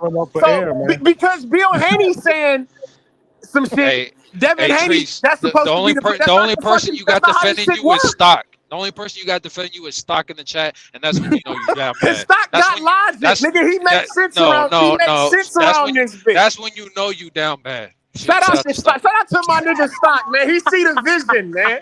You niggas. That's when you know. stock, man. He see the vision, man. Kenyo got you back too. Because they know what the fuck going on. You niggas acting like Bill Haney is in the ring because this shit get nasty, bro. We got enough yellers, man. Calm down. We got enough yellers up here, man. I'm enjoying this shit. Nasty, bro. Stock, bring your ass, man. You know I gotta get back to work. I gotta get back to stealing this money. Come here. I'm tagging Stock in, man. This is a tag team match. Man, look at this guy. Like if we don't see, if we don't see what's really happening, bro, you getting your ass whooped and you need a break. This is not true. This is not. Y'all need a ass 15. whooped. How you call it? He need a 15. I mean, look what he's doing. He's tagging him in. He's tagging Stock. I'm tagging him in, nigga. Tagging him. Shakur Help and me, Keyshawn, man. nigga. We tag team champions, nigga. Shout out to Shakur and Keyshawn, nigga. We hold the division down. That's what we got going on. Bring your ass, Stock. Kenyo, bring your ass, man. I'm calling the troops. I'm calling the cavalry. Oh my God. Wow. But all I'm saying is, Bill Haney's not the fighter, man. We don't. I've never heard Devin Haney. We're talking about making a fight, so I don't hear Devin Haney calling for Shakur. I see Shakur everywhere. I don't see Devin saying anything about Shakur. That's all I'm saying. Who the fuck needs to fight more if we really get into it? That's all I'm saying. You just told me that Ryan is Devin's biggest fight. Stock said Tree's the only one with sense and logic up there. Shout out to Stock Chasers. He see the vision. That's how you know that. That's how you know the world is down bad. This crazy. That's bad. That's bad. The Nigerian Nightmare, man, all the way, baby. Said Tree's cooking. Shout out. See, they see the vision, man. Real but look, Johnny. In all fairness, though, Stock Chasers, Devin Fanboy, fucking Nigerian Nightmare, Devin Fanboy, fucking what's his name? Who else did you mention? Kenyo, a Devin guy. You're talking about Devin guys. Like, how are you gonna ignore the fact that Bill? But no, he's a tank guy and a Shakur. I mean, yeah, he might be a tank first guy, but that don't deprive from the fact that he is a Devin guy. But all I'm saying is, because anybody who doesn't acknowledge the fact that Bill makes the fights, like you're bullshitting. Like for Treese to sit right here and be like, well, Bill's his father. No. Like who makes all these fights? Now he's not his father? God damn. No, of course he's his father, but to be like to try to say that's all he is, like, come on, bro. So for the listeners out here, Treese is somebody that is used to dumb down the audience, okay, guys? So Bill Haney is a father. We know and understand that, but he also is a manager. Okay. And as a manager, his job is to secure the best fight for his son that pays the most money, et cetera, et cetera. Will Hitchens do that? Why wouldn't Hitchens do that? if you telling me Devin is going to Zuffa and he's fighting Hitchens, wouldn't that secure quite a hefty bag, would it not? I mean, I would assume so, yes. I would assume so, yes. Okay, then. That's all I'm saying, champ. Shakur is not. Why do we have to bend to Shakur and go to 144 when it's guys that we can fight at 147? So, Treese, you need to get on the phone with Devin Haney himself and ask him those questions. I don't think I need to. I think he's telling you what they say. Silence speaks louder than the bullshit that Shakur is spewing, my guy. He's not saying shit. Shakur is doing all the scrambling. Shakur is doing all the talking, all the riffraff, while not having a fucking fight. All Shakur has done is tell you who the fuck he's not gonna fight. So let me make this clear, though. Devin Haney hasn't fought since November, but you're concerned about Shakur Stevenson not having a fight when he just signed a deal with Zuffa, which we all know. Who did he tell you he's going to? Did he say who he's fighting? The man, he signed a deal to tell you that he's not gonna fight guys. Zuffa. That's all. Y'all giving Shakur a lot of credit for signing a deal and telling you that. He literally didn't say shit about fighting any. I'm not fighting that guy. I'm not fighting that guy. I'm here for a big. He signed a deal to tell you who the fuck he's not gonna fight. So Treese, when you're rolling something out, I think that's a part of the process, right? That there's time frames that things are going to be kind of expressed. Do you agree? That makes no sense. So what the fuck? How does that make sense? If you rolling something out, they give you motherfucking expectations. They tell you what they're gonna do. Shakur literally told you that you shouldn't have expectations for me. I'm not gonna fight that guy. I'm not gonna fight this guy. I don't know the guys I would like to fight. are talking about fighting other guys, but Well, I'm not gonna fight these guys. That makes no fucking sense. I think that when we're talking about fights, it takes two parties to agree. Do you agree? And that's my point. So why the fuck are you giving Shakur all this credit when he hasn't agreed with nobody? You're telling me Shakur has got all the leverage when nobody is telling you that they're gonna fight the motherfucker. Shakur is saying he's not fighting guys. Has it ever crossed your mind that maybe some of the fighters may not want to fight Shakur right now at this time? Like I mean, case in point, we know Antoine Russell has already said that he wants to fight Shakur last, right? So that's my point. What fights do Shakur have? You're telling me that he has leverage when guys are saying we're not fighting him, and he's saying I'm not fighting them. I think that's what is all this leverage that Shakur has when niggas is literally saying I'm not about to fight him. Well, the reason why Shakur has leverage is because the company Zuffa has the budget, has the money. And when you are signed to the money company, you have leverage because now you know you have the finances to entertain certain fights, sir. To actually give legitimate offers, sir. But the guys have to fight him. All the guys who would get legitimate offers, he just told you, I'm not fighting them. When I say that Shakur is going to end up fighting Lomachenko, these niggas laugh me out the building. He's about to fight Loma. That's the fight, brother. He's not fighting anybody of note. Is that a good fight for you or no? I mean, I don't mind it, but Johnny told me that it's past this sale date. Claymore told me it's past this sale date. We don't need to see that. There's a lot of different people that said that. That's all, and that's my. So what the fuck leverage does Shakur have if guys don't want to see the shit that he about to offer? There's no leverage here. Devin has if motherfucking Hitchens is telling you, nigga, I'm going up to 147. I don't know what Shakur going to 144, and Devin saying, nigga, I don't want to do that. How does Devin have the leverage? How does Devin have the leverage when there's no finances behind Devin as the moment? As in this current moment, what financial backing does Devin Haney have? So how does he have any leverage? What's it called? If he signed the Zoo for tomorrow, he has the same leverage that Shakur have, right? Somebody just said DHP Promotions, and the same promotion, the same promotional company that didn't have the money to put up to make the fight with him and Rolly. Get the fuck out of here, man! Y'all cook yourselves. Thank you, G-Von. So for the listeners, guys, go ahead, Johnny. Go ahead. Go ahead, Johnny. Oh man, G-Von said F yourselves, bro. Marcus Warren, hold on. Y'all can keep going. Let me just read the super chat. Marcus Warren with the $5. I'm actually enjoying this shit. Treese, who sent the message asking Shakur, will he make a fight with him if he goes to 144? Thank you, Mike. But who's talking? That's my point. Shakur is talking to Devin. Devin don't mention Shakur. That's my fucking point. Shakur is talking 144. Devin saying, I guess I'll do it. I don't really want to. I guess I'll do it. But he don't fucking have to. That's all I'm saying, cuz he don't have to. It's crazy because Treese just comes through with the facts, and all y'all can do. Kenyo got Treese back. Oh shit! Shout out to Kenyo. You up next? I'm about to slide back. If you get tired, tag me back in. We on their ass. We on their ass, man. He said if you get tired. If you get tired, tag me back in. Hey, his new name is Shakap. Stipulations. Shakap. He called him Shakap. Stipulations Stevenson. That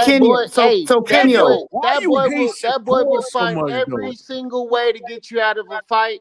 He'll tell you if you do this, I'll fight you. Because Shakur can beat Tank. Hey, let me tell you this. Let me tell you this. Kenyo. Shakur wants to fight with Tank because he's a foot shorter than him.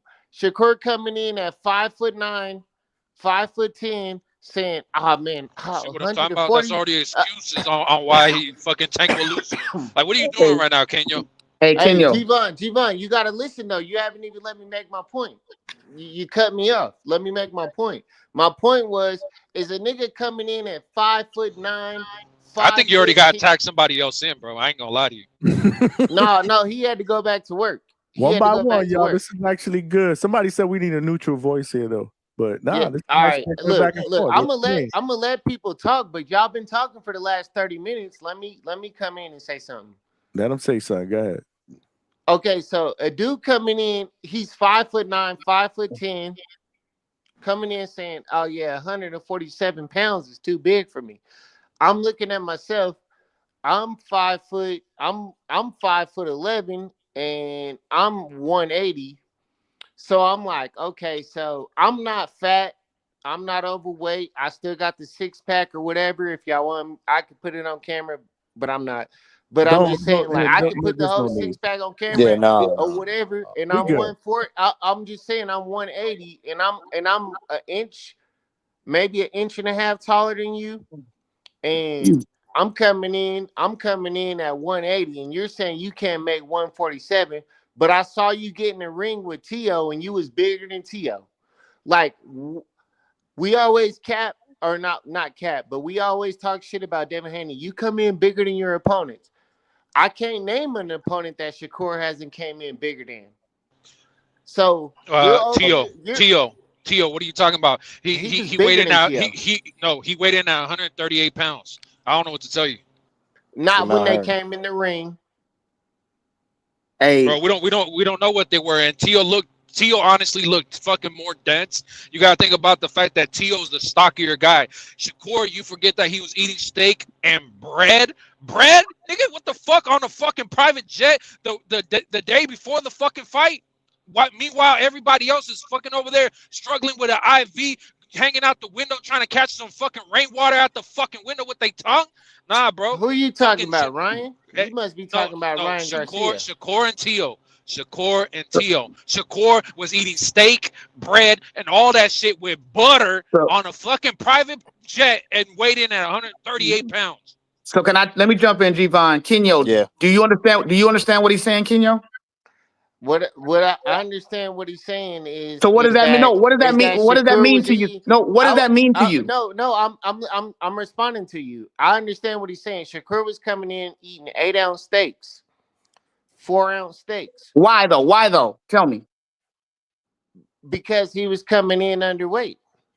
Correct. So do you understand how your logic about he looked bigger? See, this is the problem, Kenyo. I'm just gonna be honest with you. Bro, Just Johnny, because I'm gonna send you the link. hold I'm gonna on. send you the link. Kenyo. Let me say something, Kenyo. One by one, yo. Let me say something, Kenyo. We've been doing good. We've been doing good. Kenyo. So here's the problem, Kenyo. An individual can look big or even look small, and you might be surprised at what they actually weigh when they get on the scale, right? You can look at somebody and think that they actually weigh a lot heavier because in your mind and what you're seeing, you're like, wow, this guy looks really big. And then you get on the scale and the person's actually very light, and vice versa. So you got to get rid of this idea of what he potentially looked like. The bottom line is that the dude had to eat all of that just to get as close to 140 as possible. I mean, that's just the reality. That's what we saw. Okay, so so ahead. you're telling me you're telling me, because this makes my argument even worse. So now you're telling me that a 5'9", 5'10" guy can't even make 140. Okay, so this is what I'm telling you, Kenyo. If you think that every 5'9" individual on the planet are all going to weigh the same exact weight, you need to do a little bit more research about that, okay? All 5'9" fighters or 5'9" individuals weigh all kind of different things, man. I'm just being honest with you. Okay, and I'm saying as a professional athlete, a person with nutritionists, with weight doctors, with all that stuff, if you're telling me that at 5'9", that making 140 for you is not for you to have an advantage on guys that somebody else in, bro. are Go ahead. on guys that are shorter than you, I'm just saying, like, this is an advantage. Like, all you're doing is creating an advantage for yourself. You're like, okay, well, I'm 5'9", I got the longer arm reach, I'm taller, I can jump back 2 feet every time I send a jab. Yeah, like, if you want to go that route, that's cool, but just admit it. Like, that's my only problem. Like, we grilled Devin Haney for coming in at the same height as Shakur Stevenson. If you put Shakur Stevenson and Devin Haney next to each other, they're pretty similar in size. No, they're not. But go ahead, Javon. You would be surprised on the difference in weight. Look, just off the top of my head, Billy is what 5'9", 5'10", and if you look at him, why does he look fucking heavier than a Bivol? And Bivol's 6 foot. If you put him side by side, he looks like he would be heavier, but he's a 168 pounder. Like, what's the height? Don't get confused. What's the height? Man, Billy is short. He's shorter than fucking Bivol. But what I'm saying is he's stockier. If you were to look at him side by side, you would think Billy was heavier. This is fact. Nah, only an idiot would do that. Oh yeah, I don't know, man. Billy's stocky as fuck. He's stocky as fuck. Okay. So if I look at a nigga that's okay, I'm just gonna do an extreme example. So if I look at a stocky dude that's 5'9", and I look at a dude that's 6'2", and then I'm like, okay, yeah, who am I gonna assume weighs more? Obviously, the dude that's 6'2" is gonna have more bone density, blah blah blah, or he's gonna be a bigger. I'm gonna assume the dude that's 6'2" is bigger than the guy that's 5'9". That's what I'm telling you is if you're being honest, if you saw Bivol just in his street clothes, I'm not talking about shirt on, off, none of that. If you saw Bivol standing somewhere and you saw Billy next to him, you would think Billy was the heavier man. Correct. No, what I'm saying is if I saw Snoop Dogg standing next to fucking who's the little short bulldog nigga? If I saw Snoop Dogg, I don't know, but I'm just saying, like, I don't look at Snoop Dogg and I'm like, he's a heavy, he's got weight on him. You know why? That nigga's skin and bone. Kenyo, you're losing yourself. You're losing yourself. What are you doing? What are you saying right now? My whole point is that if you look at a guy and you see a guy with some weight on him, like when you look at Fundora, you don't see a heavy guy. You know why? You see a tall guy, but you know why, Kenyo? You know why, Kenyo? Because it's quite obvious and apparent when you're looking at someone like a Fundora who looks like bones, who's very skinny, his weight distribution is very different. Duh. What we're saying to you, though, is stop assuming that because someone is the same height that they are automatically, their weight distribution is going to be the same. That's all I'm saying. Let's go to basketball, right? So KD, you got KD versus LeBron. Let's put KD versus LeBron. Correct. When you put KD next to LeBron, they're similar in height, but you can tell that KD is a little guy compared to LeBron. And what I'm saying is when I saw Shakur, and I'm gonna send you the video, Johnny. You put Shakur. What's your point?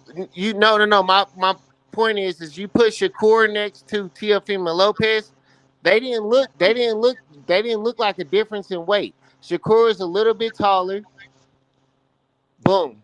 Yeah, Shakur is a little bit taller, but they still look similar in weight. Like you could tell a nigga's weight. Like you can see what a person looks like. Who was more dense, Kenyo? Who was more dense? Shakur. Tio was more dense, man. Stop it, bro. Bro. Hey, Johnny, pull up the video of that press conference. Hey, Kenyo, Tio is officially at 147. What is Shakur at? Oh, he's at 140. Hold on. He's a champion at 140, and he said that he would go back to 135. These are facts. And then so do we call niggas that can do that weight drainers? Huh? Weight trainers? Have we ever? I've never heard anybody call anybody. What was we calling Devin Haney? Okay, what was we calling Devin Haney when he was bigger than all them guys and he was able to make 135? A weight bully.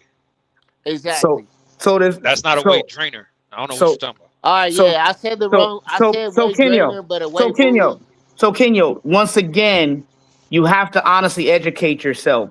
Just because you have people that are just naturally around their natural weight, then you have people who they exceed that a certain weight, and they have the ability through, discipline to squeeze down into certain weights. Just like that's the problem. Shakur naturally can fight at 135. Devin Haney can't fight at 135 right now. Okay, he can't even fight at 140. Like, let's keep it real. He's also. I mean, but look, Ryan in the chat, right? Shout out to Ryan from the 6. Hey, look, Ryan from the 6, right? I'm with him that Shakur's bluff was called. I'm with him on that point. 444. I don't know if you Go ahead. like you might disagree on that part, whatever. But I think that his bluff was called, and Shakur is not trying to fight Devin Haney even at 144. But that don't take away from the fact that Shakur is naturally a smaller guy. He just is, bro. Like that's my whole argument when it's coming to all of this. Like everything points to him being smaller. He's had one fight at 40, and then what's his first take after getting the belt at 140? Oh, I want to go back to 135. What's Tio's first reaction after that fight with Shakur at 40? Oh, I want to go to 47. So Tio is a more dense guy. He's a stockier guy than fucking Shakur. It is what the fuck it is. Tio, bro, I'm telling you. Tio lost. Tio lost. So he doesn't have any more clout at 140. He has to go up. So he's going up to 47 to get punched on. If he's already, if you think he's already not big enough to 47, he's going up to 47 just to get punched on to make money. That's your take. Gvon, let's look at the history of it. How many guys have lost and been like, I was in the wrong weight class, I need to go up? Yeah, but usually when they go up, hold on. Usually when they go up, though. Hold on, Johnny. Usually when they go up, one they at a do better time. with you. Usually when they go up, they do better. What you're trying to tell me is that Tio don't even belong at 47. So you're trying to tell me he's gonna do worse at 47, right? Because you're telling me he don't belong up What there. I'm saying is Rolly lost at 135. Rolly lost at 140. And then now he's at 147, and he got the best win of his career. Errol Spence lost to Bud Crawford, and then what was the way you connect dots, bro? I don't know how this connect the dot fucking picture looking. Because it's looking like nothing, bro. It's looking like nothing right now. My whole point is when dudes lose, my whole point is one excuse. Read this one chat. Excuse that people the one excuse that boxers use is when they lose, they say they were weight drained and they need to go up to the next weight class. That was my point. Okay, I got the chat. Okay, so Kenyo, read it. Yeah, read it. Please read it. Read it. Yeah, Shakur is smaller. I just don't understand why he even mentioned 144. He put himself in the danger zone when he said he would take Conor Ben at 154 or whatever it was. Okay, got it. I'll address that. Ryan from the 6. Yeah, that's Ryan from the 6. So my first thing is, Kenyo, what weight class did Shakur start at? 126. And what weight class did Devin start at? 135. So what does that tell you? Okay, well, what weight class did Bud start at? And what? I'm asking you a question about Shakur and Devin, sir. Let's not move the goalposts. What I'm saying is what does that tell you? Okay, so if you start off, if you want to take big money, put your picture back up with the cherries. Are you drunk? No, I'm not. I'm just saying, big money, put your picture back up with the cherries, because when Conor Ben was at 154 and he was at the height of his when Conor Ben was at the height of his career. After he had just beat the other famous European guy's son, what did Shakur say? He sat next to him and he said, "Oh, you're not that big. Oh, I could beat you. I'll beat you at 154." Okay. What's wrong with that? Okay, so you're gonna call out this guy at 154 and then come back and tell Devin Haney that he's too big at 147, that you need to fight him at 144. Hey, highlight Malcolm's comment. That shit's hilarious. Hold on. The weight argument. He needs rehydration. Hey man, fuck. Yeah, can you? I'm not gonna lie to you. Even the chat saying where's Trees at? You need to tag him back in, bro. He said, "Where's Trees at?" Hey, so Kenyo, I just asked you a simple question, and you kind of went to Connor Ben and Terrence Bud Crawford. In the chat.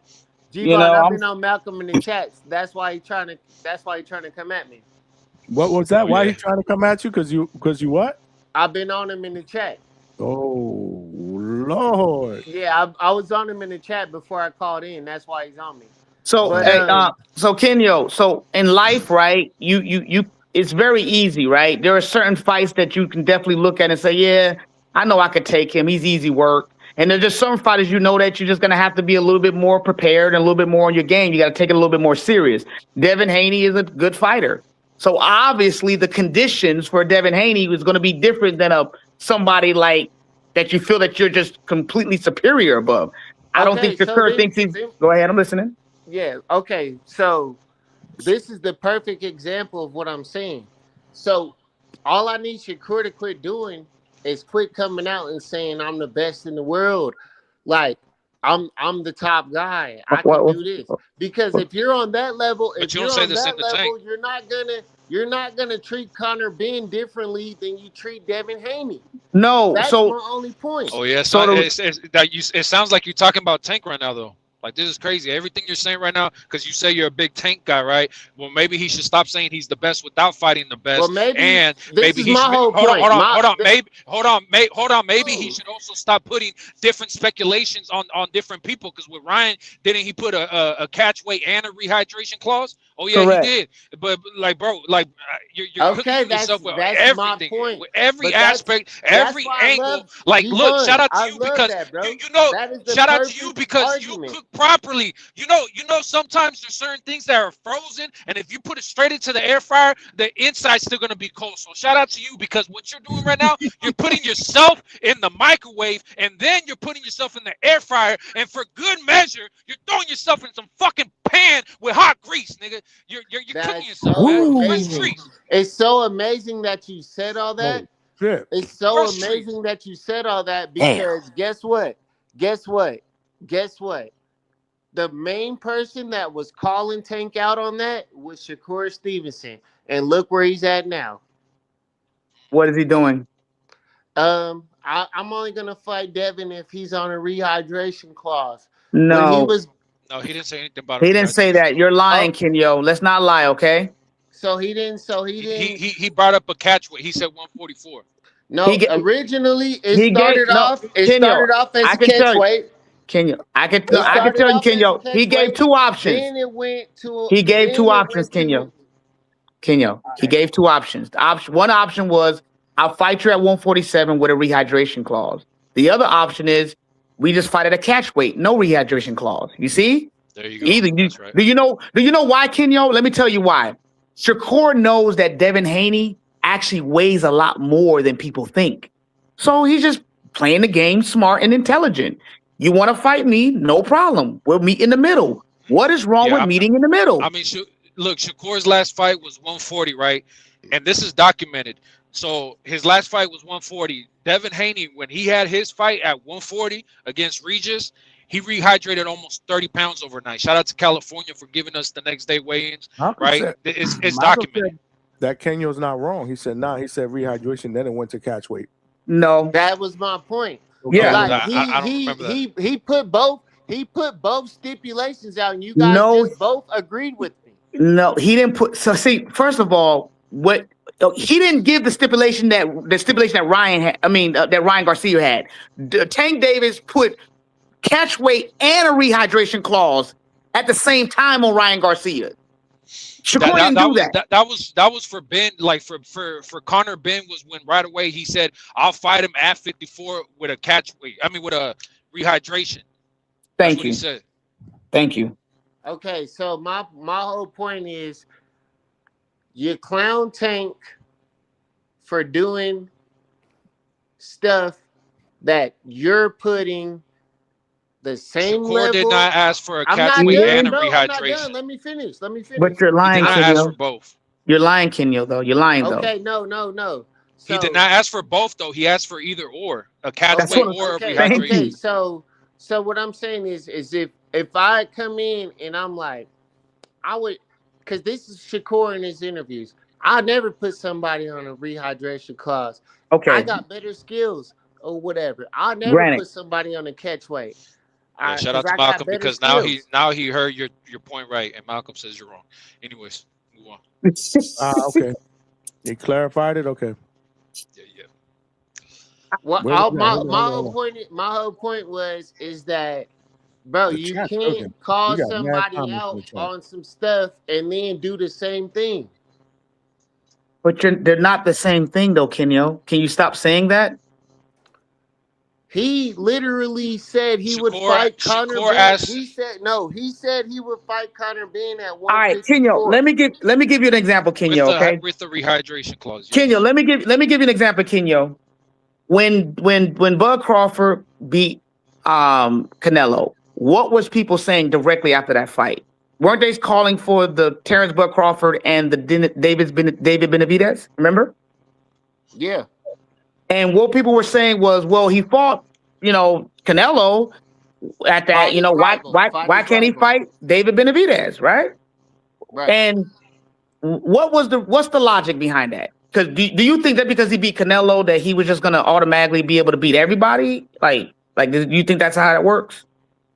Nope. Never said that. You're assuming.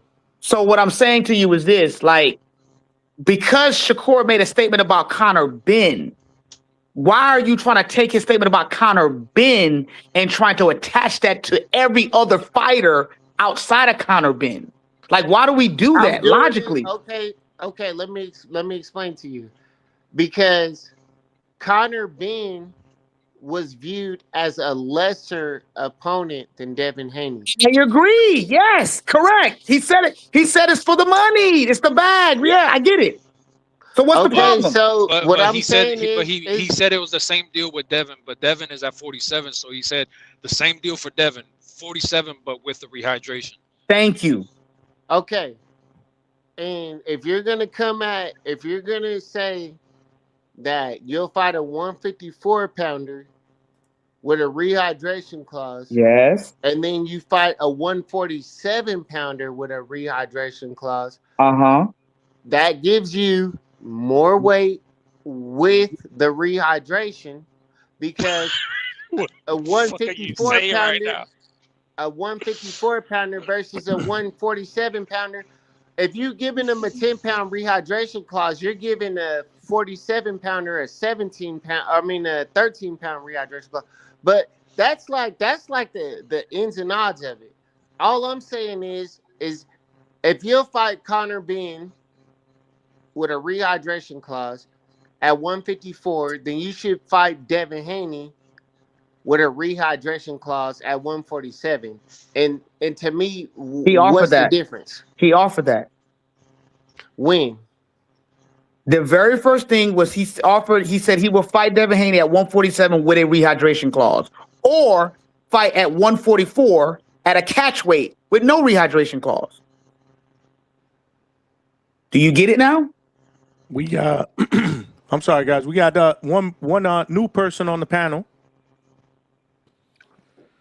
Hey, shout out to you, big bro. I've been here before. I'm sorry, I always use different names. I just think it's wild how we not gonna stop for a second and look at how this shit is rigged, right?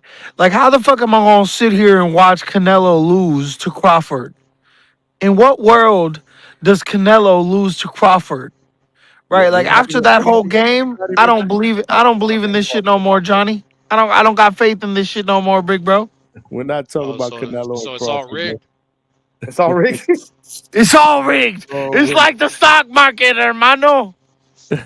Come on, man. We're not even talking about that, man. What's wrong with you, man? Damn. Kenya already dropped the ball, and then this guy just fucking blew up the court. He said, "Fuck this shit." I had to, because this whole shit is rigged. It's not rigged, bro.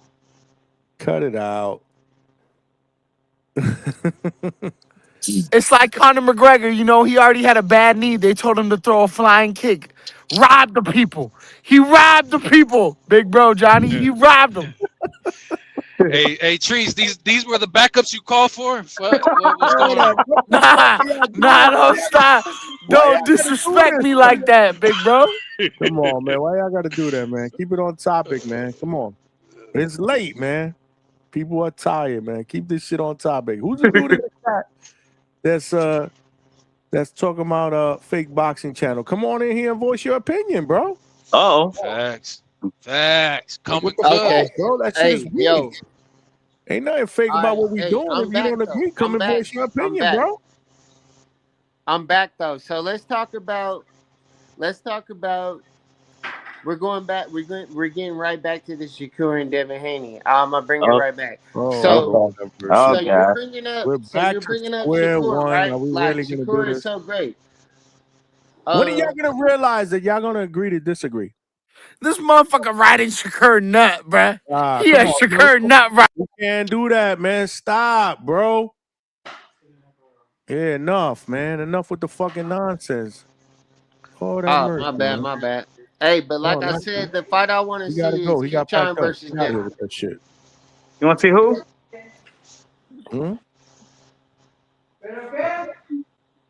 Who got some audio? Who's getting screamed at in the background? Hey, Kenya, was that you? Yelling for you help. guys are going around in circles, man. You know, you're going to agree to disagree. You know, that's what it all boils down to, man. Oh, that's who that was? Okay. Lord have mercy, man. Damn. Yo, yeah, man. We about to wrap it up, y'all. Say no more. We about to wrap it up. We done did 4.5 hours. We got another show. And I gotta work in the afternoon, man. I'll be at the Pro Box Gym tomorrow in the afternoon. And I'm gonna get a show in tomorrow. Hey, Johnny, night. how your shows that you start earlier? How you starting your shows earlier and you fucking doing less time? What you mean? 4.5 You on here hours less is time, less but you time? starting earlier. 4.5 hours is less time? I don't know, man. I don't know. I feel like I've been deprived. I'm feeling like I'm being robbed. I don't know what else you want, Johnny. Take the fucking wallet. Take the wallet, Johnny. You know what? Why don't you take it up with my accountant, man? Send a super chat if you want me to stay longer. Stock part 2 tomorrow, bro. Man. Hey, Man, we going around in circles over the same thing over and over. We can probably do this shit for another 48 hours. I was listening to Kenya, man. You could check. You know, you got it, Johnny. I was listening, man. No, I'm just trying to figure out why Shakur ain't never took none of the tough fights. Okay. All right. Guess Devin Haney taking all the tough fights. I got you, man. Brian Norman Jr. Man, that's the fight I wish we could see. T.O. versus Brian Norman Jr. That's the fight. Because Devin already because I'm not even a Devin Haney fan. I'm just coming in here trying to say that I believe he moves better than Shakur Stevenson. Okay. And I'm like, we need that Brian Norman Jr. T.O. fight. No, Like, we need that. No, we need that Brian Norman Jr. and Devin Part 2. That's what we need. Now that Brian Norman Jr. has the experience and got the right coaching in his corner, now he got something to really fight for. Just when you thought we were gonna end the show, man, somebody tag team. Who is it? Tag team. We back. World Tag Team Champs of the World. It's a TLC match. I want the straps. Hey, no, I just gotta ask one question to this motherfucker Triple Four, man. Hey, man. Has Devin Haney ever missed weight before? No. What does that got to do? And has Shakur ever missed weight before? Absolutely. What's your point? Okay. So how the fuck one guy is a weight bully, but one guy isn't when one guy out here missing weight? That shit makes no sense. But we're talking about a fight at 44, 47. What weight did Shakur miss weight at? Shout out to 126. But the point is, what weight did he miss? What weight did he miss weight at? I just told you 126. But why the fuck? Why is a guy who's missing weight talking to me about weight? You've missed weight. I haven't. I've never missed weight. How am I the weight bully? So wouldn't that make you a weight bully, my guy? You around this bitch missing weight, doing strange things. I can answer that question. Trying to get quote unquote advantages. But I've never missed weight. For 20 minutes steaming on that one point that doesn't really add that's up the thing. to I literally just jumped on because I was listening to the crazy shit. So, Javon, you can answer that, and then I can come right after you and answer as well. I mean, but my whole thing is that's irrelevant because, like, I get it because, and for your information though, Treese, I don't know if you were paying attention. Kenyo was the one who brought up the whole weight bullying shit, right? And the thing is, fucking, we're talking about a fight possibly happen at 44 or 47, and how can we make that fight happen? And you know who's bullshitting what? And we're talking about that, not a fight at 126. I heard somebody call Devin Haney a weight bully. Neither one of these guys. Yeah, Kenyo. Anyways, so but it was not. It was 444 for sure. But go ahead. No, Kenyo. Go ahead, guys. Go ahead. Yeah, I mean, but he was talking about weight trainers or weight trainers. I don't know what he was talking about. Hey, but look, but look, bro, we're talking about a fight up here, not at 26. I get it, like he missed weight then, but nobody's arguing that Shakur's a 26 pounder. Nobody's arguing that Devin's a 26 pounder. Shout out Brian Norman Sr. in the chat. Thank you. So now let me follow. Talking chat. What's good, coach? What's good, coach? Let me follow up with something. Number one, see, Treese, that tells me that you're not really thinking thoroughly like your approach here. We need senior on the panel, man. It's called precedent. Hold on, Treese. Let me make my point. Weight bullying and having discipline are two separate things, buddy. Because Devin, let me explain. Just because Devin Haney takes his craft very serious, that has nothing to do with the fact that he comes in and he rehydrates 30 pounds over. It's okay. Weight bullying. It's facts. He rehydrated almost 30 pounds. Yeah, has that ever been proven? According to Andre Ward, you got to drain that 30 pounds to gain that 30 pounds back. Shout out to Andre Ward, our last Olympic gold medalist here in the States, who seems like he knows what the fuck he's talking about. But that's neither here nor there. Explain it, Treese. Go ahead. Explain it then. If you got, like he just said, if I gained 30, I had to lose. I had to make the weight. I don't believe in weight bullying, motherfucker. I made the weight. My thing is, I'm stuck on the other statement. Our last what medalist? Our last Olympic gold medalist from the States. Gold. Okay, my bad. I thought you were saying like Olympic medalist. Period. Oh no, because you know we got O'Shea Jones here in Toledo, Ohio, bronze medalist. Oh no, we won't forget about her. But that's not the point. That's not what I'm here for. What I'm here to say is, it sets precedent. If this is court, I know 444 loves court. He loves to argue and shit. Somebody send this man to law school. But it's about it's about precedent.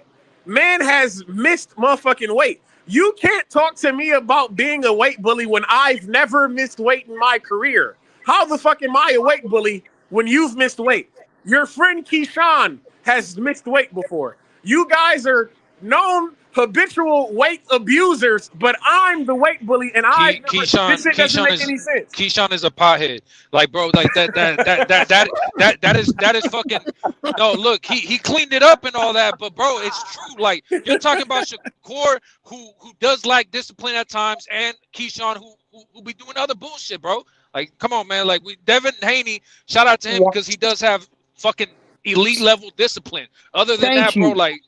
Thank you. See, where you're confusing his ability to show discipline with his ability to actually fight at a lower weight when he's so actually. Shakur is undisciplined, is what you're saying. At 126, we saw an undisciplined Shakur at that particular moment when he missed weight. It happens. You're young. But you are saying, see, not at once. What you're saying in his career, he's undisciplined, is what you're saying. No, when he missed weight at 126, that was a moment in time where he showed a lack of discipline. So what you're saying is that he's mentally fragile and he can be shaken, and that Devin is gonna whoop his ass, is what you're saying, because he's undisciplined, is what you're saying. No, that's what I hear. No, what I am saying is that let's cook, Treese.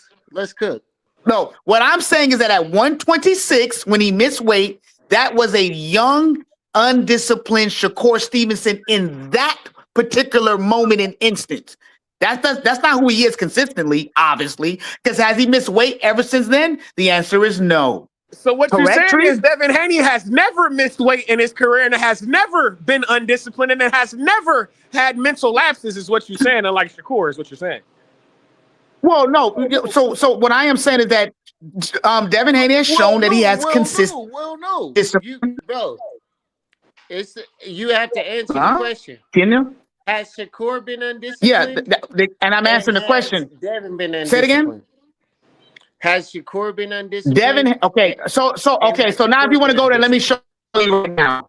Devin Haney has showed us discipline by taking the fight, by accepting the money. Connection is You're breaking up. That's undisciplined, sir. That's undisciplined. Go ahead. Your connection was really, really bad. Oh, my bad. Oh, shout out to the Jack Artist. It was damn. So he missed weight in a higher weight class, Jack Artist. So he's really holy fucking hell. So he's really undisciplined. He went up in weight class and fucked the weight up. My God. What are we doing though? We're supposed to be arguing a fight at 40, 44, 47. No, we're arguing weight stipulations for a fighter who's never missed weight before. You're the chubby chaser.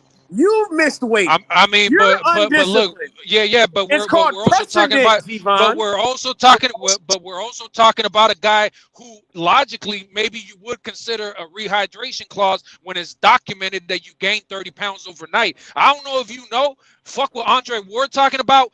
I don't know, bro. Like maybe it's because I'm a heavyweight, but the thing is, how you gonna say fuck what Andre Ward talking about? Hold on, gaining 30 pounds overnight. Listen to this. Just listen to the fact.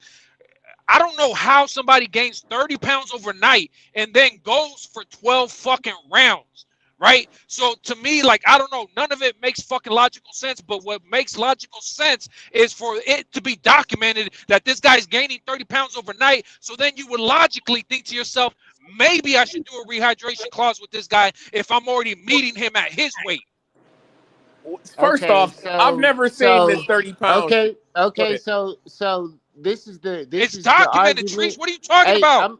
I'm getting documented through. Go ahead, Triple Four. G-Von, hold on, G-Von. Let me State Boxing Commission, bro. Oh man, I gotta go one by one, man. No, yeah, Johnny. But the thing is, Johnny, Treese does this shit. He be talking about what are you talking about when it's facts? Like you can just pull it up. Let me ask you. Did he use an IV to obtain those quote unquote extra 30 pounds? Bro, we don't know. We don't know what happens in the hotel room. All I'm saying is, did he cheat? Was that an illegal maneuver? Was that illegal? Yeah, actually, yes, it was, because you're not supposed to rehydrate more than 15% of your body weight. In what sanctioning body? In the California state boxing. So why wasn't his win? So why was it a no contest? Trees, that question is I'm with you on that question. I'm just asking the question. Come on, man, y'all talking over each other again, one by one. And I'll let you guys cook, but Trees, just so you know, they had a whole meeting and they were talking about that should be actually a disqualification because he broke the rules. So shout out to that. But I mean, I don't recall that. Like I said, Google's your best friend. You know, this is all facts. They've had meetings on this. But you know, I don't know what's happened since then. But yes, I just want to say something real quick. And I want to make a correction. Shakur missed weight at 130. He came in 1.6 pounds over. Damn, 1.6. Look at that fat man. Hold on. 1.6 pounds. 1.6. 1 pound. 1.6, buddy. Damn. Okay. It was for the one. Bro. It was at 130. Never done anything like that before. In the hood, we round that up to 2 pounds. But go ahead.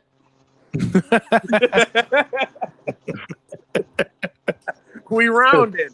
If we're rounding up, I'm just putting that out there. So like I don't know like what is any, I'm just letting you guys know just to make that correction. It was at 130. So my So apologies. basically, you saying that the man he went up in weight and missed weight, which is even worse. That's you do realize that that's even more detrimental. Once again, that was a moment of being undisciplined. That's all, man. You're trying to make it something else that it's not because he's never missed weight after that. I'm making it that the man has missed weight and Devin Haney has never, but he's quote unquote the weight bully. That's illogical to me. I heard you speak. I heard you like to speak in logic. That makes no. That's like motherfucker? How could you call me a thief and I've never stolen anything in my life? But you just went to jail for receiving stolen property. What the fuck are you talking about? Oh, that's a horrible example. So I'll tell you like this. That's like you being a thief, but you never got caught. Does that make sense now? Does that make sense? He got stripped. He got stripped. He got stripped. He definitely got You get it now? You get it? He definitely You got get it? caught. How am I a thief? I never got caught. I never got caught. How am I a thief? What are we doing, man? We doing bullshit, Johnny. But that's not the point. The point is, Johnny, they missing the point, Johnny. The point is, on this first, we got Charles Conwell. You feel me? Charles Conwell is back. You feel me? You understand me? Olympian versus Olympian. Midwest Mafia shit. That's the point. See, that's the real point. And the point is that Devin Haney don't got to do what the fuck Shakur say. I'm fighting Richardson Hitchens at a guy who's actually going to come to 147, a real, actual, factual weight. Not 144, not 143 and a half. Not a guy. I'm not fighting guys who are missing weight. Shout out to Devin Haney, man. Stop. Get up there and get on their ass, man. Y'all be cool, but I got more money to steal, man. Trees. HR on that ass like a diaper rash. Salute to Speaking of that, has Richardson Hitchens ever missed weight? I don't know, but he backed out of his last fight. Oh yeah, he was. Yeah, but all I know and I is fucks with Hitchens. Y'all know that he my guy, but listen, you got to call it what it is. Yeah, he was overweight for sure. But Johnny, for the record, when you Google Devin Haney rehydration California, it says Devin Haney has previously faced scrutiny regarding his massive fight night rehydration. For instance, in his fight with Regis, right, at the Chase Center, he reportedly weighed in at 140 pounds, but rehydrated to 165 pounds, roughly 25 pounds over 18% over the limit. While this sparked controversy, and is calling for stricter caps, missing California Sports Agency. What the fuck is the CSAC rehydration limits? California and saying State that Athletic Commission. Yeah, so basically saying that he violated the fucking the terms of that shit. So yeah, I mean it's Google my friend. And also, Javon, I want to add this for a lot of the listeners and for Kenyo. If you just simply Google Kenyo, in boxing, weight bully is a fighter who sheds an extreme amount of weight to compete in a lower weight class. By aggressively dehydrating before the official weigh-in, they pack the pounds back on by fight night. This grants them a massive size, strength, and reach advantage over naturally smaller opponents. Okay, buddy, you got better punch resistance by doing that. Okay, it's very simple. It's common sense. Like, I don't know what being honest about something that obviously boxing hasn't really put a clamp on yet. But when boxing put a clamp on that stuff, I guarantee you're gonna see a different story when it comes to this. Immediately after weigh-in, fighters rehydrate and eat heavily. It is a common for boxers to step into the ring on fight night 10 to 20 pounds heavier than their contracted weight limit. It's boxing. Okay, so I get it. I agree, but would you also agree that with being the guy that you said that Shakur is and how intelligent of a boxer he's not doing the same thing? You say he's not doing the same thing? What do you mean? No, what I meant was I'm saying Shakur is doing the same thing. Like he's coming in you just and fighting repeated the above same shit. His weight.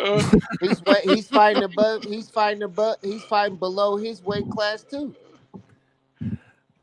Go ahead, Johnny. Hold up, I say you make the weight, you fight in that division. Yeah, these are all. Listen. Hold on. Polo Buck with the $2. Straight cash, homie. I'm sorry, man. Poly Market bet Keyshawn misses weight again. That's another thing, man. You can't bet on this dude to be able to make the weight, man. Yeah. I mean, what weight division is he comfortable in? We haven't seen that at 140, 135, 140. Hopefully not 147. He fills out. Why is it all them guys out of that camp are always missing weight? Marcus Warren with the $2 asks, can Devin still make 135 out of 140? No, I don't believe so. Yeah, I don't think so. I don't think so. But another Johnny, weird I think he meant or 140. Another weird thing is when still make one. I don't think either one, to be honest with you. Another weird thing is when you're looking up this Devin Haney, California shit is it says that if a fighter rehydrates more than 10% of their body weight overnight, it says that the commission issues a recommendation to move up in weight. I don't know. That's what it says here. It's weird. But my whole question is why are Keyshawn Davis and Shakur the only ones that couldn't make the weight, and we're saying Devin Haney's the weight bully? You guys are going around in circles. You know that. Yeah, right? I don't care. I don't care about the weight bully shit. I'm not saying anything. Thing is because look, if you make weight. If you make weight, you make the weight. Kenyo, I think you forget. You're the only one who brought up weight trainers, right? Fucking whatever the fuck you said, bro. And that's the reason why we're talking about weight bullies and all this weird shit, right? But at the end of the day, if you make the weight, you make the weight. The only thing I was trying to prove about the California shit is that there's also rules to rehydration, because there is. But other than that, though, we're arguing about a fight at 44 and 47, and we keep bringing up 26, 30, 35, all this other weird shit. And, bro, like, I don't get it. My only thing is, at the end of the day, it's very simple. Shakur got his fucking his car pulled, right? It's that simple, because he said, I'll fight you at 144, though. No rehydration, yada yada. And now from what it seems like Shakur is the one that's not going through it with his word. Like, I'll take the fight here and there, but other than that, though, like, Shakur is just a naturally smaller guy than Devin. I don't know. I think to me it's plain to see, but it is what it is. I don't know. Shakur is gonna move around strategically like Tank does. Shout out to Tank, your favorite fighter, Kenyo. And I guess. Yep. You're calling for him to be smarter, because I heard you talking about him being smarter. I guess you want him to use Tank's tactics and hydration. No. What I'm saying is he shitted on Tank's tactics, and then now he's trying to use them. That's why. But at the same time, you're telling Shakur to be smarter.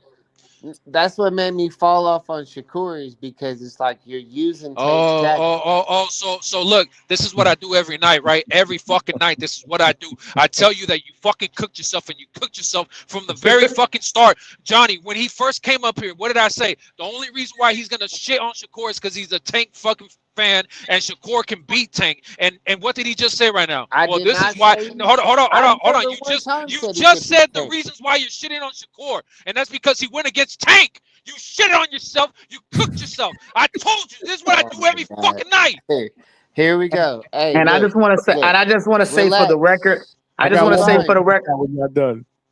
Oh, go ahead, Johnny. Because I need a rebuttal against. I need a rebuttal real quick for. Go ahead, man. Real quick, I got two super chats. It's not that. It's that Shakur fans need to admit that they was wrong about Tank. That's it. That's all y'all need to do. Bro, this guy's out of control. Lord, yes, it's all about Tank. It's all about Tank, Johnny. But you gotta respect Kenyo. He diehard Tank guy, man. I mean, I guess that's just hilarious, though. That's hold on, let me read these super chats, man. My man OB with the 5-piece, man.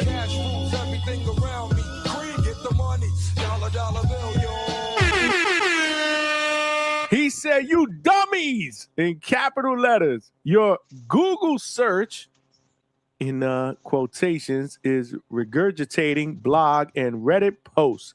It's folks like G. Vaughn talking on forums and blogs forming your Google sources. Yeah. Anyways, OB's a real Devin fanboy, and it is what it is. Every TBV show about fucking Devin, he's in there glazing. Every Yeah. Tone show about Devin, he's Man. glazing. Yeah. Every Johnny show about Devin, he's glazing. And it is Damn. what it is. At the end of the day, the facts are the facts. You can look it up on the California fucking boxing fucking whatever, man. I'm fucking off. I'm off of steroids right now. Hey, man, the thing is, the facts are the facts. The facts are the facts. A 2-pack of ass. Facts. Can't even But look, breathe.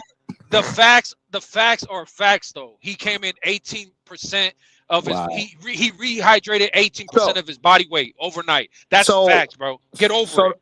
So the way that I am, Johnny, is that I believe two things can exist at the same time. It's a fact that if you make the weight, you can do the fight, great, granted, no problem. But it's also a fact that there is advantages to individuals who can rehydrate 30, 40 pounds or whatever. See, I don't know why people have to take one or the other. No, both can exist because they do exist.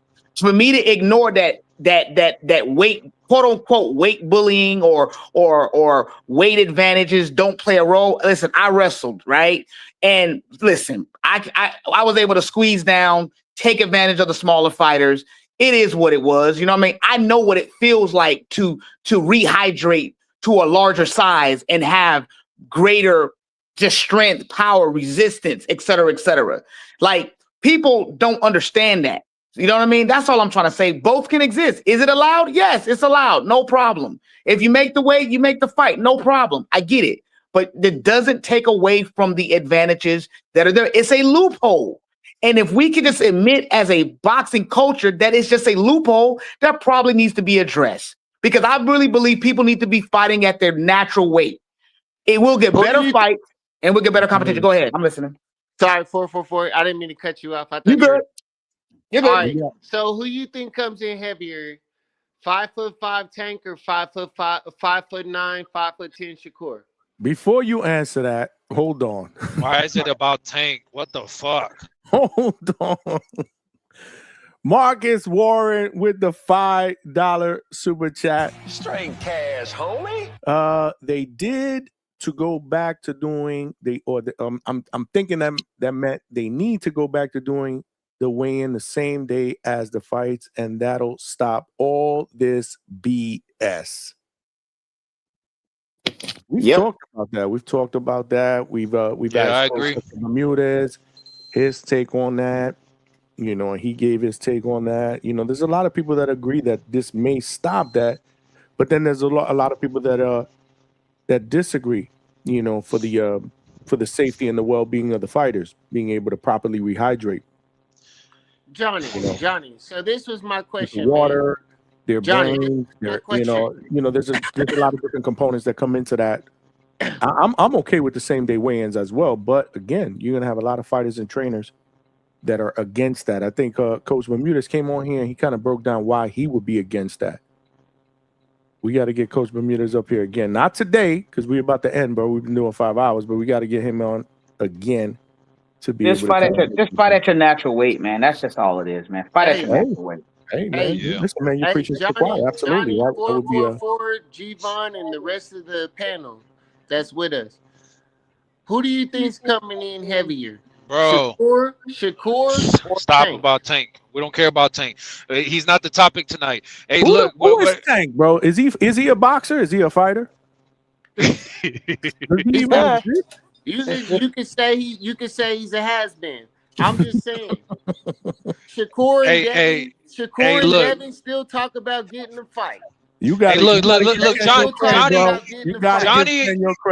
is shout out to him. But look, Johnny's trying to wrap this up. But what I will say is, first of all, this show is not about fucking Tank. Shut the fuck up about that guy, bro. and second of all, Z Pacino talking about where are these facts? Where are these facts when all these other fighters rehydrate more than 15%, bro?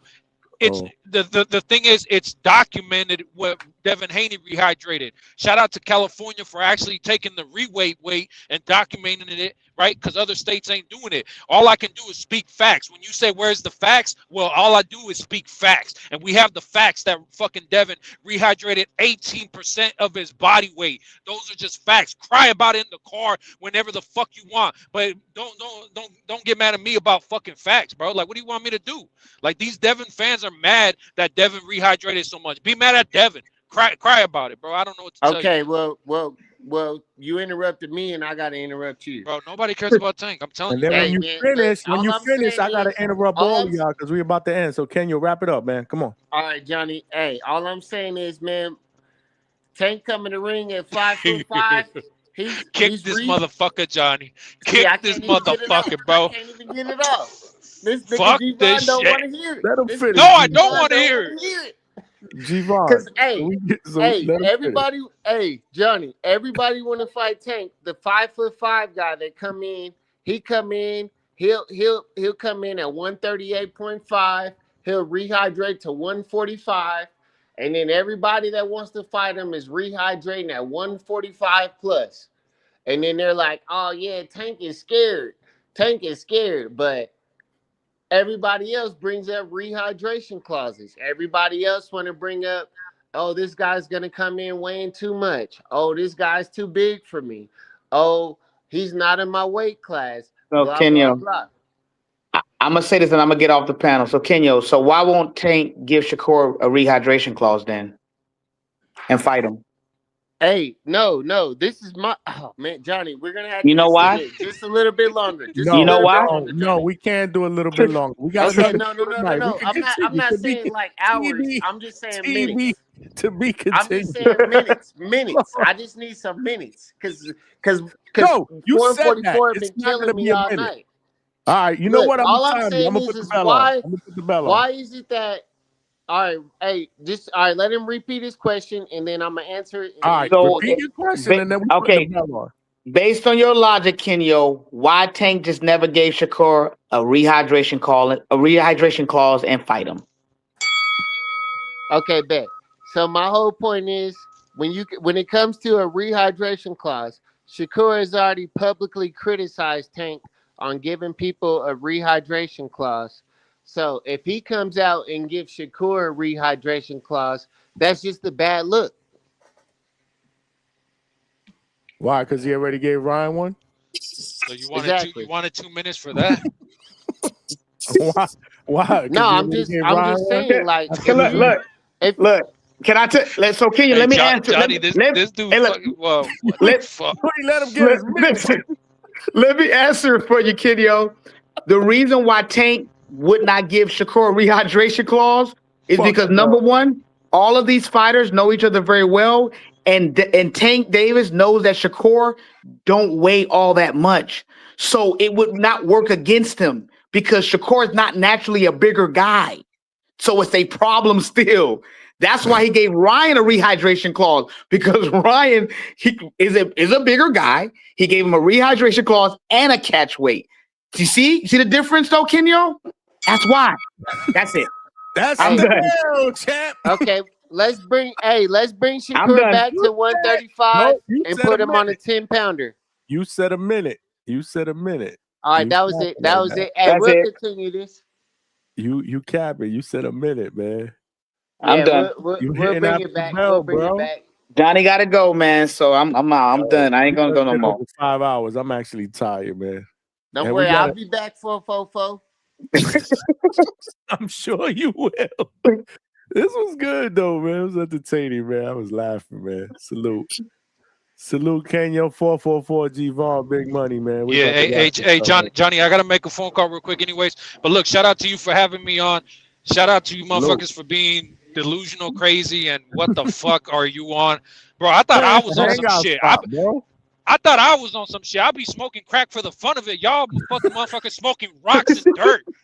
Y'all motherfuckers smoking, bro. I don't know what you smoking. Hey, look, Johnny, what I will tell you though is, shout out to Diego Pacheco. Fight this week. It is what the fuck it is. About that this week, G-Von. Hey, well, we gonna talk about it tomorrow. Whenever you back on. Yes. Shout out to Diego and shout out to his brother. He fighting too. Hey, So, but what I will tell you is, all you motherfuckers remember, Jesus Christ is king, bro. I knew he was. It's that simple. Amen. He starts it off with a curse, though.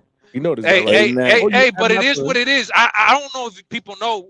If you actually read the Bible, Jesus and his disciples went around cursing the wise men. This is facts. They went around flipping tables and even murdering people. It is what it is. Like people have this weird perception of what Jesus is. Jesus is not no soft motherfucker, man. We here to go to war. It is what it is, man. Shout out to Johnny. Shout out to the fucking hangout spot, not the soft spot. Shout out to Victor Conte, man. Rest in peace. Wow. Jesus Christ is king, man. We out. What an entertaining roller coaster of a show, man. This is what I'm talking about, man. All right, 444, big buddy, man. I appreciate y'all, man. I'm We out. back at it. Out. All right, man. Salute. All right. Shout out to the Pacheco brothers. My guy Fed.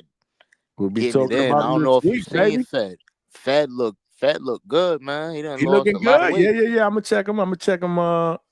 Anyway, we're gonna be talking about that this week. That's a either fact. tonight or Thursday night. As a fact, we're gonna get into it. All right, Let's but get it. yeah, I'm gonna get up with you, bro. Saludos, man. You already know. Big money in the building, man. Salute to all of y'all, man. This is a great show, man. Entertaining, man. Good back and forth, man. Yeah, man. This one got crazy a little bit, but again, nothing disrespectful. This is what I'm talking about. Good back and forth, man. As long as nobody gets personal and starts throwing those crazy words that could potentially get us flagged and the racial slurs. We don't need to do that, man. We could have a good time just doing what we did. Probably the last hour and a half. Because other than that, the shit was kind of calm, cool, and collected, man. Salute, man. We had some good conversations, man. Let's not forget, too, in the beginning, I started this show early at 8:15 Eastern Standard Time, and there's a reason for that. So when we do 5 hours and change, we have 5 hours and 10 minutes, at least Eastern Standard. It's only 1:30 in the morning.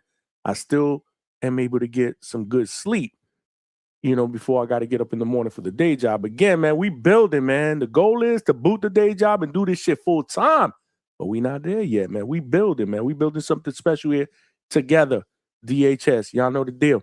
Hold on, I got a super chat. Polo Buck, my brother with the 2-piece.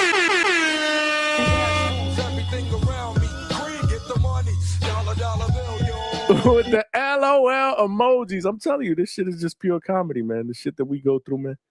Alberto, you missed the show, man. You missed the damn show. He wants to link now, man. We about to wrap this up. We did over 5 hours, man, but you are free to come on tonight. Now, hold on. Today, I'm actually working. I got to get up in the morning. I got to work the day job half a day, and then I'm splitting midday, and I'm going to Pro Box. I'm going to the Pro Box gym, man. I got to check out, my guy, Coach Mark Ferrer. I got to check out Edgar Belanga. I got to check out Najee Lopez. I got to check out Dominic Valle. All these dudes are in training camp. Edgar is in camp, obviously, for his fight in New York City. Not this Sunday, the Sunday after that. So this is the last week of preparations at the Pro Box gym where they're training. So I'm going to be there, man. Coach allows me that access, man. So, we're going to get some footage, get some live interviews, some good content for the DHS family members, man, which we will release early for the DHS pound for pound members. It's only $2.99 a month to join the membership. So, yeah, man, support the channel, man. Nah, it's not just Belanga, Alberto said. It's not just Belanga. Belanga, my dude, man, but Najee's going to be there. There's a lot of other fighters. Elijah Flores, man, True Tech, he's going to be in the building. Obviously, there's a lot of fighters. Pro Box Gym is lit, man. Lamont Roach might be there as well, man. I don't know, but if he's there, again, we going to get that footage, man. You know how we do DHS style, man. Let's drop the motherfucking bomb. Yeah, man. And y'all the real champions, man. The champ is here. The champ is here. The champ is here. You see, Pacino, I got you. Definitely need an update on Blast. I got you. I saw that. Absolutely. I got to see what's going on. I don't know if he's training at the gym, though. Something went down. So we're going to get some details, man. Salute. And I appreciate the DHS family, man, for being linked in, man, with some of the fighters that I rock with. Don J, I see you, man. Salute to you as well, man. So tomorrow in the afternoon, we're going to get that work. Hopefully, I'm going to get home, at a decent hour. Usually when I'm at the gym, I'm there for a few hours. I don't know what time I'm going to get home. However, Hopefully, I'm going to get home, at a decent hour where I could eat and do a show, get a show in tomorrow night. Hopefully, you got to see, because, again, I'm doing work, man. I'm working double duty tomorrow and then a show. So we're going to try to get a show in tonight. Definitely a show in on Thursday. If you guys missed the beginning part of this show, we had undefeated prospect who just won his pro debut, man. James the One Williams. Good interview. Check out the playback. I will clip that interview out probably and put it on a separate video on its own probably by the end of the week. So, my man could get his shine, get his own thumbnail, and I could clip some shorts. Yeah, man. I'm behind on the A-ball, man. I need to start clipping some more shorts, man, because we put out good material. It's just, again, man, it's hard for me, man, with 2 jobs, the day job and obviously doing the DHS night job. It doesn't even feel like work. I love this shit. Tonight was a great show. But I appreciate it, man. Hit the like button on the way out, please. Tell a friend and subscribe. We did get some subscribers today, so salute. But we need some more subscribers. We got to get to that 4,000 mark. We are getting very, very close. Tell a friend. Help us get there. It is free, man. And salute to everybody that sends super chats to support. That's what it's all about, man. We're trying to get that work in. I appreciate all of y'all, man. All of y'all. And we right back at it, man. So bring that energy next show, man. As always, this is your boy Johnny signing out from DHS Live. I love y'all. And we back at it, man. Let's get it. 1.